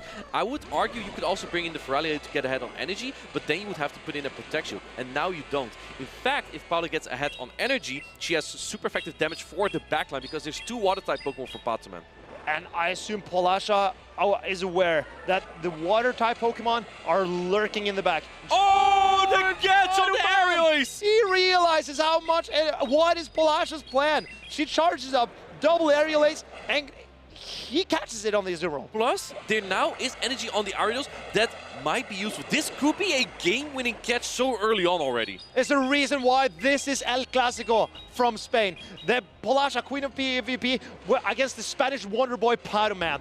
Oh, very interesting to see how this turns out. The Feraligatr has a pretty good matchup into this Azumarill. You've got to use your shields here though, but this is an Ice Beam. This is resistant. This is a brutal bait because this wouldn't do as much damage. But Pokémon knows this is the Pokemon that Paula is likely to put Protect Shields in, and you gotta throw those Hydro Cannon before the player off, because if you shoot a player off, then you're prone to have Trailblaze from the Ariados.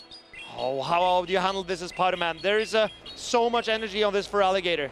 This knocks out the Azumarill. All your energy's gone there. In comes the Ariados, but throwing the Hydro Cannon right before it. If you shield this, you probably get farmed down by the Shadow Claw. And then the Feraligatr from Polasha has so much energy for his own Feraligatr. Letting it go. He's putting it all on his own Feraligatr here. He is a shield keeper, but is the Hydro Cannon enough to take out the Jumpluff in the endgame? I doubt it is. Pokémon cannot shield this. But he can't, because then you get energy balled by the Jumpluff. He knows this. Pokémon knows that this is a tough scenario here, but now you might get Shadow Claw down. Pokémon is running out of HP. He's getting 2 Hydro Cannon, but it doesn't matter. He's nodding her head. Paula! It takes out the Feraligatr with her own, and this is an incredible showing by the queen of PvP. Paula takes game number 3 against Patoman. Finally, she couldn't defeat the other nemesis that she had, Icelandic Lapras, but she's able to defeat Patoman and moves on to the next round on the loser side of the bracket. And she is so relieved. She's so pleased with how that matchup went. Very interesting to see the risk she decided to take by going that week to the Talonflame. It was the pick that I wanted Patoman to run, and he forgoed. Well, he didn't use it. He didn't use it, and it would have paid off with dividends in that matchup. But the Feraligatr from Polash's side was also tough for him to handle. It would have been so good on the Ariados there, but it wasn't. The Talonflame wasn't around. No, it was not. It was not. And I mean, that's okay. You got to make these decisions in the heat of the moment. And of course, Talonflame is risky because it's threatened by all the water types on Paula's team, Aquatail on Drapion, Power Gem from Corsola. I understand, and also the Rock Slide from the Kanto Marowak. I understand so well why Patoman was hesitant to bring the Talonflame. And we've seen Paula play so much Poison Double Water before in this tournament, so it's understandable that, because Drapion also has access to Aquatail, making it such an inconvenient matchup for the Talonflame. Let's take a look again at this Spanish clash here between Paula and Patoman. We saw the shiny Shadow Merrick put on so much pressure on the Annihilate, and look at this. This attack-weighted Annihilate goes down to this Bone Club here. Very brave play by Patoman to not shield his squishy Annihilate. Yet just in game 2 though, brings in the Ariados, and that pays off for him. It pays off, and this undercharge, that was insane. Because look at this, gets the undercharge to farm down with the Feraligatr, and then it could take out the entire team in the remainder of the battle. And in game number 3, this catch. This was almost a game-winning catch so early on in the game, because this jump bluff with a shield advantage looked so good in the backline of Patoman. But it was so hard for Patoman to find a way, and Paula celebrating her victory. And they're very familiar with each other and have played several times, I'm sure. But this time it was Paula who would draw the longest straw. Is that a phrase? It is in Dutch, actually. I'm not sure about it. Well. It is in Norwegian as well. Well, she drew the longest straw, as we say in Norway.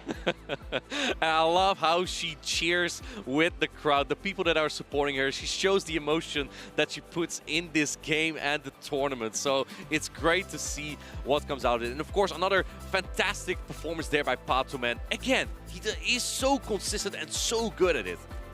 And I'm really impressed by the entire Spanish community. And Sanhudigo was on an incredible loser bracket run right now. We have a video about him coming right up. I started playing Pokemon Go 6 years ago, the PvP, when a local friend of mine was doing some grassroots tournaments. Since then, I was, along the years, I was competing every time until now. I played some different spin-off Pokemon, and I always choose Chimchar, so it was very special for me. And seeing in the anime, in those seasons, us getting the Infernape power, it really felt very close to me, and it's a great inspiration for me.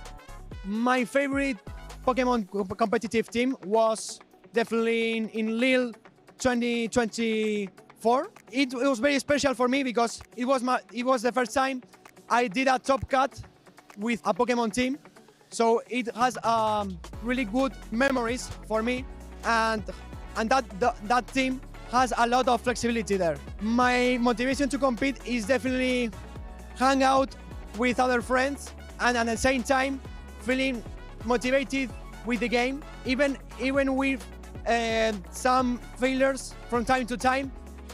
I'm just feeling that when I hang out with everyone, it's like a motivation for each one. Yeah, I definitely are looking for players like Paula 97, which she was always a good inspiration for me in this game, and also a good friend.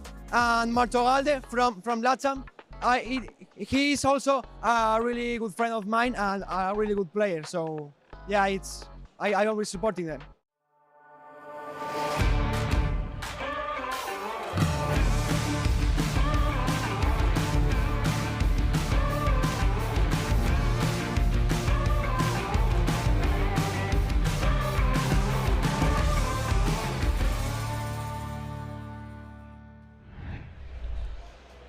Welcome back, Pokemon trainers. The action here on the Pokemon Go side of the broadcast of the Birmingham Regional Championships has been heating up. What an amazing best-of-3 set we just witnessed. Oh yes, there were so many trainers that are now being distilled even further. We have some entrance into the winners final. We are also working through the losers bracket to see who's going to face them further down the line. It's so exciting, but we are getting closer and closer to that Birmingham Regional Champion. I cannot wait for the winners final a little bit later on. Zzweilous, my contender in the Caster Fantasy Draft, is still in contention, and I'm really looking forward to seeing how that shakes up. But first of all, we're going to stick with the losers side of the bracket and see which trainers are going to be trying to battle out to get into the losers finals. Yeah, so Sanhudigo here, who has just had a very enjoyable matchup there against Galax G-Kolton with that superior Leaf Tornado, superior of all things. See, I haven't seen the Leaf Tornado Superior in action quite yet, and I would love to be able to see it in play. Taking a look at Sanjudio's team, though, there are a few things that might give it a bit of difficulty. The Drapion, first of all, with those poison stings, are going to be able to hit really hard, and we all know that Jumpluff isn't really a threat to the Superior, so Superior is not going to be able to get its momentum going against it. No, for sure. The Aerial Ace is going to deal super effective damage, and Superior cannot return fire with its own Aerial Ace as well. Jumpluff coming in very thick. Oh, and perfect lead for Galax G-Kolton as Dugong comes in, so that's going to be an immediate swap by Sanhudigo, surely.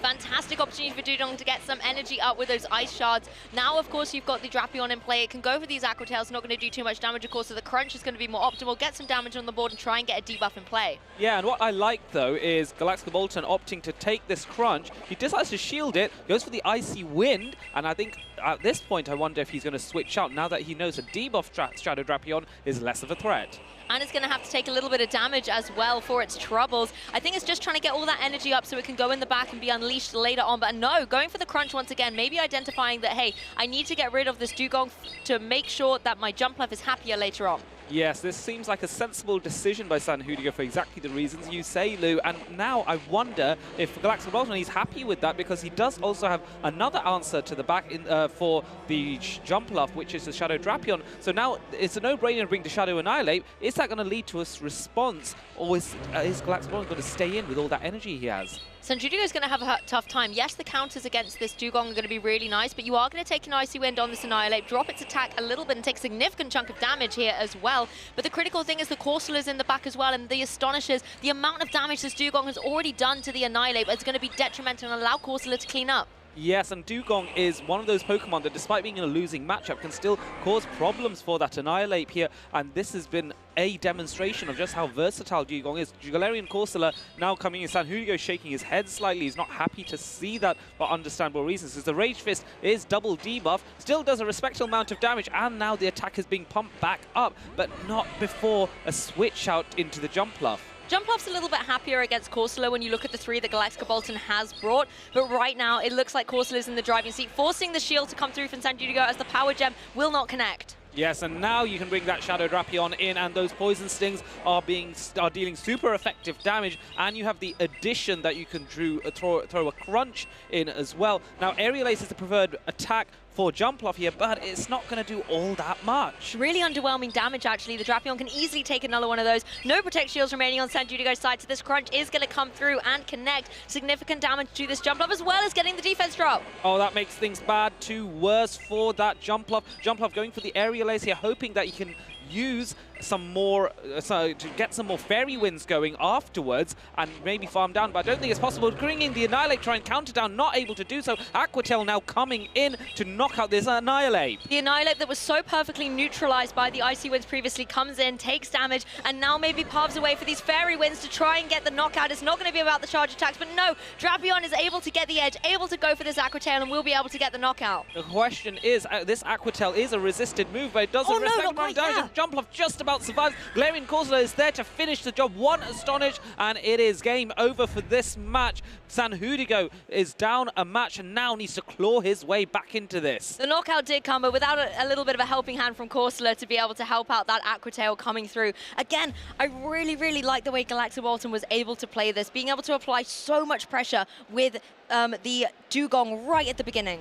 Yes, I think that sometimes you'll take what you can get. You know what? You take the fact that you've got a fantastic lead advantage and you just work with it, you hold on to that. If you are an opponent in the other side of the coin where you are struggling because you have a bad lead, you must always plan, okay, if I'm leading with Jumpluff, what happens? What do I do if I come up against an opposing Dugong in a Show 6 format? Bear in mind, you can see the teams on both sides. Like we can see now, for Sanhudigo, G-Kolton has access to this information. And I felt for the Jumpluff, you know, it was really pinned in that scenario as well. For me, the Annihilate was the one that I felt the most sorry for in that particular match. It just couldn't get any momentum going. And we've seen trainers like Zzweilous be in a position where Rage Fist has just been able to get attack boost upon attack boost and then steamroll through your opponent. But unfortunately, it was almost the reverse in this situation. The Annihilate couldn't even get to the Rage Fist before the Icy Winds were connecting and actually getting an attack drop after attack drop. And that made it very detrimental to Annihilate's strategy. Yes, indeed it did. And now we can see G-Kolton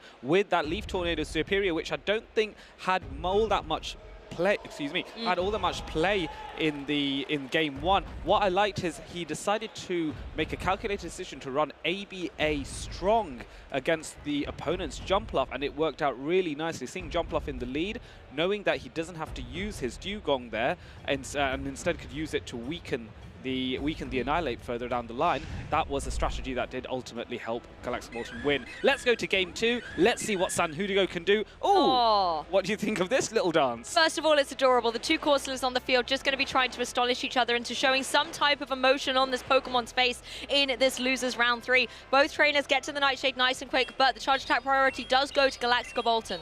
Yes, and that is useful information for both trainers to know that, okay, I need to adapt my strategy. I know that I either will or won't win charge attack priority. And so this, how do I... am I the first to switch? Am I first to shield? This is where the tactics come into play. As you can see, that a shield has been used now on both sides.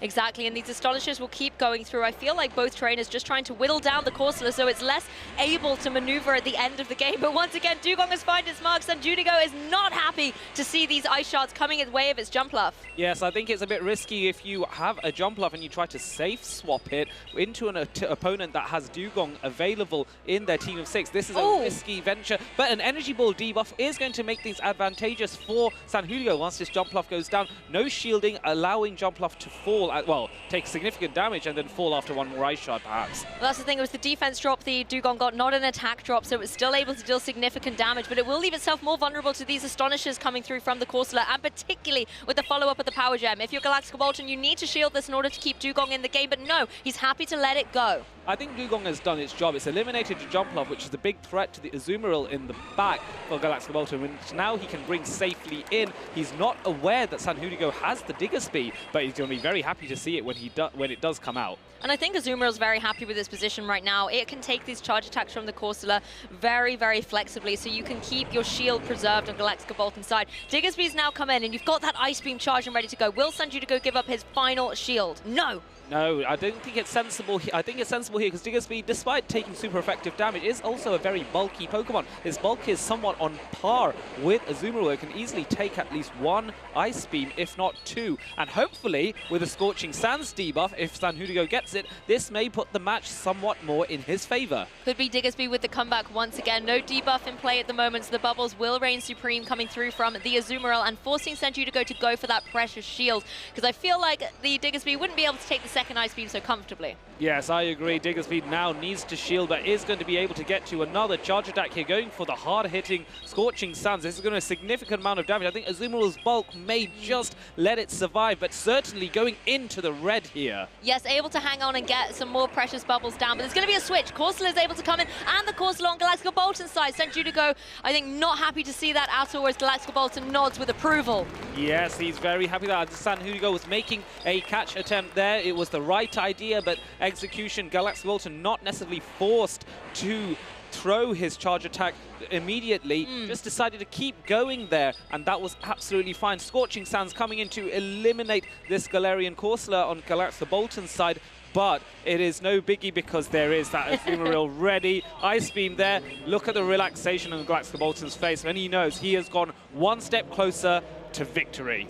Yes, Azumarill is going to be able to clean up against the Diggersby. It's not the redemption the Bunny wanted. Instead, the Water Bunny will reign supreme, and Galax-Bolton advances to the next stage of the competition. Yes, one step closer to redeeming what he did in Lille. Not last season, but the season before, where he won with with Leaf Tornado Superior, and he's looking to do that once more. And commiserations sent you to go again as well. It's been fantastic to watch their journey throughout this Birmingham Regional Championships. Even though it has come to a close, they've given us some spectacular matches to be able to watch. Yes, and perspective, it's top 8. I mean, really good. I would be more than happy with that. That was certainly as a first instance.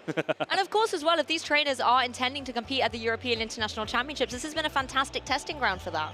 Yes, it absolutely is. The key things that are going to be perhaps different for EUIC will be the Shadow Diggersby, the Shadow Superior, and the introduction of Corviknight. But those are the 3 Pokemon to bear in mind. Other than that, this is a good litmus test for the meta, and San Hudigo and Galax-Bolton getting so far, that is going to be so useful for them as they in the run-up to EUIC. Well, game 1, it really was a struggle for San Hudigo's jump up here. You can see it pinned down against the Drapion, but there was also the Dugong that it had to contend with early on in this match. Corsola able to sweep up the game and give Galax-Bolton the first win. Yes, and this is where the Diggersby was able to do so much damage to the Azumarill, but Azumarill's bulk was just too far. Tries to make a catch here, isn't able to do it. A response from Galax-Bolton to just farm down San Hudigo's Galarian Corsola with his own. That tenacity and control over himself to not just panic and go, ooh, there's a switch, charge attack. That is Galax-Bolton's regional championship prowess. And I think it's the management of those switch timers as well, always being very cognizant of not only where your switch timer is at and where you can make that adjustment along with your counts and energy restoration, but also your opponents. You have to be prepared for when your opponent is going to make that switch too. Yeah, it's mind reading. Again, at this level, all of these trainers are mind reading, go, when are you going to switch?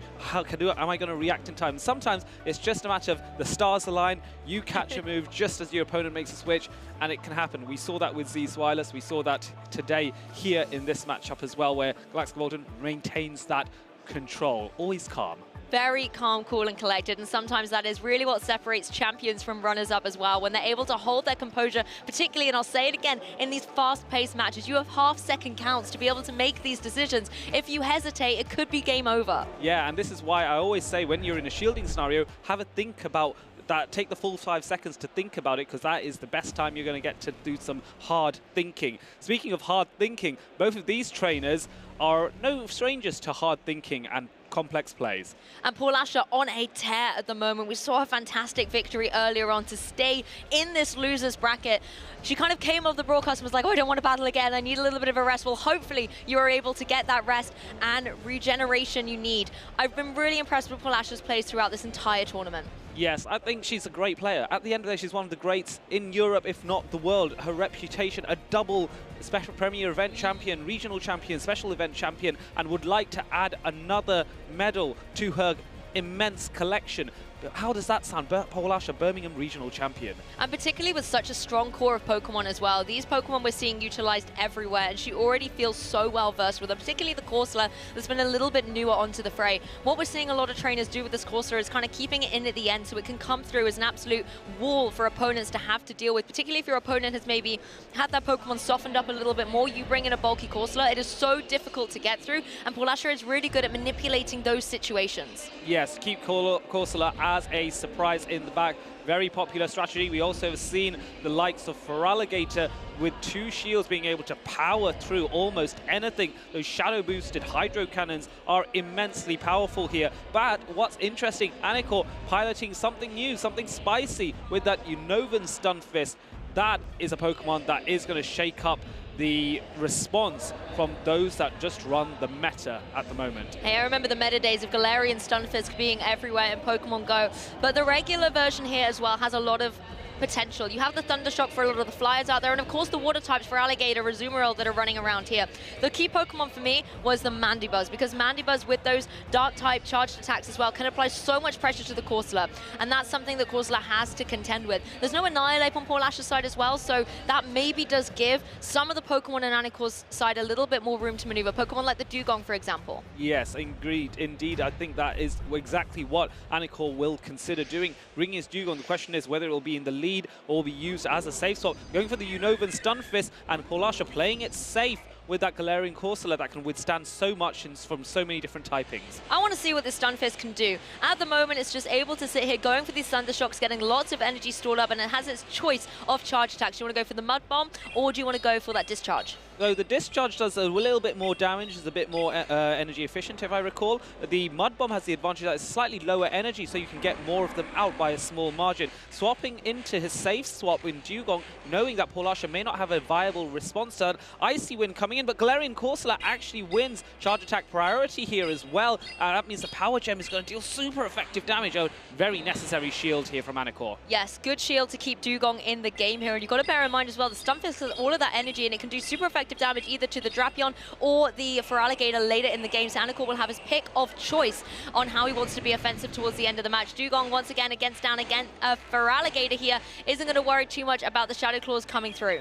Yes, I think it's sensible that Paul Asher decided to weaken the Dugong somewhat before bringing in her Shadow Feraligatr, so that was very impressive to see that foresight to know, right, a weakened Dugong my Feraligatr can handle. Going now for the Hydro Cannon, while this is a resisted move, Dugong will still take a healthy amount of damage off it simply because of the sheer firepower of this Feraligatr. The key thing for me is getting these Icy Winds in play potentially to try and lower the attack potential of this Feraligatr, but instead, Dugong's going to go for the drill run, maybe trying to get more damage on the board instead of debuffs. Yes, and I wonder if that's because you want to potentially farm down this Mandibuzz, but farm down this Feraligatr with the Air Slash Mandibuzz, but Paul Asher going for the Ice Beam, which is doing super effective damage. No shield on Anicor's side, which just means that this is going to do a lot of damage to the Mandibuzz. Yeah, Mandibuzz does have Bolt, but it certainly does not want to take the ice in the sky there at all. The Aerogalus is primed and ready to go, though. There is still the shield on Paul Asher's side, but she opts not to use it because we know Drapion is able to take one of these attacks. Yes, it is, and this is interesting. Drapion is not as good a counter against an Air Slash Mandibuzz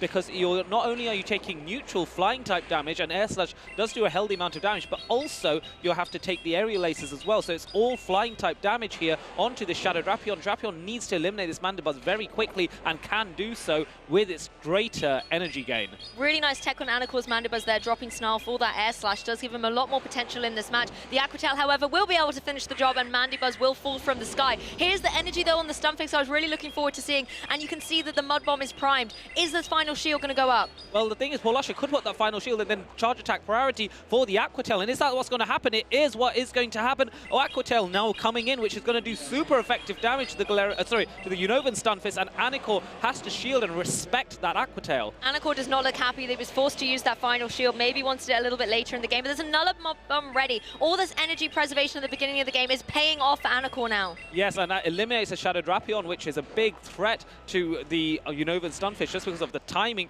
but you do have to get through that Galarian Corsola. Now trying to make a swap. They're both trying to make a swap, and it doesn't work out. Anor expecting a charge attack, swaps into the Dugong. Paul Asher is very controlled and measured, does not throw straight away, and this is now allowing the elimination of the Anicor's Dugong, and that means all Anor has left is this Unovan Stunfisk. Yeah, that Feraligatr had the Hydro Cannon ready to go, but was not activated. Anor trying to make that switch, but instead, Corsola once again in a prime position to clean up a game, get the final knockout, and advance its train at one game further into the match. Paul Asher takes the first match in this losers round 4. I think this tournament demonstrates now that for those that don't have a Galarian Corsola available, now is the time to go out there, hatch those eggs, and get that Galarian Corsola. They are in 7-kilometer eggs. You can trade with your fellow trainers to get a lower attack Galarian Corsola, which may be more advantageous for PvP. Bear in mind that having 142 HP on this Galarian Corsola will be a decisive factor in overcoming some of the more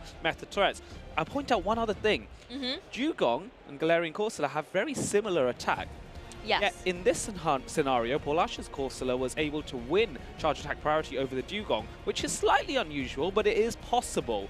So I wonder, therefore, if Anor can bear that in mind and not make any mistakes there now that he has that information.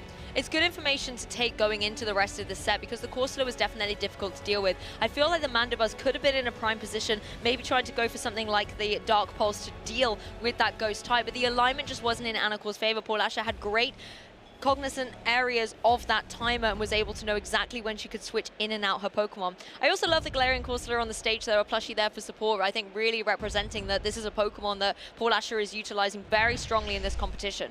Yes, I think it is going to be the new namesake. Out with Magnusode, in with Galarian Corsola, and here it comes again. Galarian Corsola into the Mandibuzz. Anor very happy. This is a matchup he likes to see. This is exactly what we were saying. The Mandibuzz needs to get the alignment into the Galarian Corsola, but because it is not the Snarl variant, these fast attacks are not going to be doing too much damage, and it really actually gives Paulasha an opportunity before the charge attacks comes in from Mandibuzz to farm up lots of energy. Yes, and in fact, Galarian Corsola actually outpaces to the Dark-type attack from Mandibuzz and also has higher attack than Mandibuzz as well. Mandibuzz, a very bulky Pokemon, now going for the Dark Pulse, I believe, and if so, let's see how much damage a super active Dark Pulse does to a Galarian Corsola. I'm interested to see this. Oh, just over a third of damage, but Corsola still in the game and at another Power Gem as well. This will put Mandibuzz in a very precarious situation, but I don't know if you're Anor, if you want to utilize a shield. You've got Pokemon like your Feraligatr in the back that need that protection.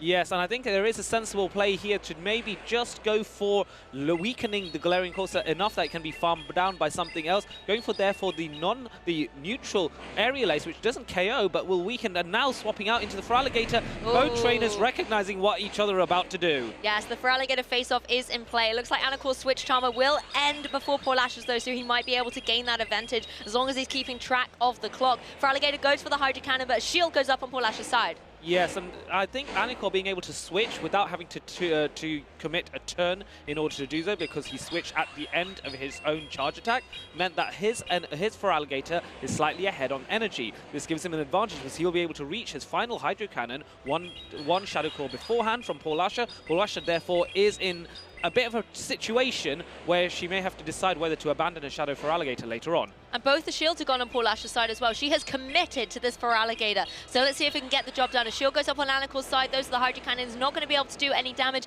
in this particular turn. But note, the switch timers are up, and so there's a potential for another catch. And is there going to be a attempt? Oh! Both trainers are making the same catch attempt here, and the Galarian Corsola goes down, and now you can farm down this Mandibuzz with something, and it goes with the Shadow Drapion. Yes, the extra energy goes to this Drapion, so it's going to have a little bit more momentum in this match. But the one thing it doesn't want to come down against is a Mud Bomb from this Stunfisk. Yes, and Unovan Stunfisk is respectably bulky, can easily take one Aqua Tail and potentially even two now because those poison stings are doing nothing. So Anor can afford to overfarm, slightly throws with perfect timing just before Shadow Drapion gets to another Aqua Tail.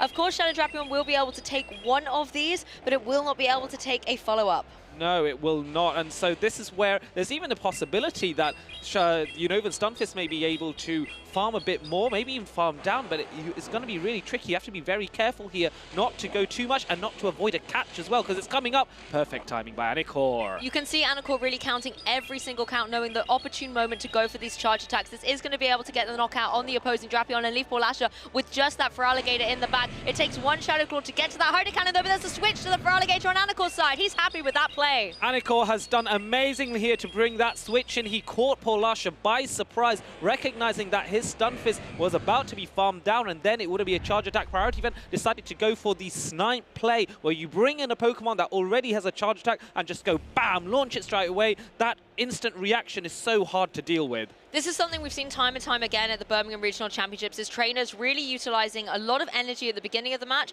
putting that Pokemon into the back and unleashing it later on, and sometimes having that foresight to kind of see, hey, I need the energy in this situation. I could go for it now. I could maybe get an early KO in this situation, but actually making sure I can knock out that potential Pokemon in the back. Reading correctly what Pokemon the opponent might have brought has been where a lot of people have been able to win these matches.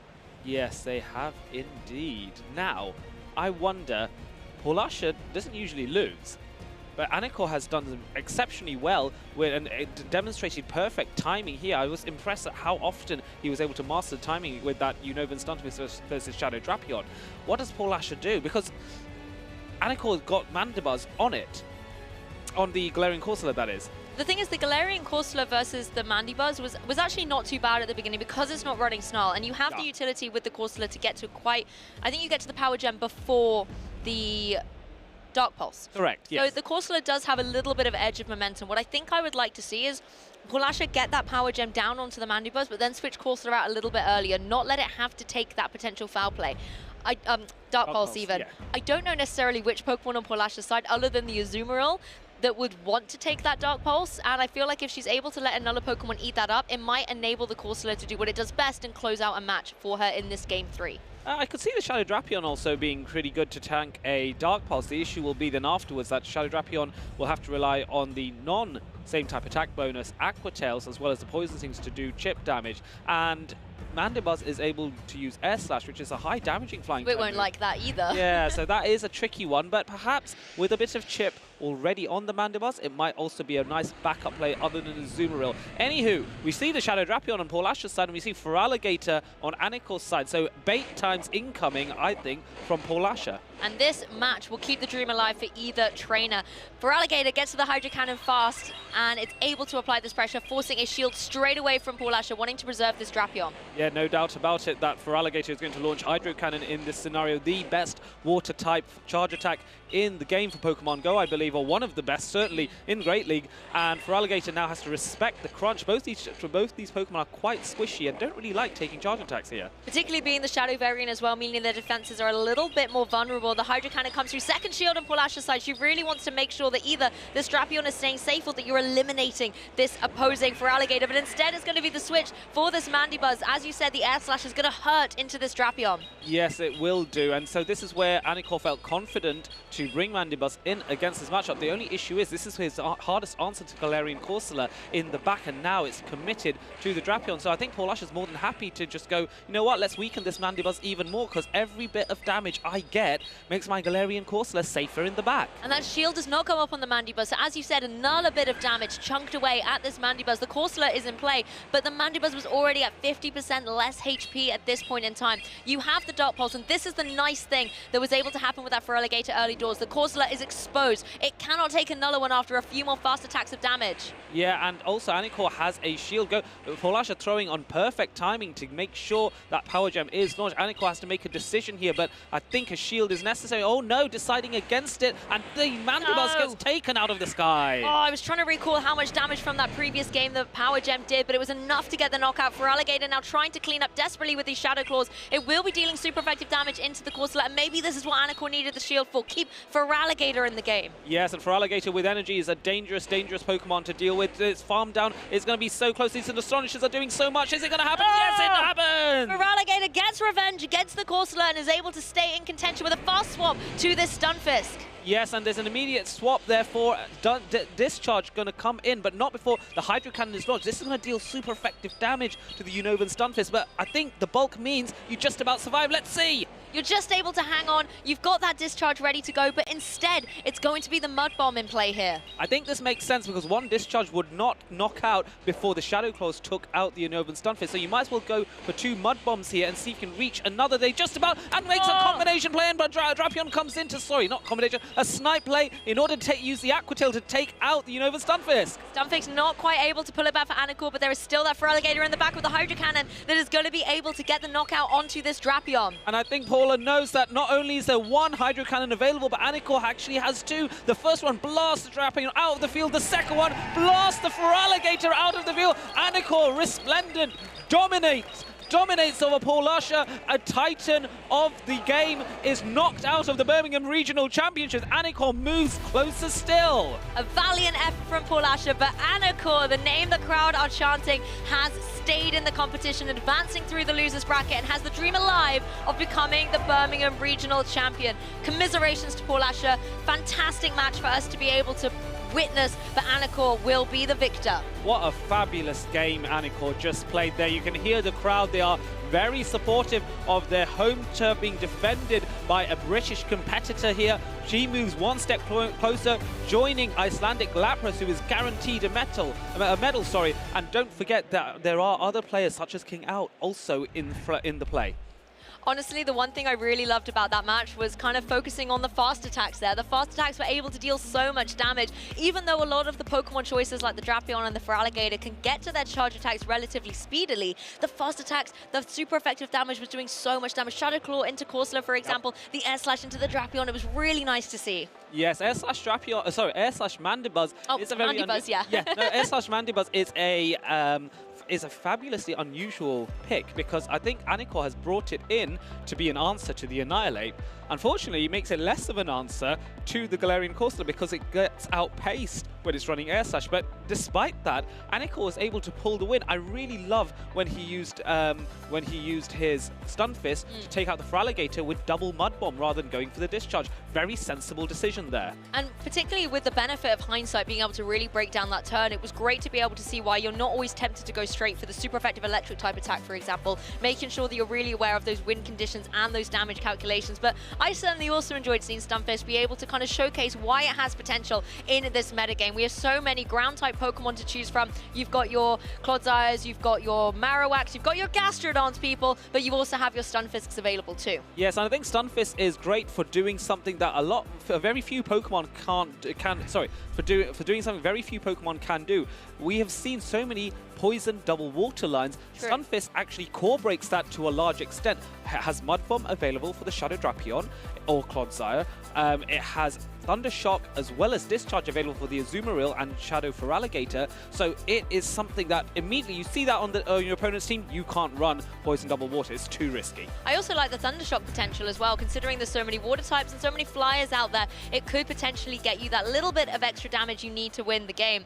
Losers round 4 still advancing through this bracket. We've got another match to find out who will continue and who will be knocked out. This first trainer, I know you are a big rooter of their success. Talk us through it. Yes, so King OWT, a very youthful trainer, has been in Play Pokemon before, but this is the furthest he has ever got, and he's very, very pleased with what he's done so far. Would like to go one step further, but while he's beaten a Titan or two already in this run, Galax G-Kolton is no mean slouch with that Leaf Tornado Superior. Can King Out handle something that is so off-meta, but the trainer makes it so good in Galax G-Kolton? Unfortunately, looking at the team list, I think he kind of can. You've got the Ariados with something like the Lunge, you've got the Poison Sting on the Drapion, you also have just Talonflame with everything.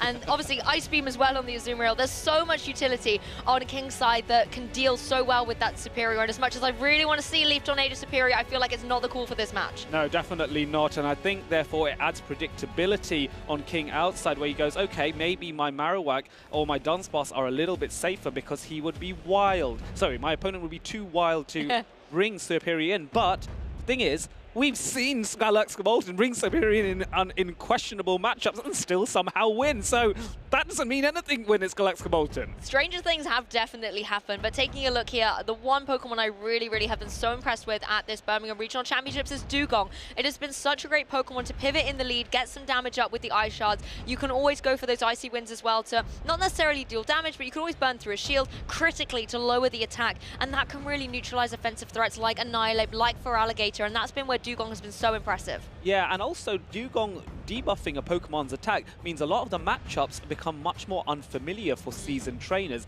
and that's exactly why they want to do it. So here we are, we're going to see the Pride of London facing off against the Pride of Stockholm here as Galax G-Kolton faces off against King OWT. First matchup, Azumarill coming up against Shadow Drapion. We've seen this many, many times. Drapion has the Poison Stings, but Azumarill does not mind those charge attacks. Yes, and the bulk as well of the Azumarill means it can take a few of these Poison Stings. Bubble actually doing respectable damage, of course. The critical thing is, can you get to these play roughs and start trying to force the Drapion for going for a shield? It's going to be a switch, however, but King does not fall for it, does not waste all that beautiful energy on the Azumarill and set it safe in the back. Yeah, and unfortunately, Galax G-Kolton has now lured out a counter to his Azumarill, and what he doesn't know is that there is another counter lying in the back for his Superior, so this is going to be an uphill struggle. Alignment does favor King OWT early in this match. Ice Beam coming through now, which is going to do a respectable amount of damage, but not something worth shielding. King Out feels confident so far, I feel.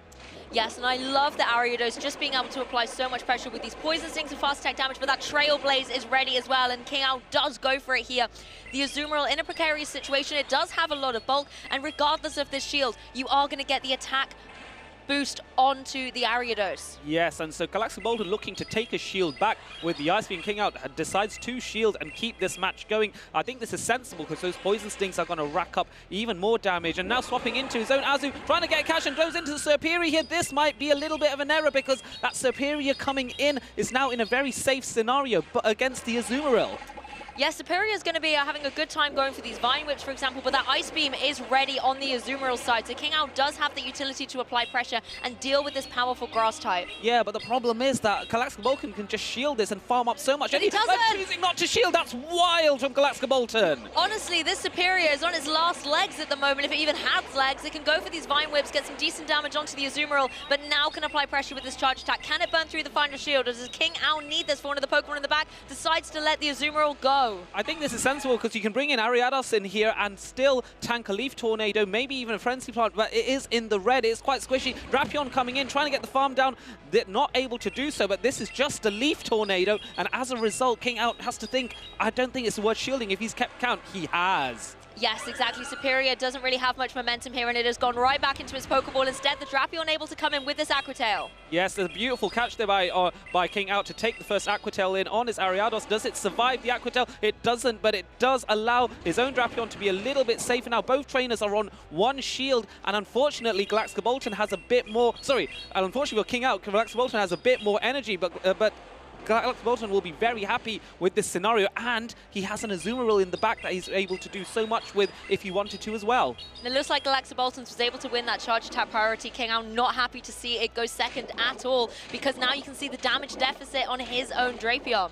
Yeah, the problem here now is that you shield this, you'll get your own Aqua Tail off, but then that charge attack priority is not going to be in your favor, as you've just said, Blue. And so I don't think there's a way to wiggle out of this. Galax-Bolton recognizing that having charge attack priority in this Drapion matchup is the key factor that's going to allow him to win, and he's very pleased with that. Well done to Galax-Bolton. I think it's devastating to find that information out so late in the game as well, because all your other Pokemon have been KO'd. You've got no flexibility to switch up your alignment, but that is good information for the rest of the set. Sometimes we see Drapions, for example, coming out in the leads, and that's when you can figure out that charge attack priority and use that information to adjust as the game goes on. But instead, King Ao's going to have to do that in the set if he wants to stay in the competition. Yeah, he was in the driving seat at the very start, but you know, the problem is that when you are playing in the Go Battle League, for example, you can't predict what the back line is because it could be literally anything. We don't have team sheets. We don't have team sheets, whereas in the Play Pokemon Go Championship Series, you get to see not only the 6 Pokemon your opponent is playing with,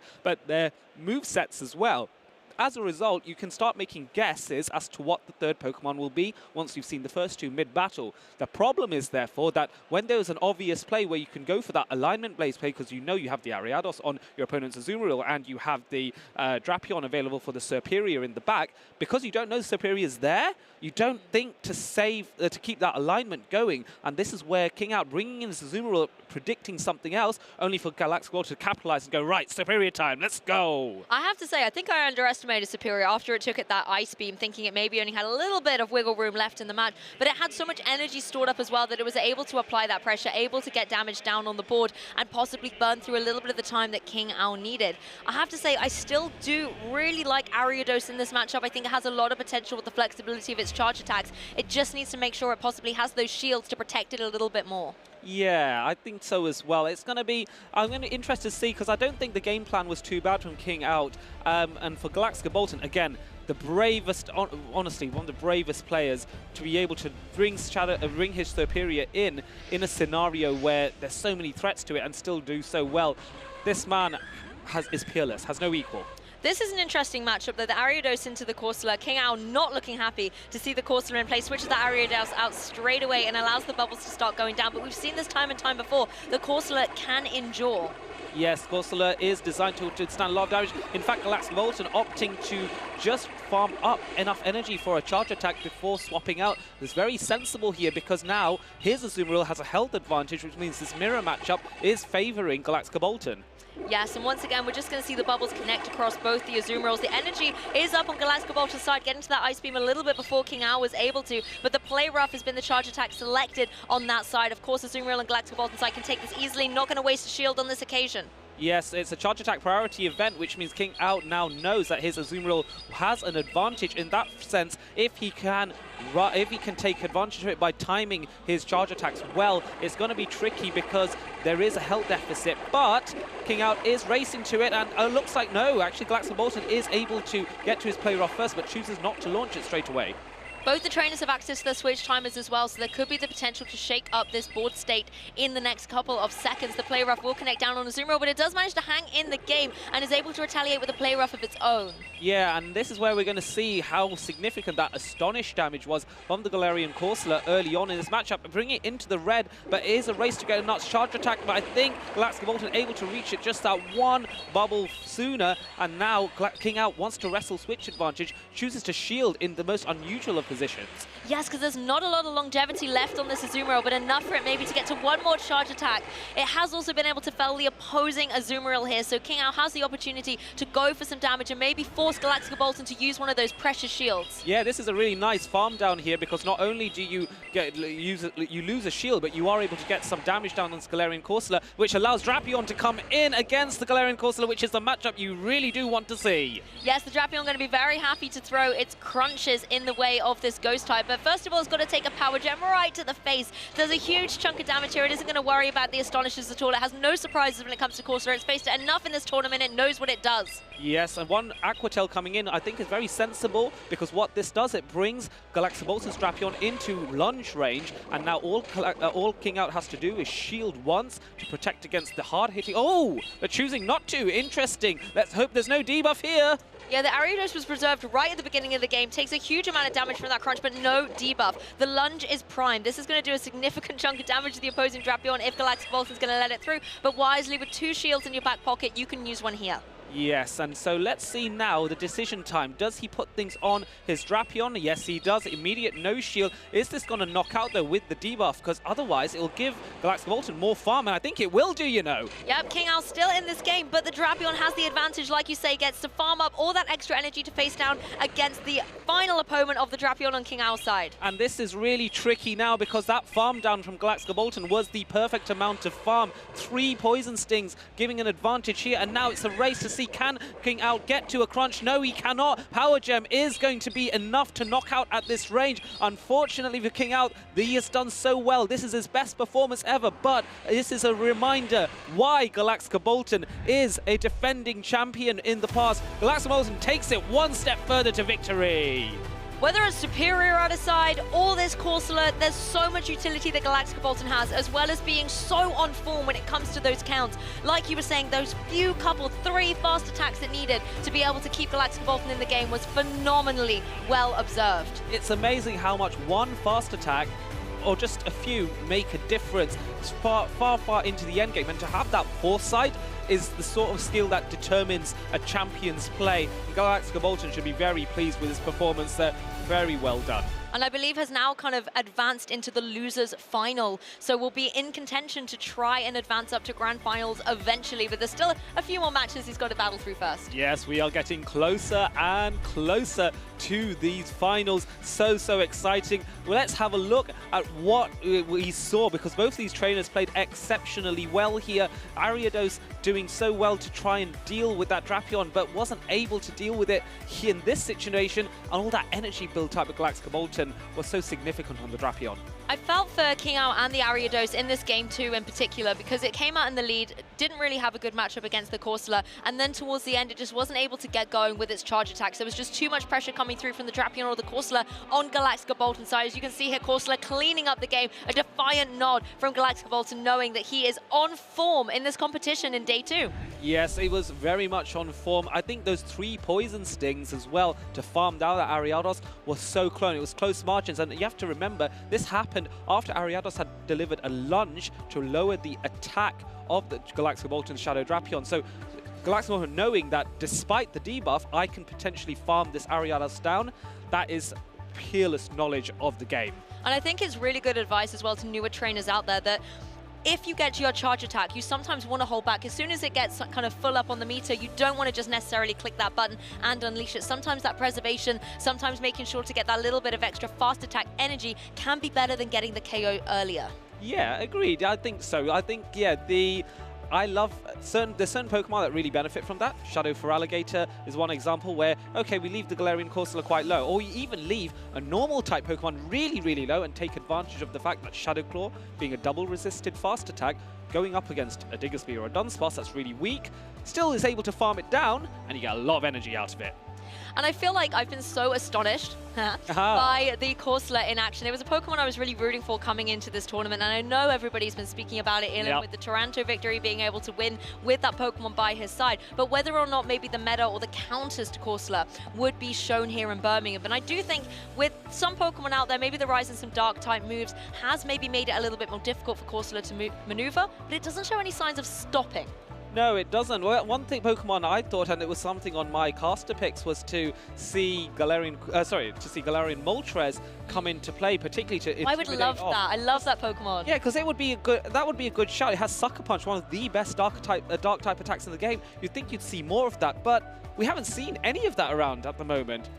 I wonder if it's because of the rock coverage of Galarian Corsola, maybe. That's true, actually. It's very interesting seeing Galarian Corsola be targeted by a lot of these kind of flying Pokemon, let's say, as well with the Moltres. But the fact that you can retaliate with the Power Gem, you've also seen it do so well against the Ice types, like the Dugong that don't want to take that. The Mandibuzz, again, another flyer with the Dark type coverage that can be given a lot of damage by those Power Gems. Just means that Corsola, you really can't ride it off. No, you definitely can't. As for all of you watching, therefore, get those 7-kilometer eggs hatch. Use your renewable incubator or use some of the extra incubators you may have stocked up over time and use those to open those 7-kilometer eggs. You can get those from opening gifts from friends. There is a chance that those eggs will be Galarian Corsola. Stock up a few, see which one is going to be closest to that Great League CP, and then go for that. Coming back, however, we talked about Galarian Corsola. Let's also talk about what else you can do at these events.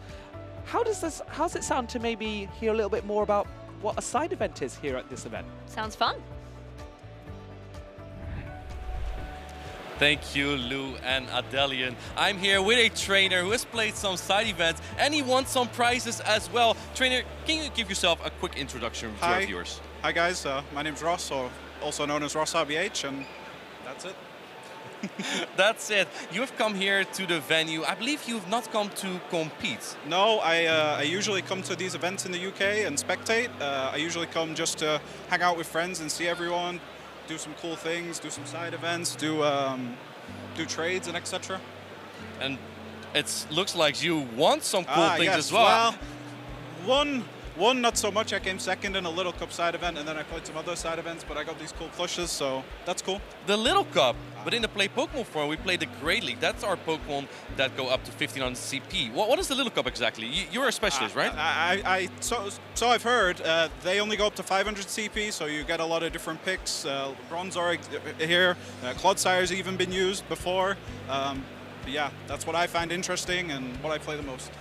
And why did you pick this Bronzor? It's the best Little Cup Pokemon, obviously. It's the tankiest, it's the XLiest, and I have like 6 build at this point, so I'm only going to build more. Are there any other side events that you have participated before in previous events? I believe we have the Europe International Championship coming up soon. Yeah, there's usually a Little Cup event there, which I'll obviously play. I think there's one at 4 o'clock today again. Hopefully I can get my revenge on Alitik. I don't know if you saw the post, it came up on the stream earlier. She did RPS me. It is what it is. It's the first time she's beat me. She's got a recording and she's got a picture of me sad, so yeah. That is fun to hear. Thank you so much, Ross, for your insights. Do you have anyone you want to give a shout out? Yeah, I'd like to shout out the Hangout crew. That's the main Discord I'm in. It's a great way to learn and grow a community. I'd like to shout out my fellow Spurs fan, Tom, aka the Gengar Life of the Spurs. And also, congratulations to my friend Lemon, who recently got engaged to Sienna. That's very nice. So, thank you. Thank you for interviewing me. Congratulations to Lemon, and thank you so much, Ross, for your insight. If you are not competing or you're out early, there are fun side events to compete in and win these incredible prizes. I might get a Clodssire myself there. All right, thanks so much, Ross. Let's head back to Lou and Adelian for more battles. I don't know who was more excited to see the Clodssire plush there, whether it was Ross or whether it was Martine. Definitely a lot of excitement and fun to be had at our side events here at the Birmingham Regional Championships. But it's time to get back to the competitive action, and we're not actually quite ready for the losers finals quite yet. We got the losers semis first of all. This is why I don't do the maths out there on the competitive stage. I do them back here with notes. Oh yes, it always helps to know what match you're going, and we know now we are coming into the Galax G-Kolton versus Anor. Both of these trainers we've seen very recently, only in the previous match match and the match before it, Galax took out King LWT, a trainer that is rising up in the ranks. Anor taking out the Titan that is Paula. She is an amazing trainer, but Anor has shown he is even better this time. I think throughout the losers bracket that we've just been able to commentate through, both Galax and Anor have had such intense matches to stay in the competition, and now they've got to get through another formidable opponent to get into those losers finals. And they will of course then face whoever the loser is from the winners finals to contend. Yes, and so the journey is coming closer and closer. Victory Road, you can see the light at the end of that tunnel. It's getting closer and closer to that. One of these trainers is going to go one step closer to that grand finals potentially. But who will it be? Galax, the Lille regional champion from 2 seasons ago. Anor hailing from the UK, defending that home turf advantage. Is it an advantage? That's the question. Anor is here to demonstrate it is.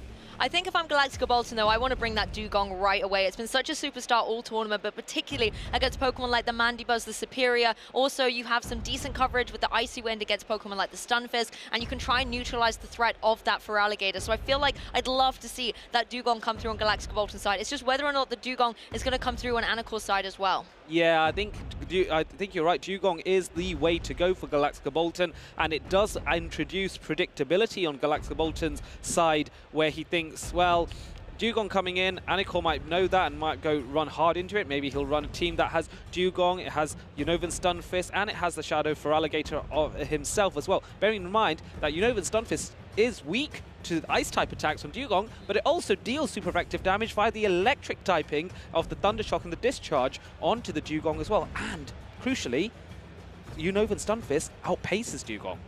That's very true. I feel like as well the Galarian Corsair and Galax side has a little bit of maneuverability here because the Mandibuzz and Anor side isn't running that Snarl. Yeah. It is running that Air Slash, so you don't have to worry about it too much, and I don't see any other Dark-type moves that could be difficult for it to deal with. The main thing it has to avoid is the fast attacks. Things like the Shadow Claw from the Feraligatr could be detrimental. But then if the Feraligatr is utilizing all its time on the field to deal with just the Corsola, for example, it means it's not going to have the utility to deal with Pokemon like the Marowak if that comes to the field. Yeah, and I think that's going to be problematic as well. I can't imagine the Marowak coming in here because I can't really see all that much room for it except against the Unova Stunfisk. But to be only able to beat one Pokemon and have threats such as the Mandibuzz, such as the Superior and the Feraligatr, risky. But we know what Galax likes doing, running wild stuff and being able to win with it. Well, I was about to say, I wonder if Superior is coming to this match, and Galax is like, yes, Lou, of course it is. It's in the lead against Feraligatr. Superior is having a great time here. Can now go for these Vine Whips into the Dugong, which might look advantageous, but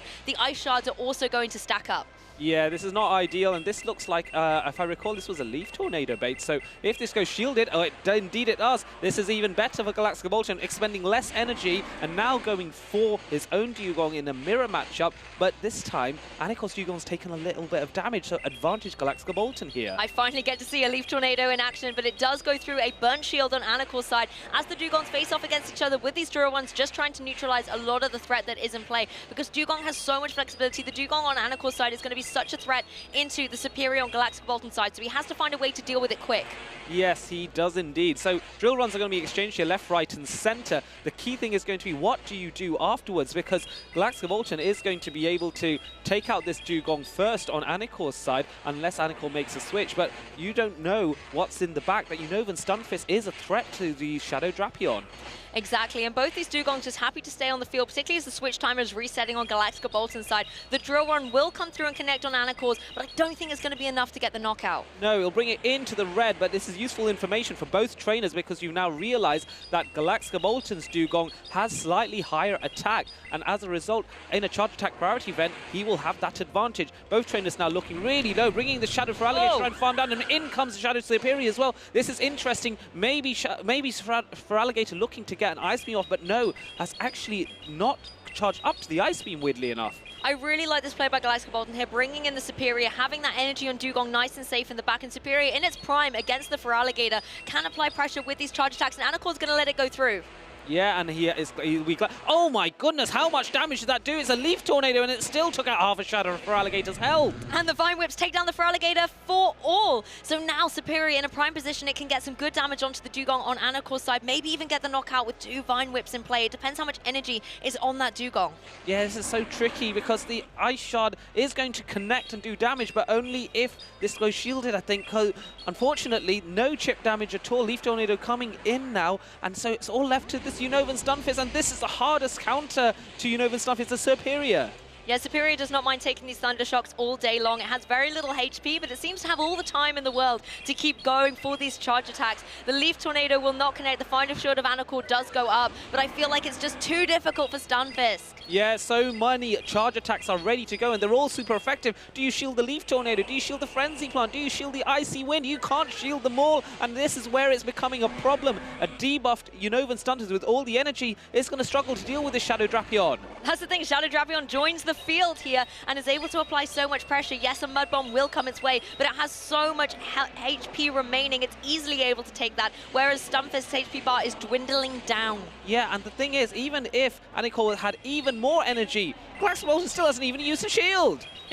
Well, the Aqua Tail is going to come through from the Drapion into that exposed Stunfisk, get the knockout, and Galax goes one step closer to staying in the competition, keeping the dream of becoming the Birmingham Regional Champion alive. This is such a wild, wild game. Because what confused me here is you had you had the Feraligatr come up against the Superior, you had the Dugong, and you had the Unovan Stunfisk on Anor's side, and Superior kind of handles all three. So you went like almost AAA. Well, Dugong is kind of a bit more iffy, but you went sort of AAA weak to Galax signature Pokemon that he always brings. That is wild.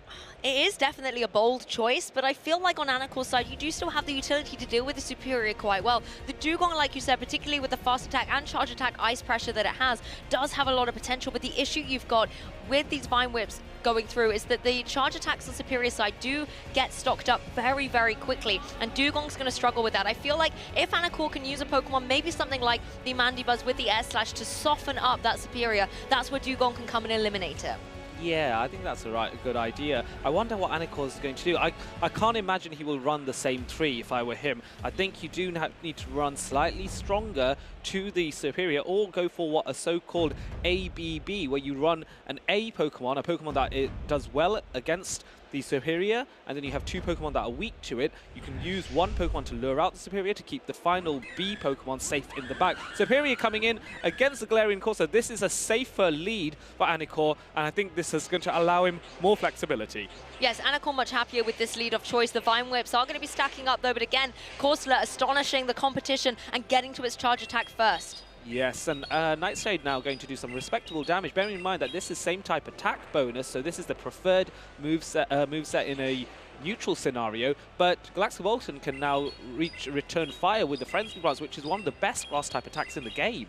Yes, Frenzy Plant will connect down onto this Galarian Corsair, but is easily able to take that. If I was Galax though, having a little look at the backline, that to be fair, he doesn't know of Anor. I'd quite like to get the Superior out of there and safe for the end game. Yes, but this is the nature with the lead, where this has to be a Pokemon that you don't mind losing, or you take a risk with losing, because now Dugong is going to be able to come in. Anor more than happy to see this Superior eliminated, but no, actually going for the Feraligatr here. This is a very unconventional play. I actually quite like that, though, because yes, you have to go for a shield, but the Shadow Claws will be able to farm down this opposing Superior. It's not going to get to a second charge attack in this time, so it gives the Feraligatr an opportunity to have lots of juicy energy. It was risky, though, because if that Leaf Tornado had gone for the debuff, then this would be very annoying and would force a switch on Anor's side. Switching anyway now to get to the Dugong here. Remy trying to make a read that there's a Pokemon weak to Feraligatr in the back.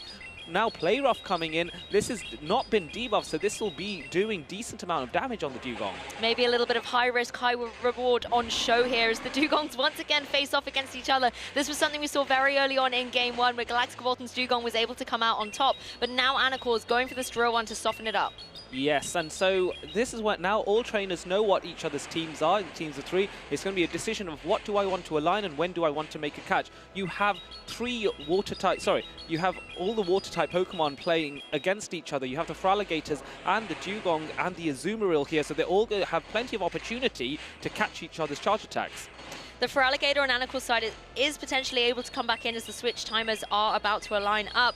The drill run is going to come through first of all from one Dugong into the Uller. I think they're just trying to use this time to get rid of the threat and then maybe play up for an endgame of Zzweilous versus Feraligatr. And it is a charge attack priority event that G-Kolton wins, and Anor actually allowing his own Dugong to go, putting it all on his Feraligatr that already has a lot of energy, but I don't think one Hydro Cannon KOs at this range, to be honest. Well, let's have a little look. Hydro Cannon comes through, and it is going to be allowed through, so we will be able to find out the answer to your question if it's able to get the knockout, but no. Dugong able to stay in play, and is only a couple of Ice Shards away from getting its energy up. Instead, Zzweilous makes the switch and to take the second Hydro Cannon. This is sensible because you've got as much energy as possible on your Dugong, but you didn't take that, crucially, didn't take that last Shadow Claw's worth of damage, would have knocked you out. Bringing the Zzweilous in to soak up that Shadow Claw, and now you can play this matchup out, go for and shield whatever you need to, and still have the Dugong in the back to snipe potentially in the end game. We'll see if G-Kolton can pull that off. There's so much room to maneuver on G-Kolton's side. Yes, he just went down one shield, but the fact that he had two to maneuver in this play, particularly when Zzweilous doesn't mind taking these Hydro Cannons, does give him a lot of momentum in this match. The second shield goes down for Anor. This Feraligatr is going to be exposed going forward if the Zzweilous is able to get to another play rough, and if it's able to hang on through the Hydro Cannon. Guaranteed, because that second shield is now used. Yes, and Anor is actually going to be able to get to that next Hydro Cannon because he's only one Shadow Claw away. Zzweilous rather slow comparatively to get to its charge attacks, and that does give Feraligatr an advantage here. Is this going to be enough? Not quite.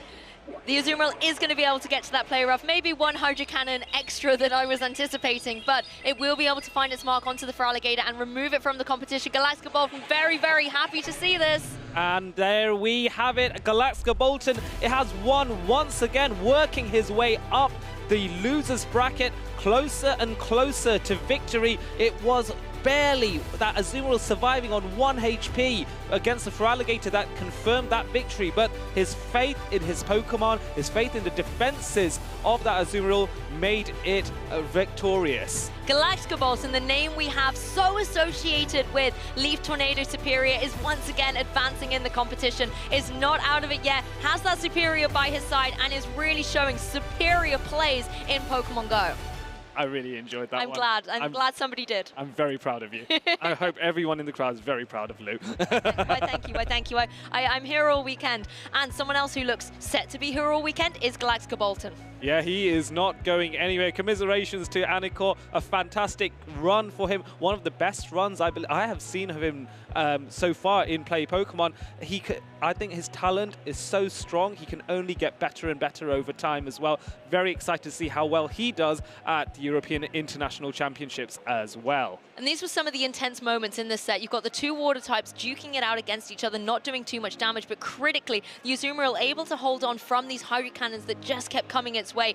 Being able to fire off that play rough, getting rid of the shields throughout the set, just enabled a fantastic endgame position for G-Kolton. I really have been impressed by how calculated those endgame situations have been by him as a trainer. Yes, and I think we're going to see more and more of that. He is going to be back on stream very, very soon, but I'm getting really excited, Lou. Do you know why?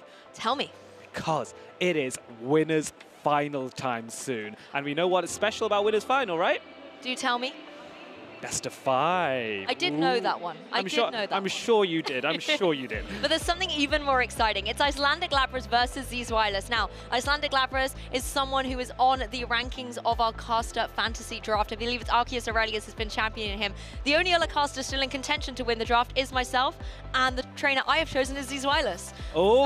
So not only is this an epic match between two phenomenal Pokemon trainers, but it's a little bit of a match between myself and our co-caster Arceus Aurelius too. Yes, so with Arceus Aurelius, right?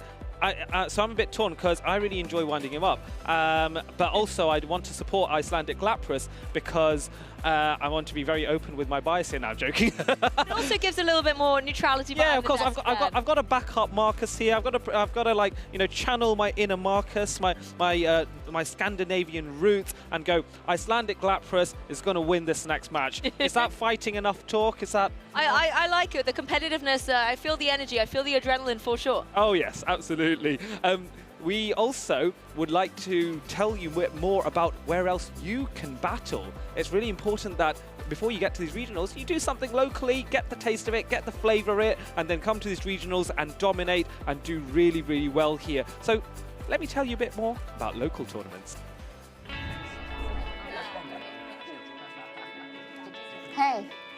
Do you want to play? Yeah.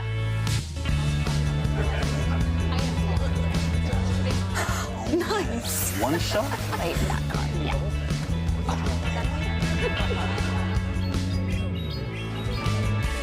I'll use twin cannons. Great game, guys. Bye. See you next week. Come play at your local Pokémon League.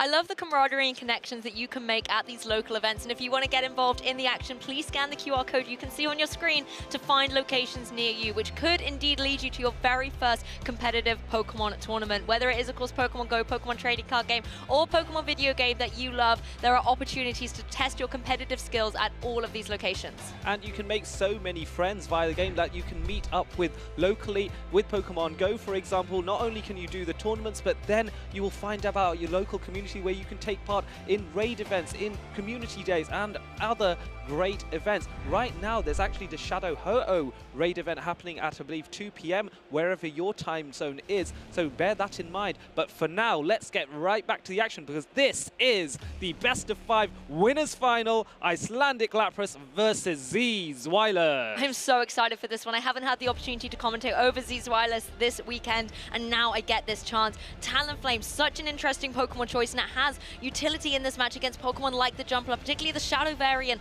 that can deal that extra damage. But the B-Barrel is the Pokemon I think everybody is talking about. Yes, everyone likes a little bit of B-Barrel action. It has been buffed thanks to the thanks to having rollout, and the best answer therefore for Icelandic Lapras is to put that Shadow Annihilate up against it. Those counters doing huge amounts of damage, and while Rage Fist is double resisted by B-Barrel, you can still use Rage Fist to boost your attack of your counters and wipe it out even more quickly. And you can use that Shadow Jumpluff with the Energy Ball as well to apply a decent amount of pressure. The one thing I really like about Icelandic Lapras' team is this triple Shadow that's going on. There's such a balance of offensive pressure with hard-hitting counters and Energy Balls and Aqua Tails, but then also this defensive core of the Azumarill, Diggersby, and Corsola, with so many unique types being able to have nice defensive coverage for any situation. Despite the fact that there are 3 Shadows, this is still a very bulky team, because Shadow Jumpluff is respectable and bulky in itself. If you then compare that with Zzweilous' team, there is still respectable bulk, but a bit less of it. The Diggersby and the Corsola are still very bulky. The Charjabug is respectable, but B-Barrel, we saw how much damage it took from a Hydro Cannon or from a Crunch, say from Shadow Drapion. That was pretty tough, and Annihilate, we know, isn't the bulkiest of Pokemon. It's all about attack. Talonflame is the preferred Fire Flyer, because out of all the ones available in Great League, it is the bulkiest, but even that isn't all that much. Well, it looks like Zzweilous is one of the few trainers still all aboard the Charjabug bus, as it were. Hey. And interestingly enough, we talked about Icelandic Lapras having 3 Shadows. There are no Shadow Pokemon on Zzweilous' team. So let's dive into this winners finals. Both undefeated trainers. The loser will go down into the losers finals and still stay in contention, but let's have a look. Counter into B-Barrel, so strong, switches all around. Oh yes, straight away both trainers recognizing that there's going to be a switch. Charjabug coming in against Galarian Corsola. Corsola takes neutral damage from all of Charjabug's attacks, so the decision is going to be, how much damage do I take before I launch that super effective Power Gem? Icelandic has no hesitation going for it straight away. This Zzweilous makes an immediate no shield. Really showing the bulk of both these Pokemon actually being able to take this damage, particularly the super effective attack there into the Charjabug, but it is able to get to a charge attack and null discharge. This is, of course, something that the Corsola is going to be able to take, by Icelandic Lapras saying no shield on this occasion. It's going to be able to hang on, but Charjabug not so much. Yes, I think Icelandic Lapras does the sensible decision to Oh, I see what's going on here. Both these trainers do not want to attack straight away, because Icelandic Lapras wants to lower the amount of damage that amount of health that Galarian Corsola has, so it's less farmable by the B-Barrel, and so he was waiting. Clever tactic, because both these trainers recognize that advantage each other gave. Not something you see every day, but the B-Barrel is able to wipe the Corsola off the stage now. But this does pave a way for the Annihilate to come back into the fray. The counters can come down into this B-Barrel. Thankfully for Zzweilous, it has this Surf ready. That's going to do so much into this Annihilate. Yeah, it's going to hit harder now. Talonflame coming in, and is Azumarill responding to that, and this is not looking great for Zzweilous, because this is the Pokemon Talonflame really does not want to deal with. There's so much farming potential on this Azumarill. The bubbles are going to be able to deal super effective damage and get lots of energy, particularly with this Ice Beam that, even though it is a fire type, it's still a flying type, so Talonflame is not going to appreciate it. But look at the energy. 2 flies ready to go on Zzweilous' side. It's time to take off. Oh yes, Zzweilous is going to be going fly, fly, fly all the way, not necessarily away, but wants to do as much damage as possible. Icelandic Lapras making the right call to no shield to fly, predicting that Zzweilous won't risk the Brave Birds so early, because if it were to be shielded, those bubbles will be able to take down Talonflame. Now you take the shields, now you start using shields and trying to keep this match going with that bubble chip damage. It's harder to run that risk the longer the turns go, so having to go for that shield and Talonflame as well in order to stay in the match, because the energy is still high on this Talonflame. There is the potential to once again bait out with this Brave Bird or Fly, because both of them are ready, but instead the energy is going to be preserved. Bibarel back on the field again, facing down against the counters of Icelandic Lapras. But I think the counters have done enough, because you know what, the Bibarel is so low, even Azumarill will take it out, but Icelandic Lapras is deciding to shield anyway because he can fully counter down, and he reckons he'll get to a Rage Fist, and at this range, Rage Fist will knock out the Talonflame for sure. It's in the red, it is not the squishiest Pokemon. Annihilate has the higher attack as well. Charge attack priority, Annihilate, advantage to him. Well, it looks like Icelandic Lapras is able to clean up this game one. Remember, it is a best of 5 in the winners finals. There's still so much room to maneuver for Zzweilous to come back into this game. Well, Adelian, for me, it was really all about that Annihilate. The fact that it was constantly able to find its counters down against the Bibarel, the fact that it was able to apply so much pressure meant that Zzweilous was constantly having to adapt to what Icelandic Lapras was doing. Yes, agreed. Icelandic Lapras had the alignment for dreams here. The right call at the right time, leading with that Shadow Annihilate.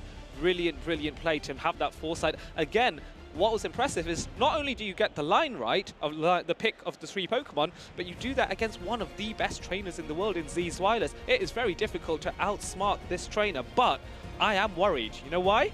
Tell me. Because Zzweilous might have been using this 1-0 loss to test what other tactics that Icelandic Lapras is going to try and do to me, and then how do I counter that? A bit like how Tonton reacts. He might take a 1 loss in game 1 and then react with 2 wins straight after. This time, Zzweilous has even more utility to do that because it's a best of 5.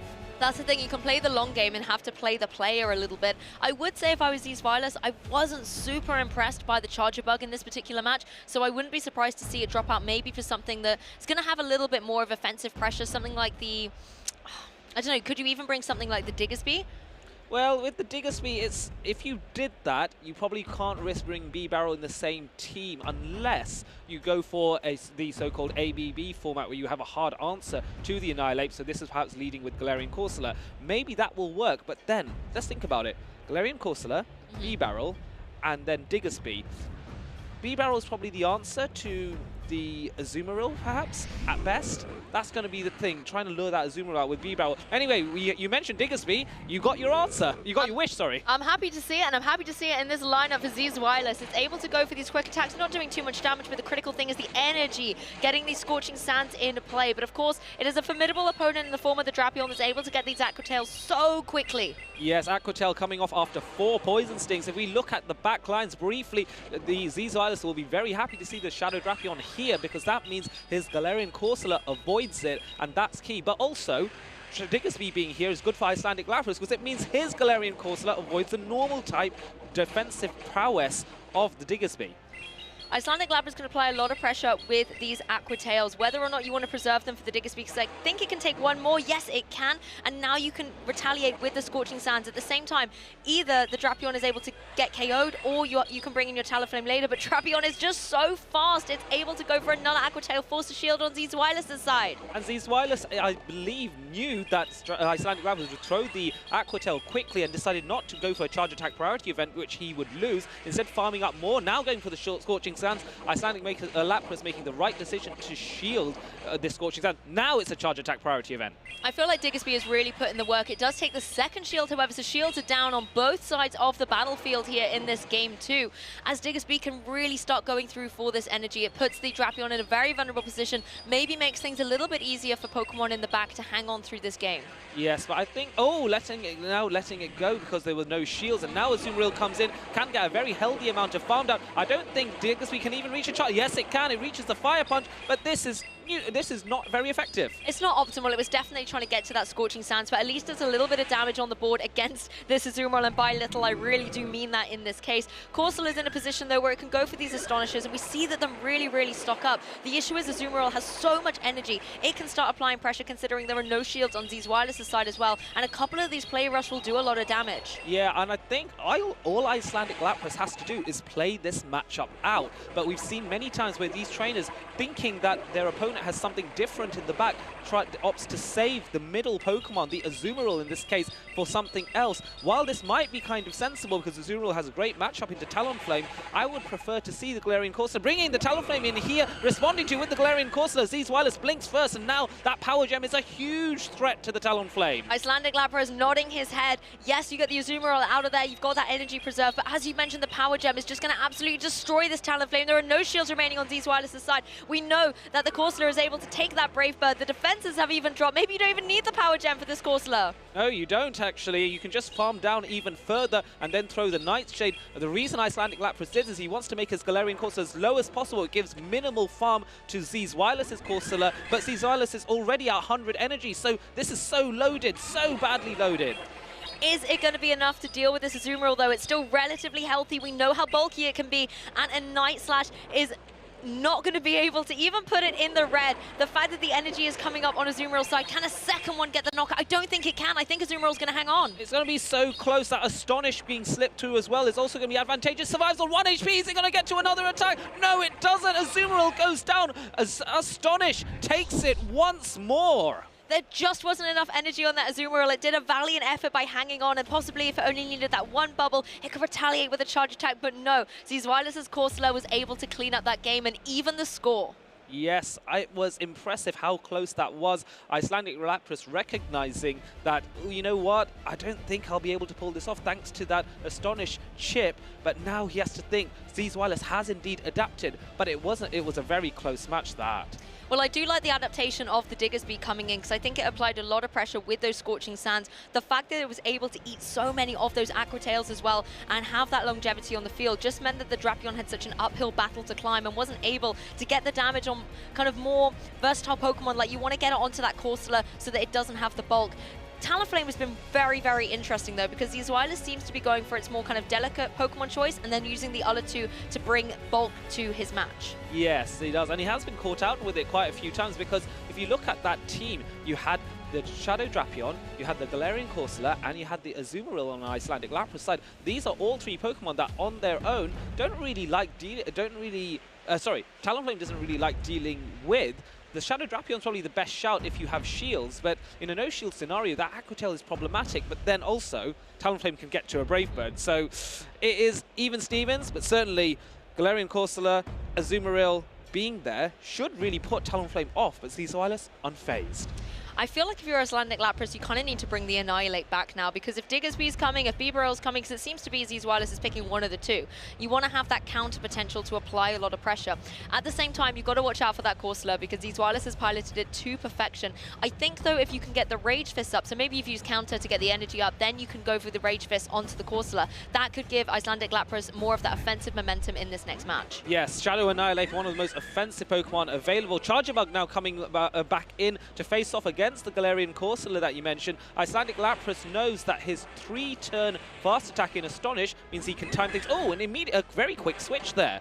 Yes, a little bit of energy for the Charger Bug, and now the Corsola is just going to face off against each other. Both of them Ghost Types, both of them going to take super effective damage from the Nightshades that they can deal out. And oh, it is significant. It can't take another one. No, it definitely can't. Icelandic Lapras is actually happy to stay in here because his other Pokemon aren't particularly good at dealing with this Galarian Corsola, so he's actually kind of happy to see it eliminated here with a farm down after that first Nightshade. Yes, just opens up the opportunity for the other Pokemon to shine, and the one thing I really like is actually the utilization of that shield, preserving the Corsola to be able to get the KO against the opposing one and have all this energy banked up as well, because you might be able to throw a cheeky Nightshade down onto something like the Charger Bug, or maybe just try and get the Power Gem down onto the Bibarel. And this is very clever because because Zzweilous waited as long as possible to make that switch in order to run down that switch timer. A very common tactic in the Go Battle League and in Show 6. And now Icelandic Lapras has less time to launch as many counters. Oh my god! Oh wow! How much damage did that do? I mean, that's one way to deal with the Annihilate here, and that's something that gave Zzweilous a lot of trouble in that game 1, so it will be a strategy for him here.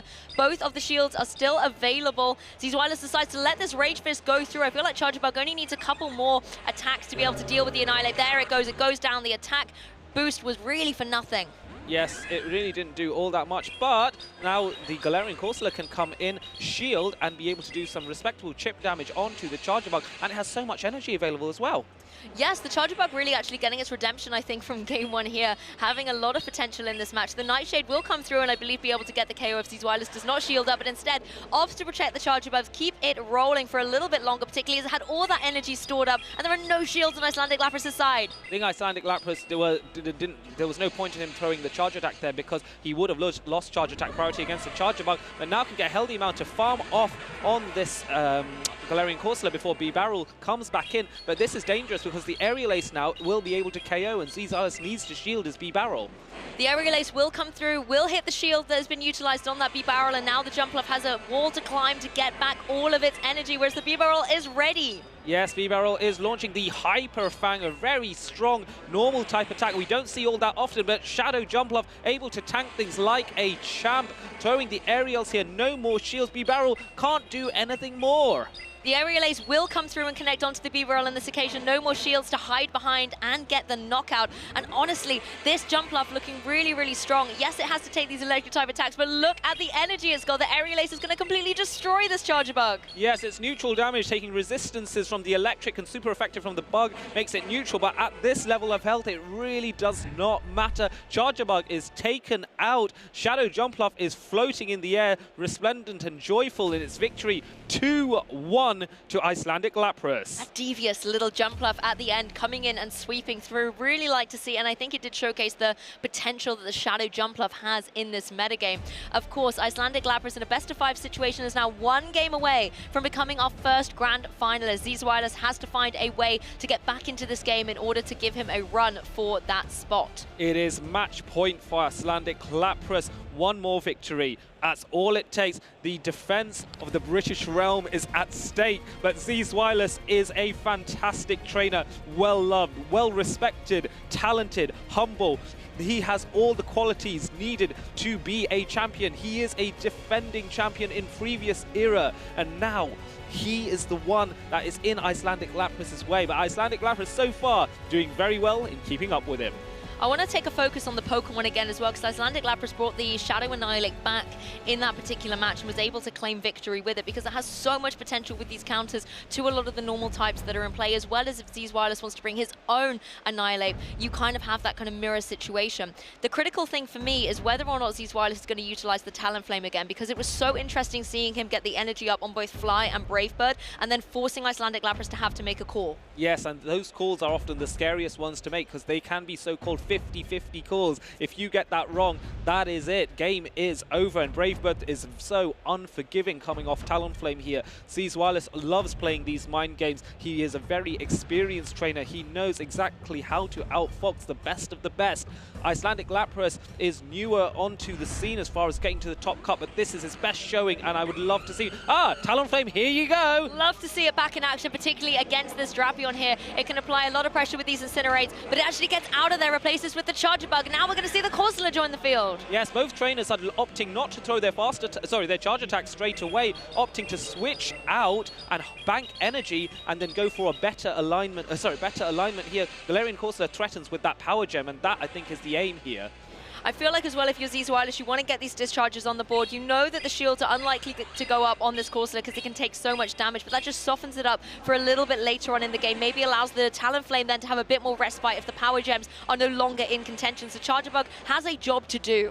Yes, Charger Bug definitely does. And the thing is, for Icelandic Lapras, he doesn't really have a good answer for that Talonflame when it's got a bit of energy. If you notice, it's a Shadow Annihilate in the back, and that is not going to appreciate Talonflame whatsoever. Another power gem coming in now. Both shields expended on this Charger Bug, on this middle matchup here. Zzweilous really wants switch, and I think he will get it. The thing is as well, you have that Diggersby, and the Diggersby can face down against this Drapion really, really comfortably. It's going to have to take the crunch first of all. The damage isn't going to be important, but whether or not the drop comes through could be critical. Diggersby able to just get up to this Scorching Sands, wants to apply a lot of pressure, but has to watch out for the Aqua Tail. Drapion is actually not one to be underestimated here. No, and I think even though there was a crunch there and it didn't have the debuff, it's done enough chip damage that the next Aqua Tail after this one is going to be sufficient to knock out the Diggersby. So the question for Icelandic Lapras will be how much energy... Oh, and it's a no shield on the Scorching Sands. This is going to really hurt Icelandic Lapras. Well, Icelandic Lapras has all the shields. Maybe wanting to utilize them on the Shadow Annihilate, though, that has been so strong. Look at these counters stacking up against the Diggersby. Completely removes it from play. The Annihilate annihilates the competition. And it is actually really good because Annihilate is able to chip away at this Talonflame. Sure, this is not an ideal matchup with it being a flying type, but Rage Fist means the counters, resisted though they are going to add damage upon damage upon damage on this Talonflame. Trying to get a switch in and trying to snipe with the X-Sizzle, but no, Annihilate uses a shield here. I like the effort. You've got that charge attack ready on the Charger Bug, but it is going to be too little too late. The shields are plentiful for Icelandic Lapras, meaning that this Annihilate can just go for counter after counter, Rage Fist after Rage Fist, and get the attack sky high. Icelandic Lapras has impeccable timing there, going for potential charge attack priority. He knows Annihilate will win, has got so much energy back. Now it's just a race to get to that next charge attack. Is he going to pull it off? Fly coming in. Surely you shield this. Now, what does Icelandic Lapras do? He is nodding. He thinks he knows the answer. You've just got to keep clicking that counter button and Rage Fist. That's really what Annihilate is here to do. And it will be the way to remove Talonflame from prey. The way for Icelandic Lapras to carve his way as our first Grand Finalist. Grand Finalist indeed. Icelandic Lapras, you are in the medal contention. The silver minimum, I believe, and gold is within touching distance. Fantastic play, defeating one of the great titans of the game in Zzweilous. When I spoke to Icelandic Lapras earlier in a winner's interview, he said he's not won a title yet, but it's something he's got so close to. And I said to him, maybe this could be your tournament. I am telling you now, he is carving a path for that victory. He heard what you said, Lou. You told him maybe this is it, and he went, yes, Lou's told me that, therefore it is. You're Lou, you decree it, and he delivers. Hey, he skipped his partner's birthday to be here, and I think this is definitely a way to get that reward through. Huge congratulations to him going into our grand finals. Zzweilous, however, it is not the last we will see of him. He will drop down into our losers finals to try and battle it out to come back up to face Icelandic Lapras in grand finals. Yes, and I can certainly see Zzweilous having the strength to do that. He is not a trainer that takes many losses, and when he does, on the rare instance, he makes sure there are as few and as far between. Both of these trainers have a lot of healthy respect for each other. I mean, how can you not? These are two brilliantly talented trainers, and you can see the power of the Annihilate here, timing that Rage Fist in order to knock out the Talonflame out of the skies. I love this Annihilate. I mean, it's been a standout the whole weekend long, but this was a fantastic way to showcase its play. The counters were so well aligned in this game one as well, really giving Zzweilous not a lot of room to maneuver.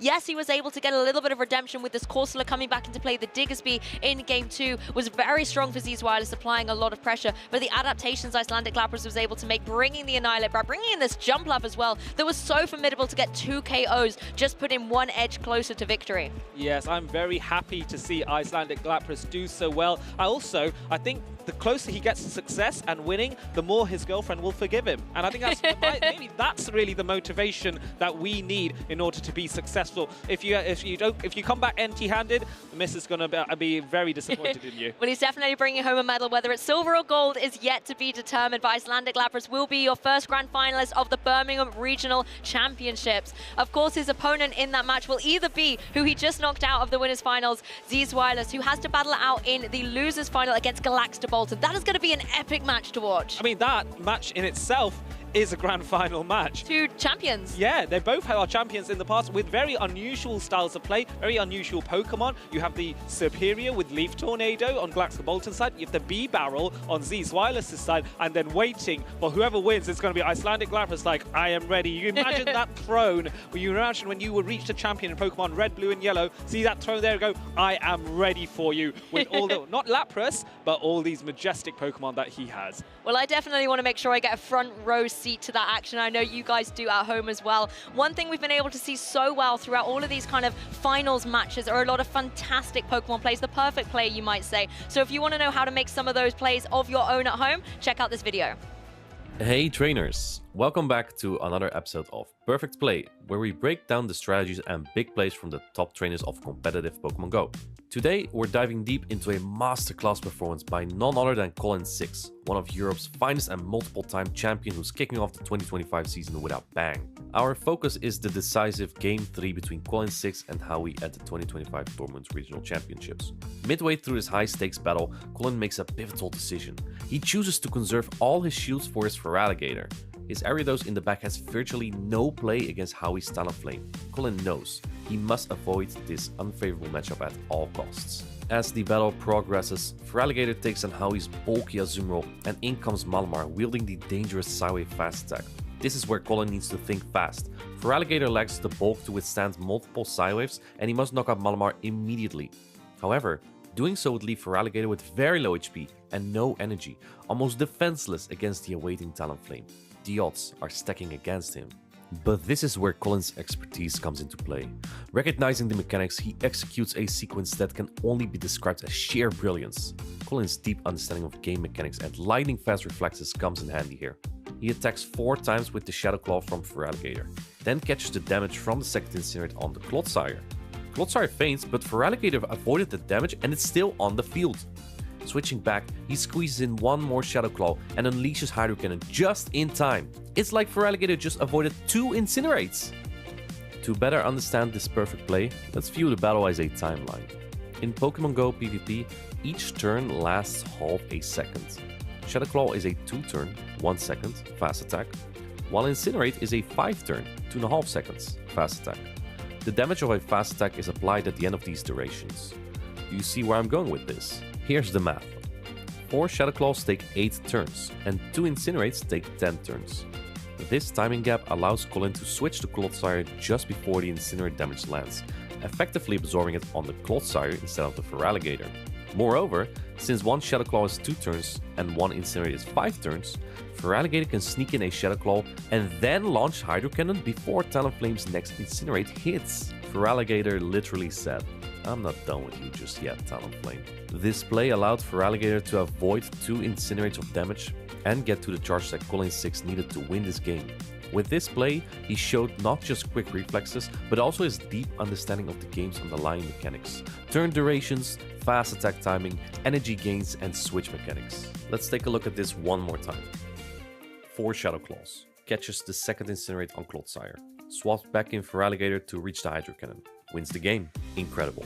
The decision-making of Colin6 under pressure is a neat display of high-level competitive play. He assessed the situation, calculated the exact timing needed, and executed flawlessly, all in real time. Wow.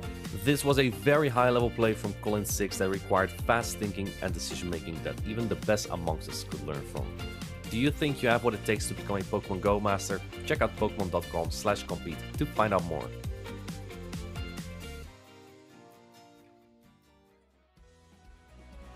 Welcome back, trainers, to the official broadcast of the 2025 Birmingham Regional Championships. You are here for the top 3 remaining trainers that battled all the way through day 1 and day 2. We're gonna have the loser finals and the grand finals after coming up. My name is Martijn. This is our brand new co-caster, Marcus. Marcus, how fired up are you for this upcoming match? Look at me. Do I not look ready for some great matches, some finals? Do I not? Yeah, you look alright. Oh, stop it. Thank you so much, Martijn. I'm super happy to get to enjoy these finals with you. My first ever finals, not as a player, but I have been in finals before. I just wanted to get that out there. So as a player, can you describe to us, as myself and the viewers, what is it like to get this far? Do you get nervous? Well, for me, when I got to the finals, I was already done being nervous. I felt like everything was bonus when I got to the finals because my expectations were not to win. But so when I finally got to that stage, I felt like I can do whatever here. And so my nerves kind of left me. But yes, sometimes I am a nervous player, but when I got to the finals, I just felt like I have everything to win. Let's see if these trainers have everything to win. Zzweilous versus Galax G-Kolton. Zzweilous had just lost in the winners finals to Icelandic Lappers, but has a chance to come back in the grand finals if he can defeat Galax G-Kolton, who made a crazy losers bracket run so far. This is a best of 5, so whoever wins 3 battles wins this match. Both players are top 3. They have a medal already. Here we go. We're starting finals. Zzweilous with the charger bug into the superior for Galax G-Kolton. Of course it's the superior. It's his signature Pokemon. He's always going to run in here. And this looks very good for Zzweilous. What is Galax G-Kolton doing? He's disrespecting the charger bug. We see the Azumarill in the back for Galax G-Kolton, a water-type Pokemon. Both these Pokemon take super effective damage from the charger bug, and we see the first Protect Shield go up from Galax G-Kolton. Perhaps that is indicating he will go for the Leaf Tornado. He does. If you can get the double attack drop here, Superior may have a chance in this matchup. We know Galax G-Kolton's plan here, and it's successful. It is a debuff. He's not a mortal man like the rest of us. He has a 100% debuff rate when it matters. If you're familiar with the Pocket Trading Card game, this is what a coin flip is. That is Leaf Tornado. And now you can possibly win this matchup because the X-Scissor will do way less now on the Superior. I think the next one will not knock out yet on the Superior. And the Frenzy Plants, as you can see, is a hard-hitting move. And the Volt Switch damage from the fast attacks of Charger Bug does not do a lot to the Superior. But I see something, Martijn, lurking in the back. It is the Bibarel, and going for the Frenzy Plant at the very last second. The Superior will win this matchup, but Galax G-Kolton did have to do that at an expense of 1 shield as Zzweilous lets this go. He's going for an energy advantage. Oh, the Bibarel! Oh man, what are you going to do into this Beaver? Azumarill doesn't have a great time here, but the Galarian Corsola, Marcus, this is not even its worst matchup. I gotta say, Galax G-Kolton, he did not bring the correct team to this battle. Zzweilous read his mind. He has brought the 2 normal types to deal with the Galarian Corsola, and there is a Galarian Corsola in the back. The Galarian Corsola doesn't really have a lot of place to go. I think Galax G-Kolton is fine with this matchup right now here, as with switch advantage he avoids the Bibarel with his Galarian Corsola, but Doom awaits in the back. Bibarel with shields is better in this matchup, as Azumarill will take it out in 2 player off, but if you cannot land those 2 player off, Bibarel will outpace to the Hyper Fang, and the Hyper Fang deals very good neutral damage. It does chunk, and here we see Galax G-Kolton waiting. He wants to land this player off because there is a Corsola in the back, and it does How about you wait for this one, because this Azumarill is almost taken down. I'm not even sure if he can get to another charge stack. Galax G-Kolton, the Ice Beam is being reached, but this is resisted. This is not going to do enough damage to take down the Bibarel. Zzweilous was not very happy with this charge stack, but as soon as he sees the Corsola, it's where's the smile? Where's the smile, Zzweilous? Realize what is going on, Zzweilous. Realize what is going on. You have the best matchup of your entire life going on here. There is, sadly, I would love to hype this matchup up, but it's going to be tough. Can Zzweilous take out the Corsola without revealing his Diggersby? Galax G-Kolton still has hope, as Zzweilous is still throwing another serve here. It's going to wash all over this Galarian Corsola that is hoping for that Annihilate or Talonflame in the back, as you can deal super damage into those. Still not taking out this Bibarel. Finally, the Nightshade's coming through. I want to see the expression on Galax G-Kolton's face as soon as he sees the Diggersby. I assume it's going to be a nod of resignation. He's going to realize... Come on! Why did you do that? He's not even going to bother throwing the moves. This Diggersby, it would have taken 2, maybe 3 Galarian Corsolas to take out this Diggersby. Diggersby double resists the Ghost-type damage and single resists the Power Gem from the Galarian Corsola. It has no chance. Zzweilous, with his double normal-type backline, wins game number 1 in this losers finals. That is a best of 5 against Galax G-Kolton. That means Galax G-Kolton still has plenty of matchups to come back in this best 5. Imagine the Superior was not on the Charger Bug, but on one of the normal types, because the Bibarel has a water subtyping and the Diggersby has a ground subtyping, both taken super effective from Superior's grass type attacks. But I think Zzweilous probably would have tried to bait out the Superior because he was running an A-B-B line. In this case, his counter to Superior was in the lead, his A, and the Pokemon weak to Superior were in the back, the B. So if he would switch in the Diggersby, he would be hoping to bait out the Superior. The problem with that is, though, that there's also Azumarill and Dugong on the line of Galax G-Kolton. But imagine if Galax G-Kolton was running Azumarill in the lead into the Charjabug. The Charjabug is super happy because it has a very good matchup into the Azumarill, but not good enough so that Azumarill cannot fight back. And that would have left Superior free to roam in the back. So in this occasion, I think Galax G-Kolton should have put Azumarill in the front instead of the Superior. Right, he went super weak into that Pokemon, into the Charjabug. Here we see again the team. That is Leaf Tornado Superior, by the way. That is his signature Pokemon of Galax G-Kolton. Thank you, Tristan. Thank you. Very nice. Thank you for changing that. I appreciate that. But what do you think about the Shadow Marowak? Because the Superior is coming every game, so you want to counter the Grass type. Can you handle the ground types in the same way? Because the Charjabug would not like to see that ground type Marowak. But I do think that Marowak is really good into the team of Zzweilous. The only real counters that he has, as we see here, is that Talonflame. Yeah. Previously, into one of his previous opponents, he used the Annihilate. And was that against Galax G-Kolton? I think that was the winners round 1 where these players played, where Zzweilous used the Annihilate to take down that Marowak. That is correct. You just reminded me, this is a rematch from earlier today. You're correct. And here Galax G-Kolton finally gets the lead. This is exactly what B-Barrel does not want to see. No Diggersby this time, but look at that. Galax G-Kolton went pretty weak to the Charjabug again, but he swaps in his hardest answer, the Talonflame, and is met by the Azumarill. I think this is... The game plan is not bad from Zzweilous because you're not expecting an Azumarill behind the Superior because you just destroyed it game 1. This matchup is not that bad for Talonflame when both Pokemon don't use any shields, because this Ice Beam is not going to knock out the Talonflame, and then the Talonflame has a Brave Bird loaded. That might get really close to knocking out here. That is the opportunity. Wait, does it knock out? Oh, he hangs on to the bubble on 1 HP here. This would threaten the knockout, but I believe that Galax G-Kolton should put up the shield and keep the alignment for the Superior here. I like that play. A shield up though, the Charjabug from Zzweilous looks really good. He doesn't know it yet. Perhaps he's fearing the Shadow Marowak in the back, but there is no Shadow Marowak for Galax G-Kolton in the back. It is the Shadow Drapion, and Shadow Drapion takes a lot of damage from the charge attacks from this B-Barrel.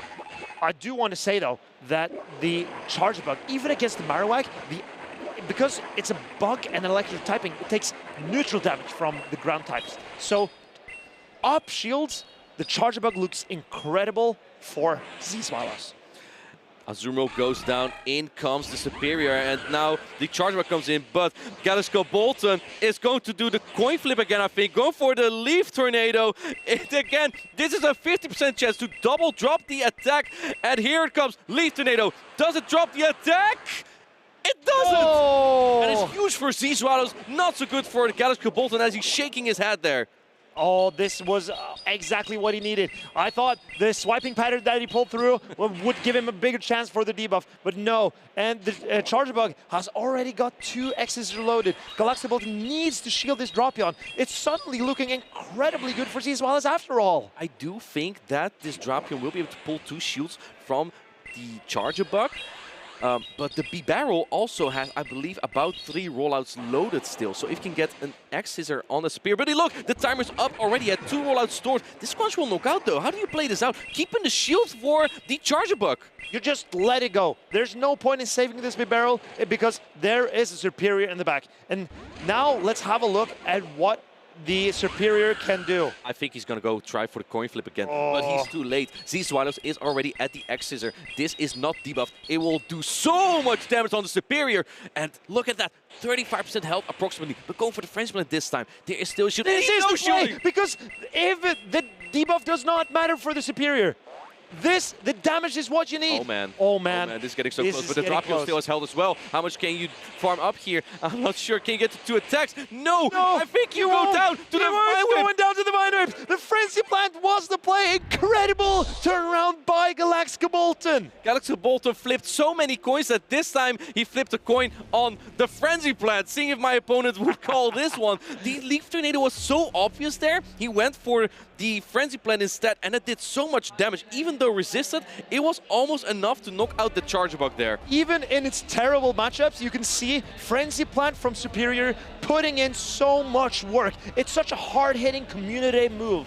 I think that if Zzweilous brought in the Charger Bug into the Superior, he would have been in such a better spot because there was no answer to the Charge Bug on the team. There was no Kanto Marowak this time from Galax G-Kolton. I think Zzweilous did predict the Talonflame this time. He did predict the Kanto Marowak this time because he brought the Talonflame. And I think that it was a good choice by Zzweilous to predict the Marowak and use the Talonflame, but I agree. The Charger Bug looks like a great safe swap if there's no Corsola. And no Corsola and no Marowak.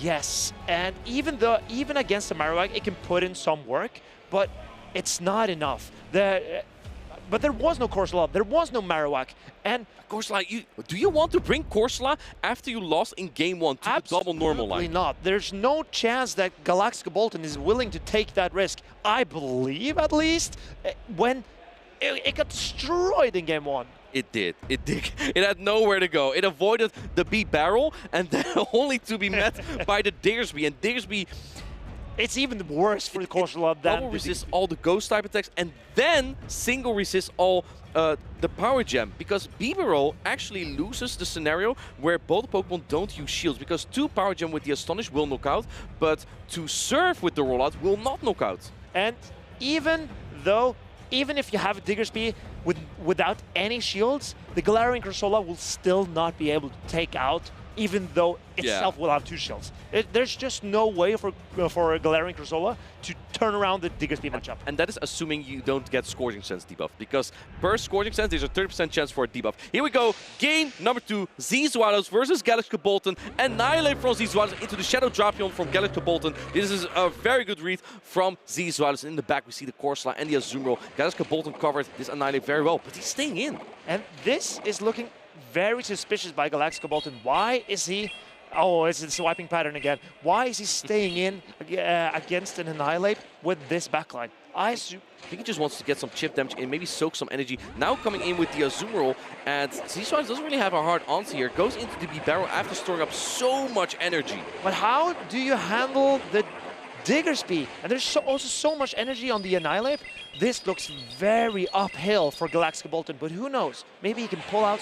But I think Galax G-Kolton might not be expecting the Diggersby, because Azumarill core breaks Annihilate and Diggersby. So if you lead into Annihilate, you might not be expecting the Diggersby in the back, but that is what Zzweilous did. That is exactly what Zzweilous did in Game 1 as well, earlier today. So I'm very surprised. That's when he led the Charger Bug, I believe.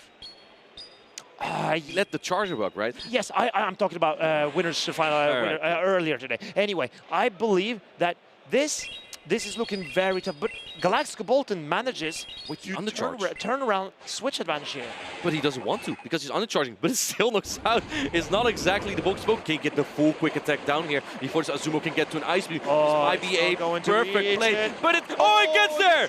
Exactly. How do you do this though, as Galax G-Kolton? You have 2 things very weak to the Diggersby. Zzweilous taking the risk that there will be no superior, and there isn't. Where do you go here? Because Galax G-Kolton went super weak to the Diggersby, and now this Diggersby standing here with a lot of energy. Drapion will feint to 1 Scorching Sense, and the Galarian Corsola has nowhere to go. Look at that, go for the 5-punch bait, and Galax G-Kolton shields it. That is brutal. And this, man. This is Zzweilous expecting the superior, goes into the Annihilate.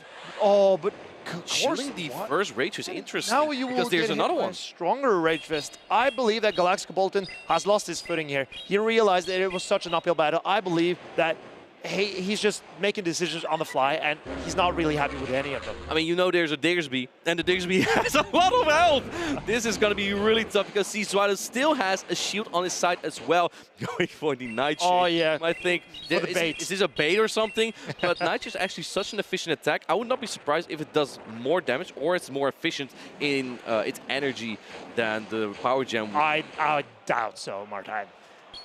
I don't know, man. Yeah, I don't know. Nightshade is a clone of Fly, right? And Fly is a really strong attack that Talonflame has.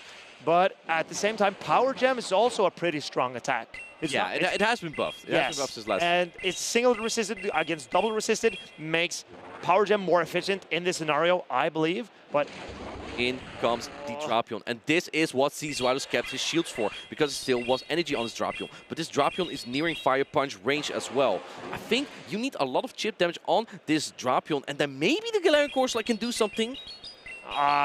There is just no chance. There's no chance, because this is going to knock out. This knocks out the You don't Drapion. even get to another Aqua Tail here. And then the Galarian Corsola comes back in, but it has no backup punch here. Oh, the Galarian Corsola has not been able to find a target for Galax G-Kolton. Every time he brought it, it's been on the Galarian Corsola. It keeps losing him in the game. And when he dropped the Galarian Corsola, that Pokemon made... It was a lot better for him. He won the game where he dropped the Corsola, and Zzweilous has kept winning by getting his normal types on the Corsola.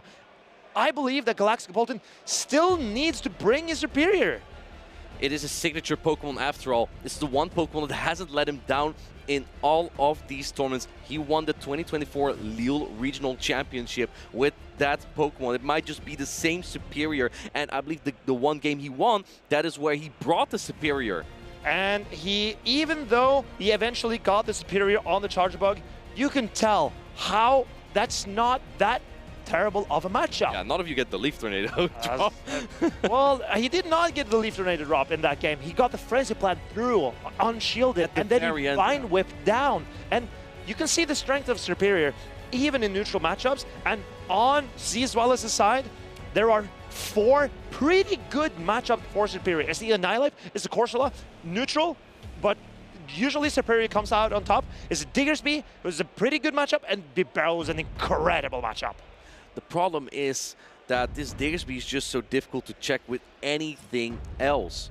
I believe the Azumarill is playable, but it is tough to bring, in my opinion, because the Charge Bug core breaks the Azumarill Superior core. But let's see how these players are going to do this. Game number 4, Zzweilous on the left with 2 to his name, and Galax G-Kolton with the Galarian Corsola. He has 1 point. He needs to win this battle to stay in his losers final. Oh, but this Charge Bug looks ready to go, and it looks incredible for Galax G-Kolton. No, for Zzweilous in the back. He doesn't know it just yet.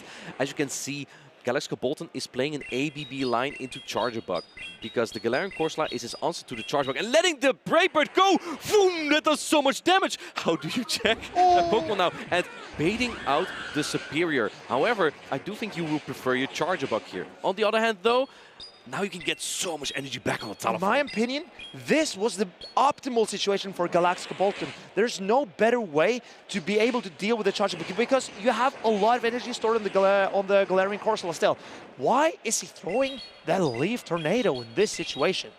I think he's hoping for a Vine Whip down after this, and perhaps even a drop, but let's see. Oh, that is perfect, actually. Gets the Vine Whip Never mind me. I'm sorry. Tornado Frenzy Plant. He throws the Frenzy Plant, actually, because if you get the attack drop, this Talonflame would get another Incinerate in and get more energy even. I'm sorry to say, Galax G-Kolton, I was not familiar with your game. You clearly have this figured out. And I assume he's going to come in with the Azumarill. Yeah, to soak all the damage here. If you have another Brave Bird loaded, there's still 2 shields in play. He's one off another Fly. I'm not sure if you can get it on either the Azumarill or the Galarian Corsola, because 2 fast attacks might knock out the Talonflame. Now it is all in the hands of Charge Bug. Here it comes.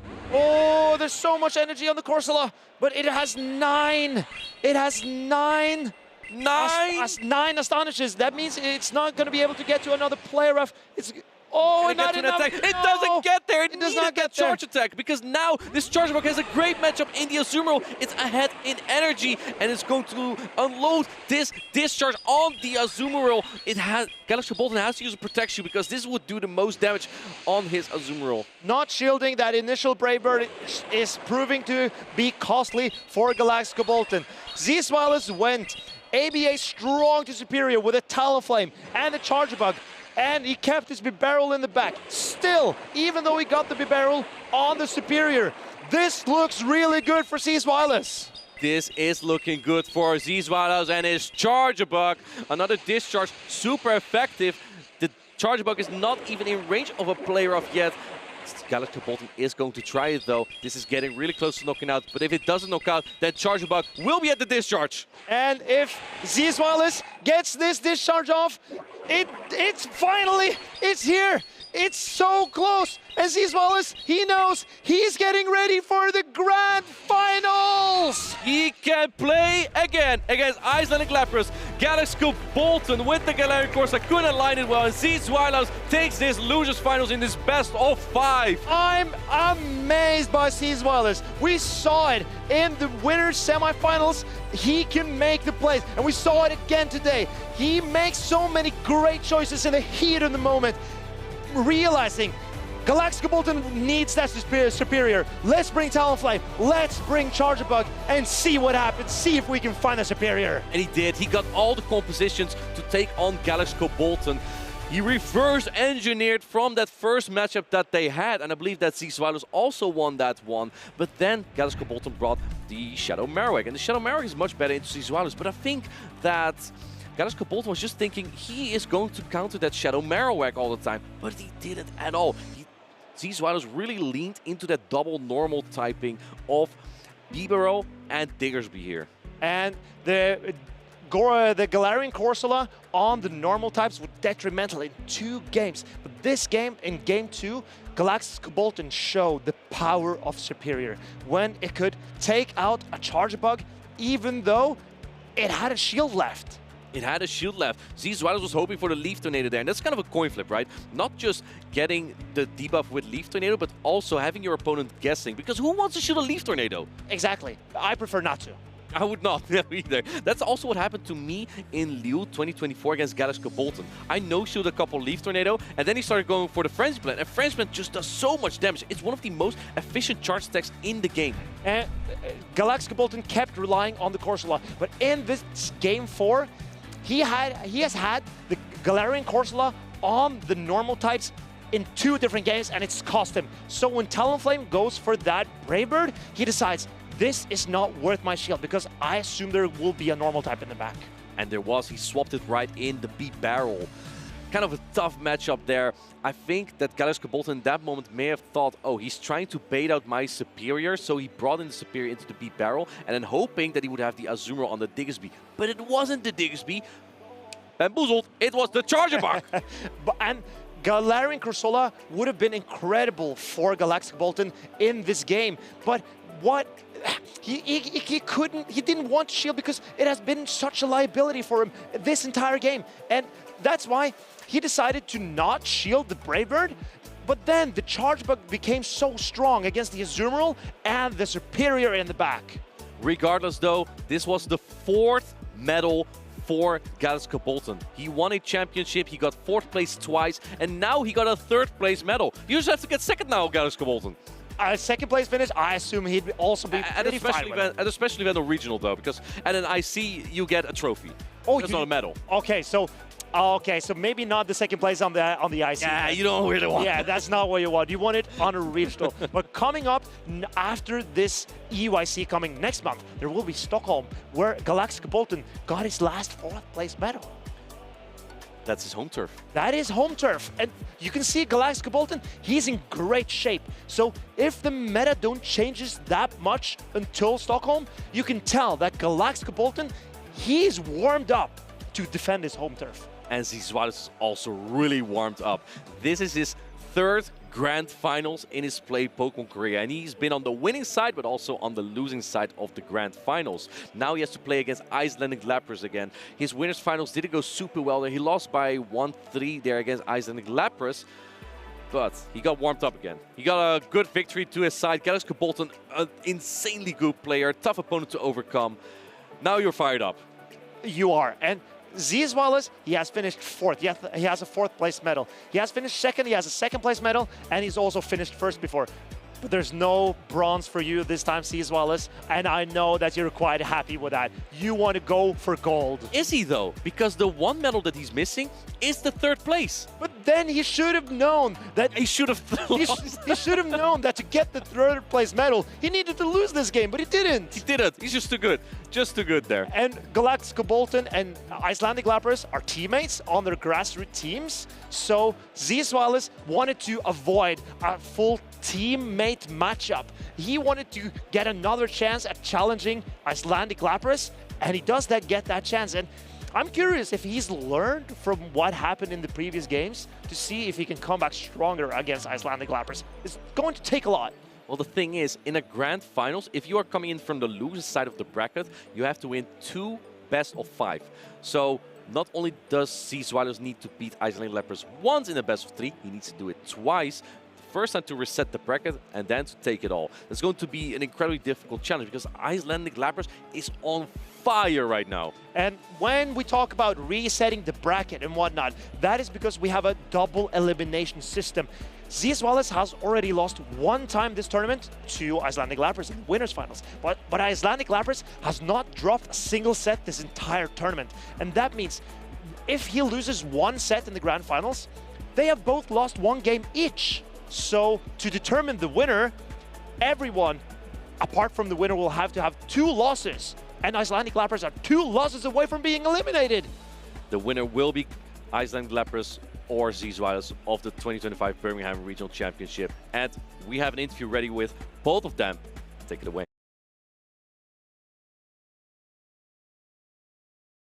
Hello, thank you so much to these 2 trainers that have made it all the way to the grand final. We have Icelandic Lapras and Zzweilous. Welcome in, gentlemen. I'm going to start with you. Did you ever think, Icelandic Lapras, that you would be coming from the winners bracket in a grand finals here at Birmingham? Absolutely not. I feel like I've been really, really close at every single round to just being eliminated. I've won 7, I believe, and I've had 1 set where I didn't lose a battle. Like, I lost my first game of the entire tournament. I really thought, oh, I could just go 0-2 here, and I've just snuck out a win in game 3, game 4 every time. I don't know how I'm doing it. I don't know if I can continue. Well, a lot of people here in the crowd really hope that you will continue, but there is a very, very strong opponent in your way in Zzweilous. What is your opinion of this man from his previous record? Does he intimidate you? Oh, he's terrifying. He runs the craziest picks and wins regionals easily. Like, no one else in the tournament has brought Bibarel. No one's running Charger Bug. I'm not prepared for this. I'm running normal, like, standard meta stuff, and he's... You are prepared, my guy. You are prepared. You have been prepared before. Well, I expect he knows some tricks that I don't know about the matchup, which I would think he's a very experienced battler, a regional winner. He's been here before and I haven't, so... Yeah, well, do you think then, Zzweilous, do you think having that experience of being a regional champion, is that enough of an edge to beat Icelandic Lapras? Do you think it helps you?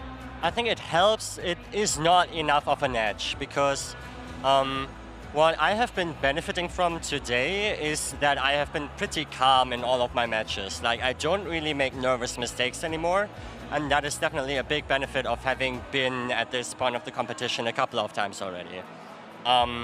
But also, he's just a very, very good player, and that doesn't go away just because you're a little bit nervous. And he has beaten me before. All of his 6 Pokemon have played into my team, which makes it very difficult for me to build a strategically sound line. And I think I will run into that difficulty again. It is possible to overcome that. I know that ahead of the Gdansk Grand Finals, I said, I have no way of beating Tonton's team. I have a way of beating his team, but it's an uphill battle for sure. For sure, for sure. And you are coming from the loser's side of the bracket, which means the challenge and the pressure is perhaps a little bit more on you. Is that now, Icelandic Lapras mentioned that he was a little bit intimidated by your talents. The fact that he's at an advantage, does that scare you a little bit as well? Sorry, it's very loud in here. I'll repeat the question. Does the fact that you're coming from the loser's side of the bracket concern you about your ability to win against Icelandic Lapras? I will play my battles as if it's even still. I don't really think that I will take more or less risks. And I have been in all of my grand finals from the loser's side. I managed to win after a bracket reset once. I didn't manage to overcome my last opponent. It can go in either direction, and I'm honestly just here to have fun and play the games. This is what I'm here for. This is a fantastic statement. I'm going to ask you both the same question now. I'm going to come first to you, Zzweilous. Is there anyone you want to dedicate this next battle to, or any group of friends you want to give a shout out? I know you mentioned a few already, but anyone so you want to go, this is for you. Who do you want to shout out? Waffle Paddles, this is for you. And Icelandic Lapras, I know you've got a bias because you've got a birthday that you've abandoned to be here, but I think she'll forgive you. Do you want to give her a shout out, or anybody else as well? My partner, I know Jill, and Jill's watching at home with her mum and our dog Trixie. Happy birthday again.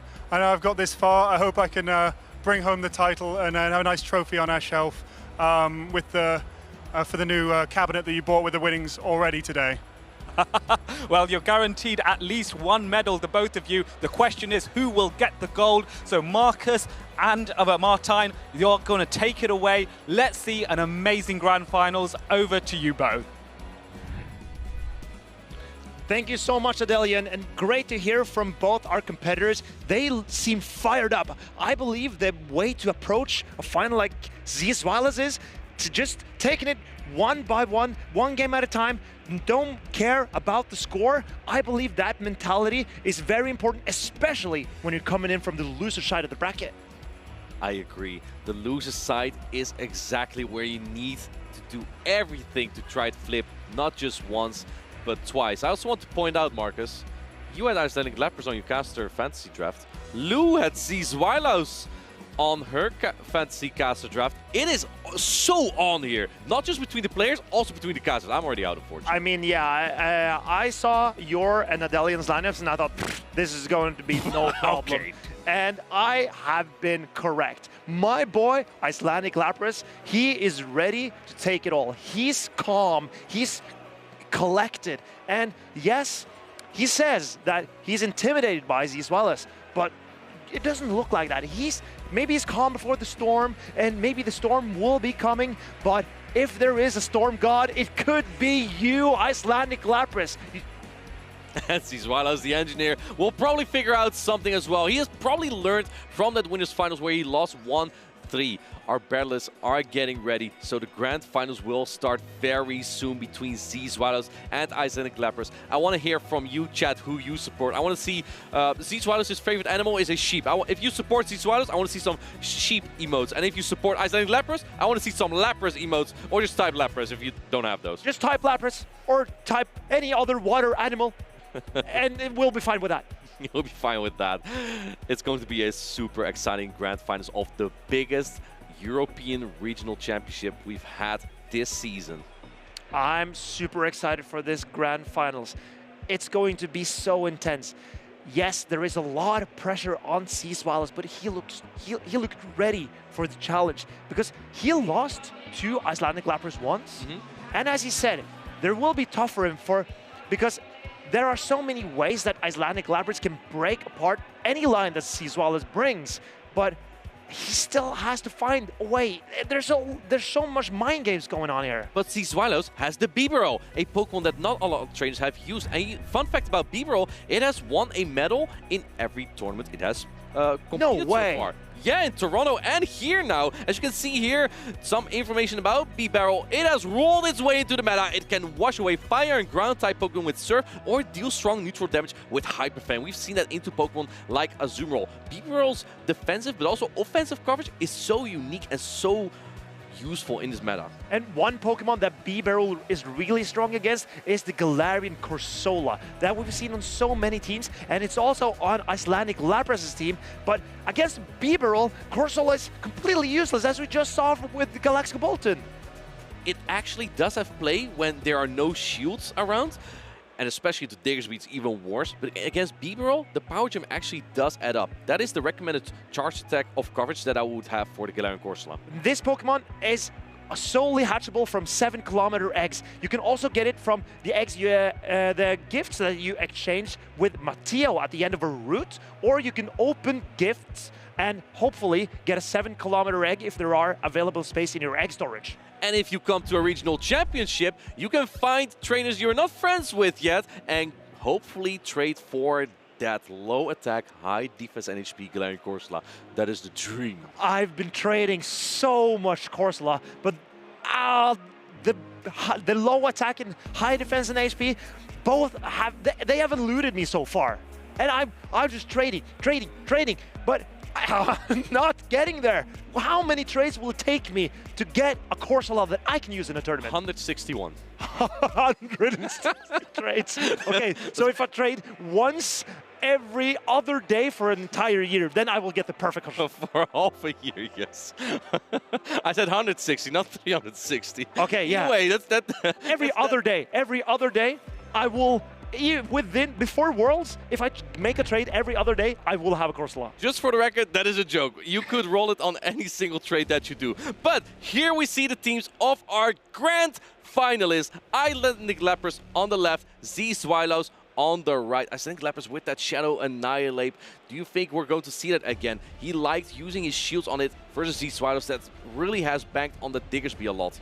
I believe that the Shadow Dropion will be a very good pick for Icelandic Lapras because it's kind of risky for Zzweilous to run. No, is it though? To run the Diggersby and the Annihilate. How can Icelandic Lapras deal with both? Maybe with the Azumarill. It's going to be Poison Water all over again from Icelandic Lapras. Poison Water again. We've seen a lot of mirror lineups in these matches, but not here. Zzweilous has a very unique team. Here we go. We're starting the grand finals in Birmingham. Icelandic Lapras on the left with the Shadow Dropion. Zzweilous on the right with the Galarian Corsola. This is a tremendous lead for Icelandic Lapras. This is exactly what Zzweilous does not want to see. He has the Diggersby in the back, and he safe swaps the Diggersby. Oh, and then we come up with a Shadow Jump Bluff. This Jump Bluff will take more damage from the Fire Punches, but it will also deal more damage with the Energy Balls. I am interested to see why he didn't bring in the Azumarill. I think that the Azumarill from Icelandic Lapras is slightly better here, but now that you have baited this out, Zzweilous doesn't know it yet. His charge bug in the back is looking quite good. The more shields are used, though, the worse that becomes. No defense drop. It is a 10% chance on the Energy Ball to get that, and here comes the next Fire Punch. I think no shield. Oh, no, I think Icelandic Lapras needed to shield this if he wanted to be 100% sure to keep the switch advantage, because the quick attacks from Diggersby will add up here. But this Energy Ball, Icelandic Lapras can... Wow! Oh, he's pushed up the shields, Zzweilous. This Energy Ball would have done so much damage to the Diggersby. You know, normally you don't shield your bulkiest Pokemon, but it looks like Zzweilous has no problem with that. Now another Energy Ball, but again to the Charge Bug! Oh my lord, this is such a great play from Zzweilous. He knows the counts to perfection to catch this Energy Ball. And coming in with the Dropion because he has Azumarill in the back. The Azumarill still has 2 shields on it. This Crunch will get very close to knocking out, but it looks like Icelandic Lapras is gathering more energy first and just use a Protect Shield here. I like this play from Icelandic Lapras. I also like this play. I think the Crunch from Icelandic Lapras will dent the Charge Bug so hard. And oh, he's going up to 100 energy. Will it win? He wins charge attack priority. This was incredibly important for Icelandic Lapras. The thing is, you want an Aqua Tail loaded for when the Diggersby comes in and expands a full Scorching Sense. You still have 1 Protect Shield advantage on your Azumarill, but if it is your last Pokemon, you might be in trouble, because if the Scorching Sense will debuff your Azumarill, the Galarian Corsola will have a better time against it. This is incredibly well played by Icelandic Lapras. He realizes that the energy on the Dropion is more important. Yeah, he does. He's one of an Aqua Tail. Of course he's going to shield this. He knows that the Dropion can win him this game. Here we go, another Aqua Tail, and I think this is going to knock out the Diggersby. You think Diggersby is a Dropion counter. Dropion is to show you different Aqua Tails, so important as coverage, and it knocks out the Diggersby. And here comes the Corsola, and the Dropion will make it to a crunch, and this is going to hit the Corsola incredibly hard. You might not even see the next Pokemon if Icelandic Lapras would throw another charge attack here. I think for Zzweilous that information will be incredibly important. Does he try to go for a catch? No, he does not. That means that the Azumarill will be revealed to Zzweilous, but the Galarian Corsola has way too little health to get to the knockout on the Azumarill here. The Azumarill will for sure secure this battle for Icelandic Lapras, but it's valuable information for Zzweilous, as you mentioned. But there's just not enough damage. There's not enough health left on Zzweilous' side, and Icelandic Lapras charges up the Ice Beam that's going to win him Game 1! Azumarill and Drapion being the best core in the current meta. Icelandic Lapras is showing it here in Birmingham. What can we do about Shadow Drapion and Azumarill? There's not a lot more time. Something needs to be done. Something must be done. Maybe give Bibarel more ways to hit the Drapion. Maybe like Sand Attack or something. Sand Attack Bibarel. That would be incredible. It can't keep getting away with this, as Zzweilous needs to make a comeback here. He's on the loser side of the bracket. Keep in mind, this is a best of 5, so there are plenty of opportunities for Zzweilous to come back in this set of 5. Do you think that... How would you adjust if you were Zzweilous and seeing the team from Icelandic Lapras? This is probably his 3 best Pokemon to bring to this battle. I think that the Charger Bug looks really good for Zzweilous. You only really need to avoid the Diggersby. The Galarian Corsola is not a comfortable match either, but what do you pair it with? That's kind of a tough question here. I think maybe a shield advantage Talonflame may pull through for you here. Azumarill's kind of tough though. I actually like Talonflame more into Feraligatr if you can leverage a shield advantage, because that doesn't have water type fast attack pressure, and then your HP doesn't deplete as fast, while into Azumarill it will keep bubbling. And even though Talonflame does have the worst matchup there, when shields are up, it doesn't stand a lot of chance either. It just gets bubbled down. I believe that the Charge Bug on Zzweilous' side needs to be paired with something that can handle the Diggersby from Icelandic Lapras if it were to come out. Why is Icelandic Lapras not running his Diggersby? I think it looks incredible here. It does look incredible, and maybe we'll see it in game number 2 as we head into it right now. We see the Shadow Knight into the Diggersby. Icelandic Lapras making all the calls here in Birmingham. This is so tough for Zzweilous. He has brought the Diggersby straight into the Annihilate. He swaps in Charge Bug, but the Annihilate will get to the charge move first.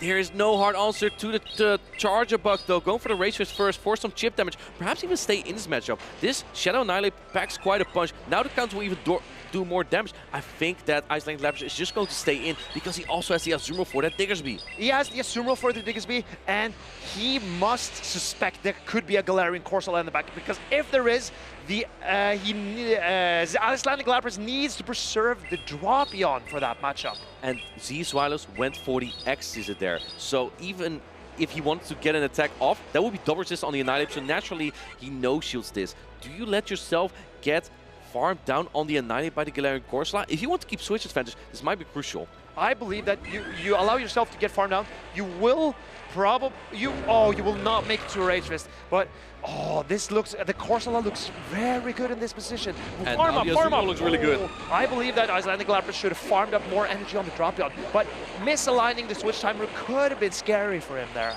It's just misaligned by a sliver though. I think Zzweilous may need to pull off some catches here to have a chance, and maybe a drop here, but no Scourging Sense attack drops.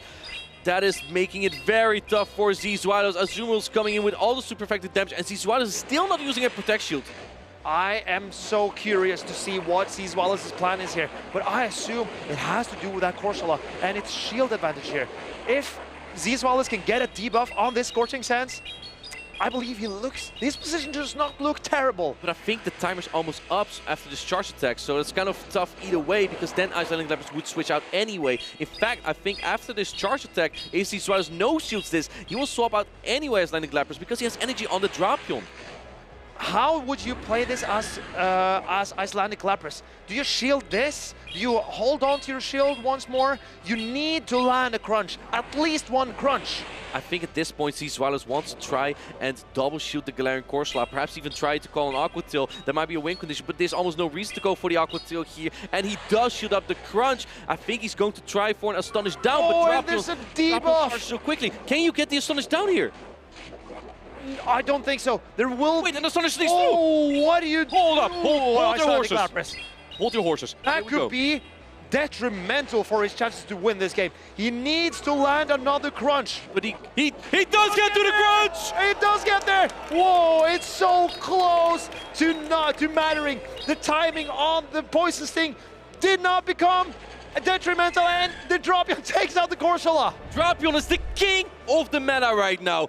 If you don't have one yet, go do your Go Team Rockets grunts right now, because Scorpy is in there. Get yourself that Shadow Drapion. It's the leader Sierra that you're looking for. For Go Cliff, what is Kanto Marowak? For Go Arlo, what is Shadow Grimer? It's not Shadow Drapion, that's exactly what it is. Shadow Drapion has been so crucial in all these games for Icelandic Lapras. He's been banking on it so much, and it pairs so strong with that Azumarill, but also with the Shadow Jumpluff. Those two Pokemon, Azumarill and Jumpluff, are so bulky as well. You don't need to invest a lot of shields in them, and then the Drapion can use those shields. Especially when you get it aligned to a Corsola, it is in such a good spot. Martijn? What? Feel my heart.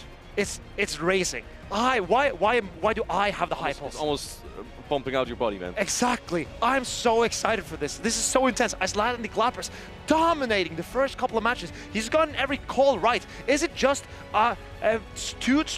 is it just the mind games, or does he have an upper hand with his team against Zzweilous? Zzweilous said in the grand finalists interview that he felt like Icelandic Lapras has played into the team of Zzweilous with all of his Pokemon, and that's kind of what Zzweilous is struggling with. As you can see, he is 2 points down now. He needs to make a reverse sweep. He is the reverse engineer, so if anyone could do it, Zzweilous is the man.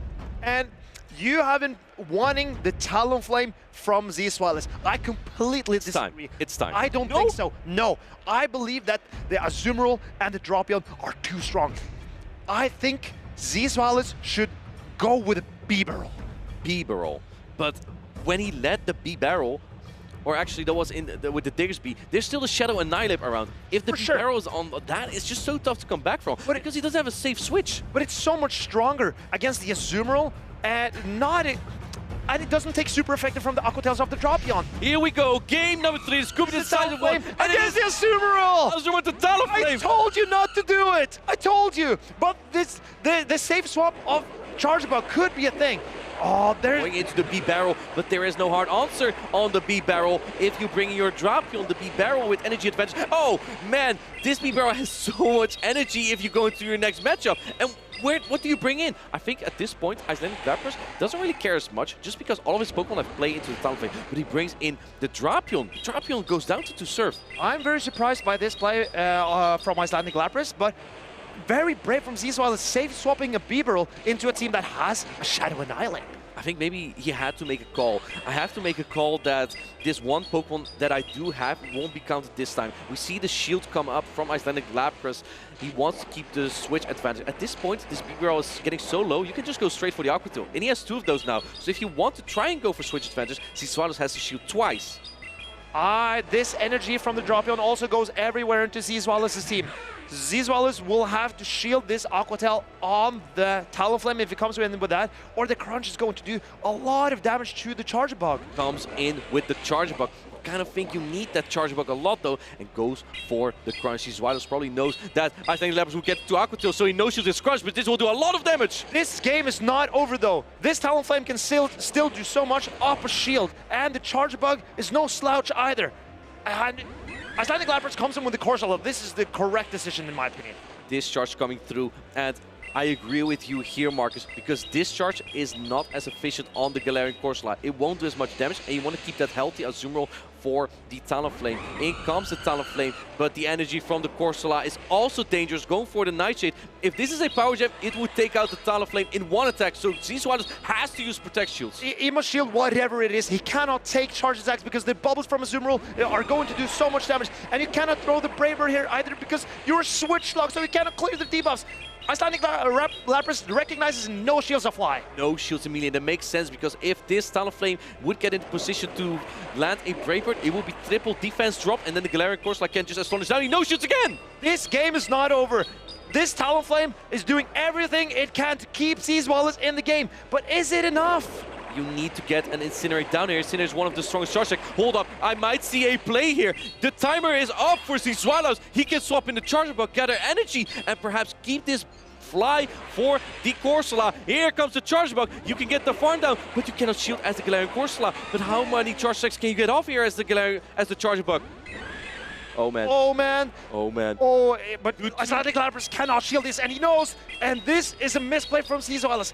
Maybe, but maybe he can get to a discharge as well. The next one doesn't knock out. You need the discharge here. Oh. He goes for the X Cannot shield this. He knows he cannot shield this. Icelandic Lapras calls the X-Scissor. He knows exactly where the energy is at, and he also has the energy because it's a Nightshade. But he's going to win this 3-0 sweep in the grand finals. Icelandic Lapras is your 2025 Birmingham Regional Champion! I'm fainting, Martijn! This was a demonstration of power! He asserted dominance! He demolished his opponents, not dropping a single set this entire tournament! His furthest achievement so far was 5th place. Now this is his first gold medal. He has become the regional champion finally after so many great performances from Icelandic Lapras. He's finally done it. There's a Lapras plushie, one of the Pokemon that's been around so long, just like Icelandic Lapras. He's been around in so many competitions and now he has done it. He has finally won a championship. And what kind of championship? It is the biggest one we've had in Europe so far this season. And Icelandic Lapras said in his winner's interview before this grand finals that all his games, all his rounds have been incredibly close, losing in first round, then winning and turning it around. And now in this matchup, he did not give anything. He swept his opponent 3-0. And he didn't hesitate either. He made all the calls. He trusted in his Pokemon. Even after this amazing catch from Zzweilous, Icelandic Lapras' team composition was just far too strong, and he used that to his advantage. The Shadow Drapion, the king of the curve meta, swept through Zzweilous' team with everything Zzweilous tried. One of the best players in the world, but Icelandic Lapras did not hold back, and he took this second game right here. And then it went on to game 3, and he realized this costs Incinerate damage. Being a 5-turn move, let Icelandic Lapras get to the Astonish and to the Nightshade and take out the Talonflame. I'm so pumped, Martijn. I am so excited every time we get a new regional champion added to the list. That means that at the end of the season, Icelandic Lapras will get that coveted championship shirt, and he also now is automatically qualified regardless of how many championship points for the World Championships. So likely we will see him in Anaheim. He can take the rest of the season if his off. girlfriend's let him. If the girlfriend let him. But so I guess he's gonna have to take her on a nice vacation. Congratulations also to you, Jill, for the achievements of what you have done. A big congratulations to the both of them. It was worth going on this trip to Birmingham as he has won $2,500 as well. Terrific performance by Icelandic Lapras. He should be proud that all this training and all these tournaments finally has paid off to win it all. I have something I'd like to say about Icelandic Lapras, because quite recently he joined the team of Galax, G-Kolton and myself. So we are in the same team, and not to mention that he's also my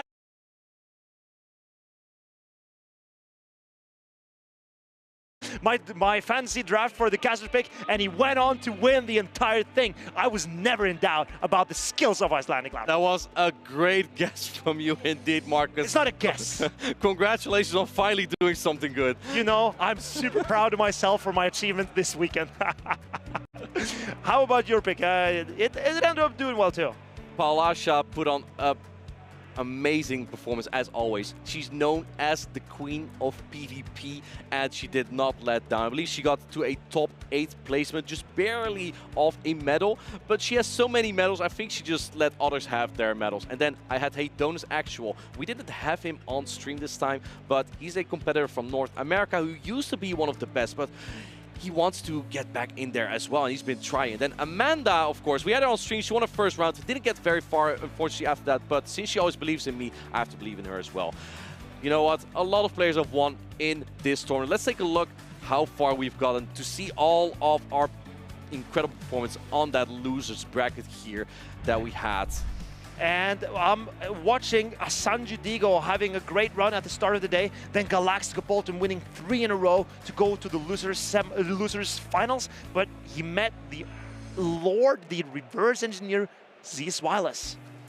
Zzweilous is a very tough opponent to take care of indeed. Sanju Digo, as you said, against the Gengar Life. The Gengar Life had just barely managed to get through day 1 after that insane losers finals yesterday in his group. We see Goklas also defeating C. Leonardo. C. Leonardo, very well-known name in the grassroots format, making an appearance in the top 16 in Birmingham. And Galax G-Kolton, look at that.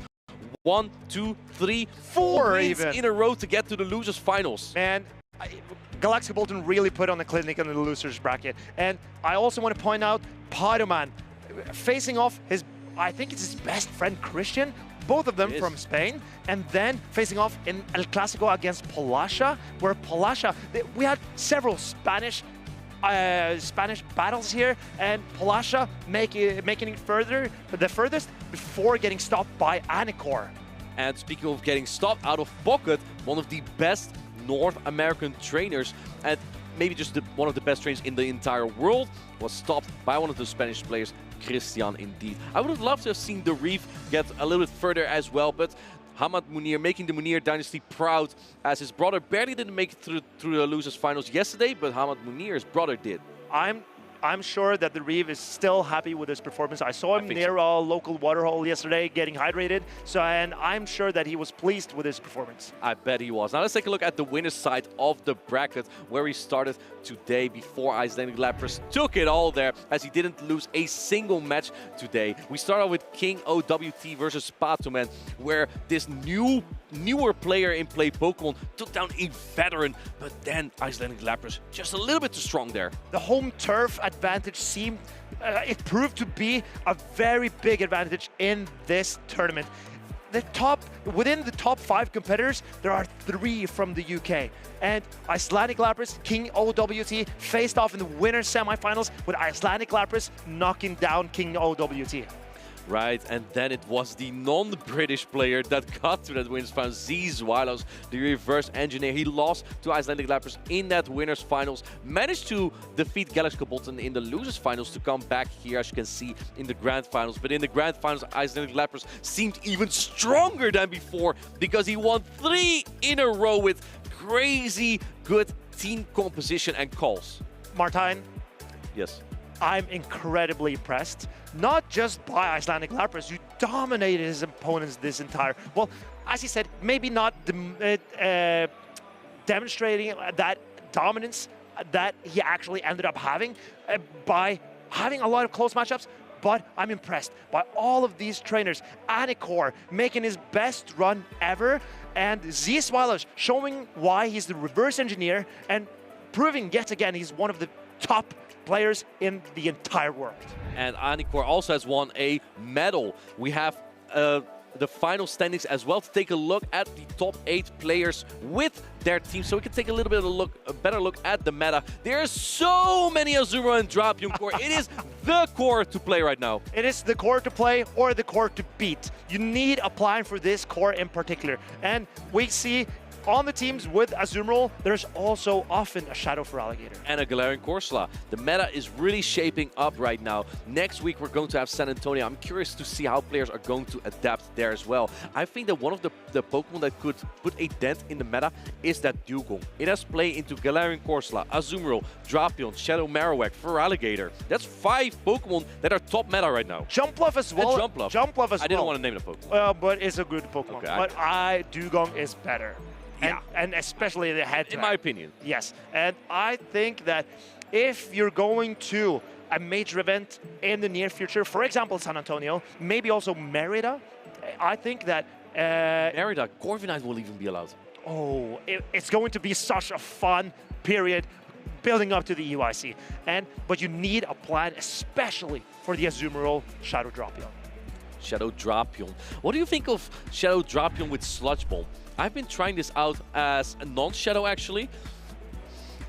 No. You need Aqua Tail? You need Aqua Tail, and you definitely need Crunch. Okay. Yeah, I mean, this is... What about Aquatil's Slush Bomb? You're walled by Toxapex, but we didn't see any Toxapex, Marcus. But you'd also be pretty bad into the Galarian Corsola. You saw the win condition for Icelandic Lapras in the game too. He got the crunch on the Galarian Corsola. You need the Aquatil for the Diggersby. You need the crunch for the Galarian Corsola. B-Barrel. Sorry, what? B-Barrel. What about it? Just run that with it.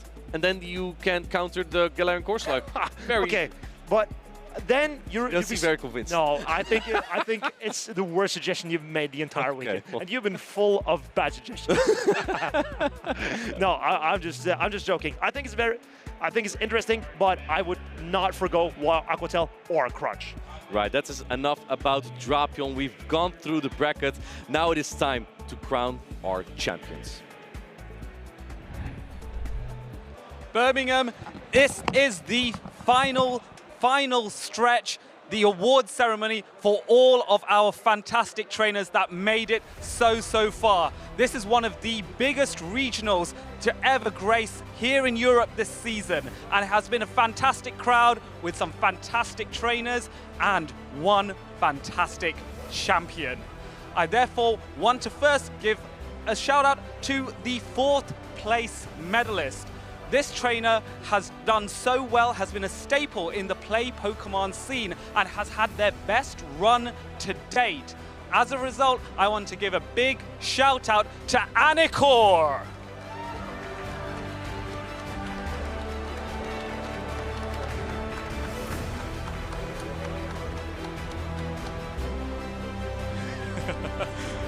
Let's go. He had to check, he had to make sure. Anor, I understand that you were not too sure you were going to make it to day 2 and had to make some special plans. Is that right? Yeah, I mean, my brother couldn't be here this weekend, so I was already questioning whether I would actually come. My teammate Dinoski offered to drive me up with the intention of going back to London on the same day. And so making day 2 kind of, faltered the plans a bit. But I'm glad that the investment paid off, the extra day, getting a hotel room from Tomahawk, like everyone's put in the work, and hopefully I, made everyone proud. I think it's safe to say you made many people proud today, including myself. Congratulations, Anor, on your 4th place medal. Well done. Thank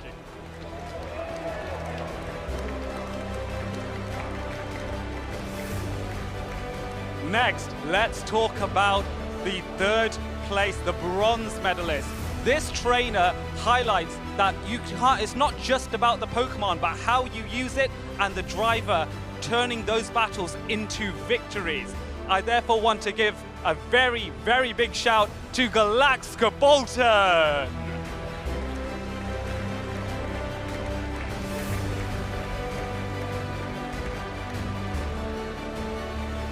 Galax G-Kolton, I think you have established your reputation as a Spice Lord with that Superior with Leaf Tornado. So, you are a wise man. Tell, for all the people watching who want to try something unusual in their matches, how should they learn to be as good as you? Just go for it when you want to play Spice. Just try it out in GBL, try it at your locals, and if it works, it works. And then you learn how your opponent will respond to it, because when you run Spice, your opponent will not be prepared. Indeed, many people were not prepared for Leaf Tornado and has brought you a 3rd place medal. Congratulations, Galax G-Kolton. I cannot wait to see your next run. Well done.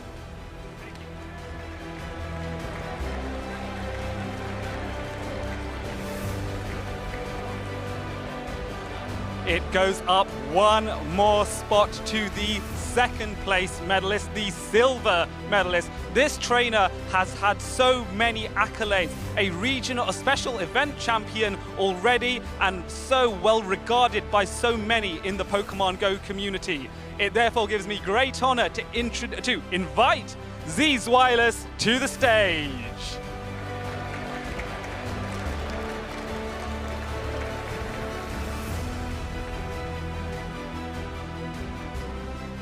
I tell you what, it's very nice to see you wearing a medal again. Yes. Like I have a bit of a collection going, but I still need the 3rd place medal. I have not been able to get that. Now it's silver. I don't really mind that either, but there's still one that is missing. Okay, well, EUIC is around the corner. Do you think you gain confidence from this success? Do you think you'll be able to go that one step further or maybe get that third place if you really want that instead? So the problem with third place at an IC is that you get a trophy for that, not a medal, so I would still be missing that medal.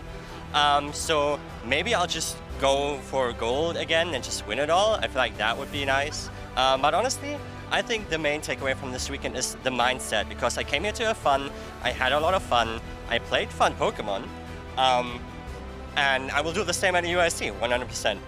And I think the viewers will be very excited to see that. Zzweilous, it is an honor to have you here. Congratulations. We will see more of you soon. Thank you.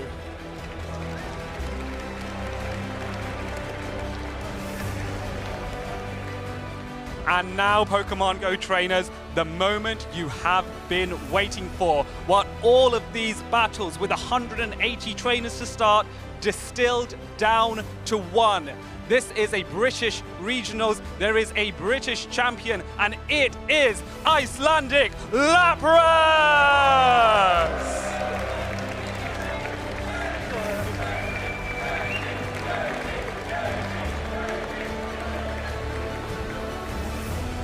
I tell you what, gold looks good on you, sir. Great stuff. Did you ever think this would happen? No, not at all. No chance. Well, it has happened now. Tell me exactly how are you feeling right now? I'm still shaking, the adrenaline's still hitting me. I think I'm just gonna like walk off stage, just fall on the floor, like just collapse at some point. I'm out of energy. I don't have anything to say. I'm just struggling. Well, show me your hand. Give me your hand. Yeah, there's a bit of nerves in there. Yeah. Is there anyone that you would like to thank for having your back all this time? There's so many people shouting out the crowd. Give me a shout out. Who do you want to tribute this to? Yeah, in the room, there's been so many people cheering me on. All of my Psyduck and Soup teammate, all my Snova Tappers teammates cheering me on. You've all been so kind, so helpful. And I know I obviously got to shout out Jill again. Happy birthday one more time. I know I promised you a holiday. Would you like to go to Anaheim in August? I mean, Jill, if you're watching, and you should be, that is an offer you can't refuse. If she says no, I will say yes, so, you know.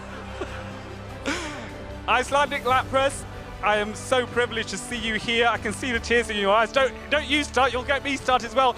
Trainers, please give your biggest shout out to Icelandic Lapras, your Birmingham Regional Champion!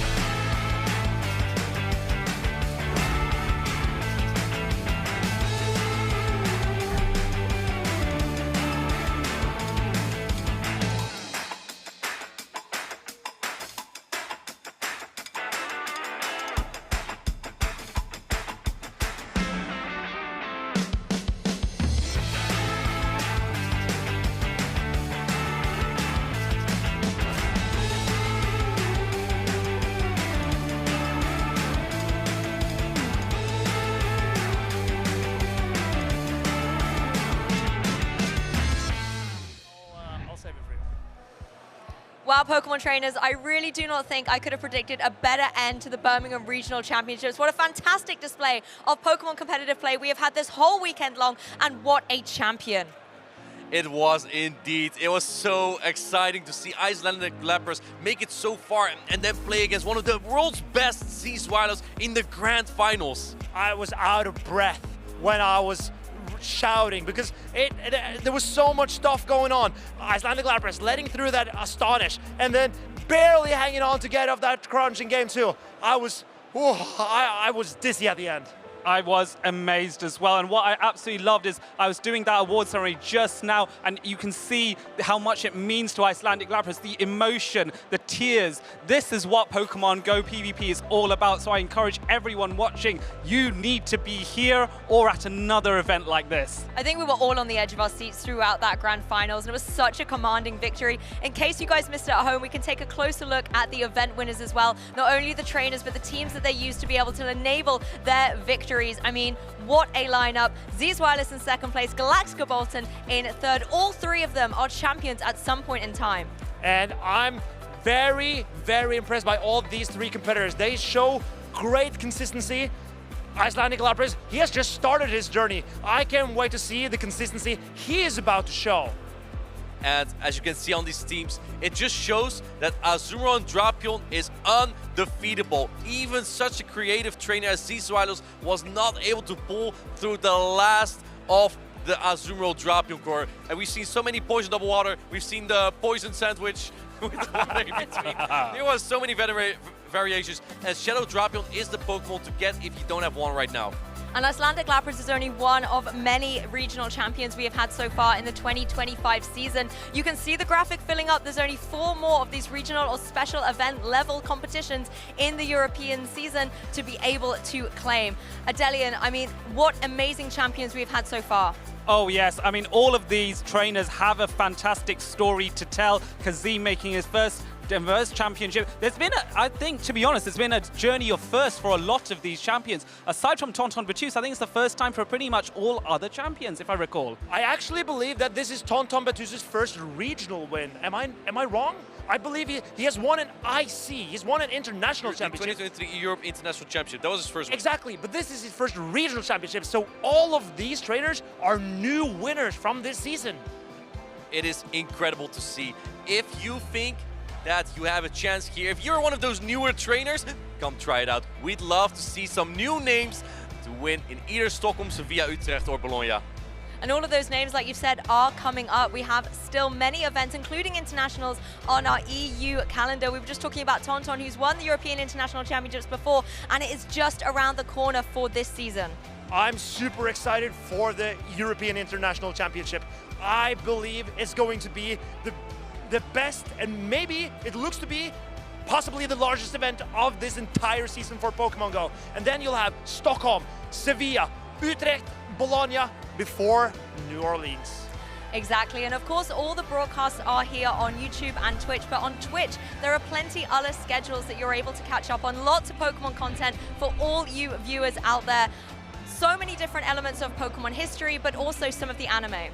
Yes, and of course, don't forget next weekend is the San Antonio Regional Championship, so lots of trainers will be watching this regionals and learning from here to go, what can I bring for the next regional? So next weekend, do not miss out. That's over in North America. I cannot wait. I also like being able to recap the Latin America International Championships from last season as well. These internationals have such prestigious play, and it's only a few of them a year as well, so to be able to become an international champion is kind of the extra cherry on top. Of course, as Adelian was just saying, just around the corner we have the San Antonio Regionals for the next NA event in your calendar. Maybe you're participating if you're watching this across the pond, but also from our side of things as well. The San Antonio Regionals is going to be a spectacle to behold, again in the run-up to the European International Championships. I hope that the North Americans have been watching here, because Birmingham has been setting the stage for San Antonio, and San Antonio for the Europeans will be setting the stage again for the European International Championship coming up next month. And in case you want the dates of the European International Championship, we'll be able to reveal those to you in just a second. They are literally weeks away, and the competition is going to be outstanding. London has hosted this event many times, the 21st of February to the 23rd, 2025. Book it in your calendars, and maybe we will even see you there. Yes, London is a fantastic place and you have to travel to it. You have to check it out. It is a place that is reputable for its community, for the battles, and history has been made year on year on year. And don't forget the Latin American community. While we have been here in Birmingham, there is a regional going on in the beautiful city of Rio de Janeiro. That's correct. And before the EUIC, we also have the regional in Merida in Yucatan in Mexico. There's so much Pokemon action, left, right, and center, everywhere you look. And if you don't want to miss out on any of that action, do go to Pokemon.com/broadcast to be able to catch up on all of the Pokemon matches. All the different regions often have their own little flair or twist on the metagame as well, so there is so much to learn. You also want to make sure that you're following those channels so you don't miss up on any of the live action too. You can see the socials below there as well. Make sure to be following them and using that hashtag #PlayPokemon to let us know who you're rooting for and what you're looking forward to. Well, I think from us, it's time to say goodbye. Birmingham Regional Championships have indeed come to a close, but as we have already expressed, there are so many more events to come. We've enjoyed the show. We hope you've enjoyed it too, and we will see you next time. Goodbye.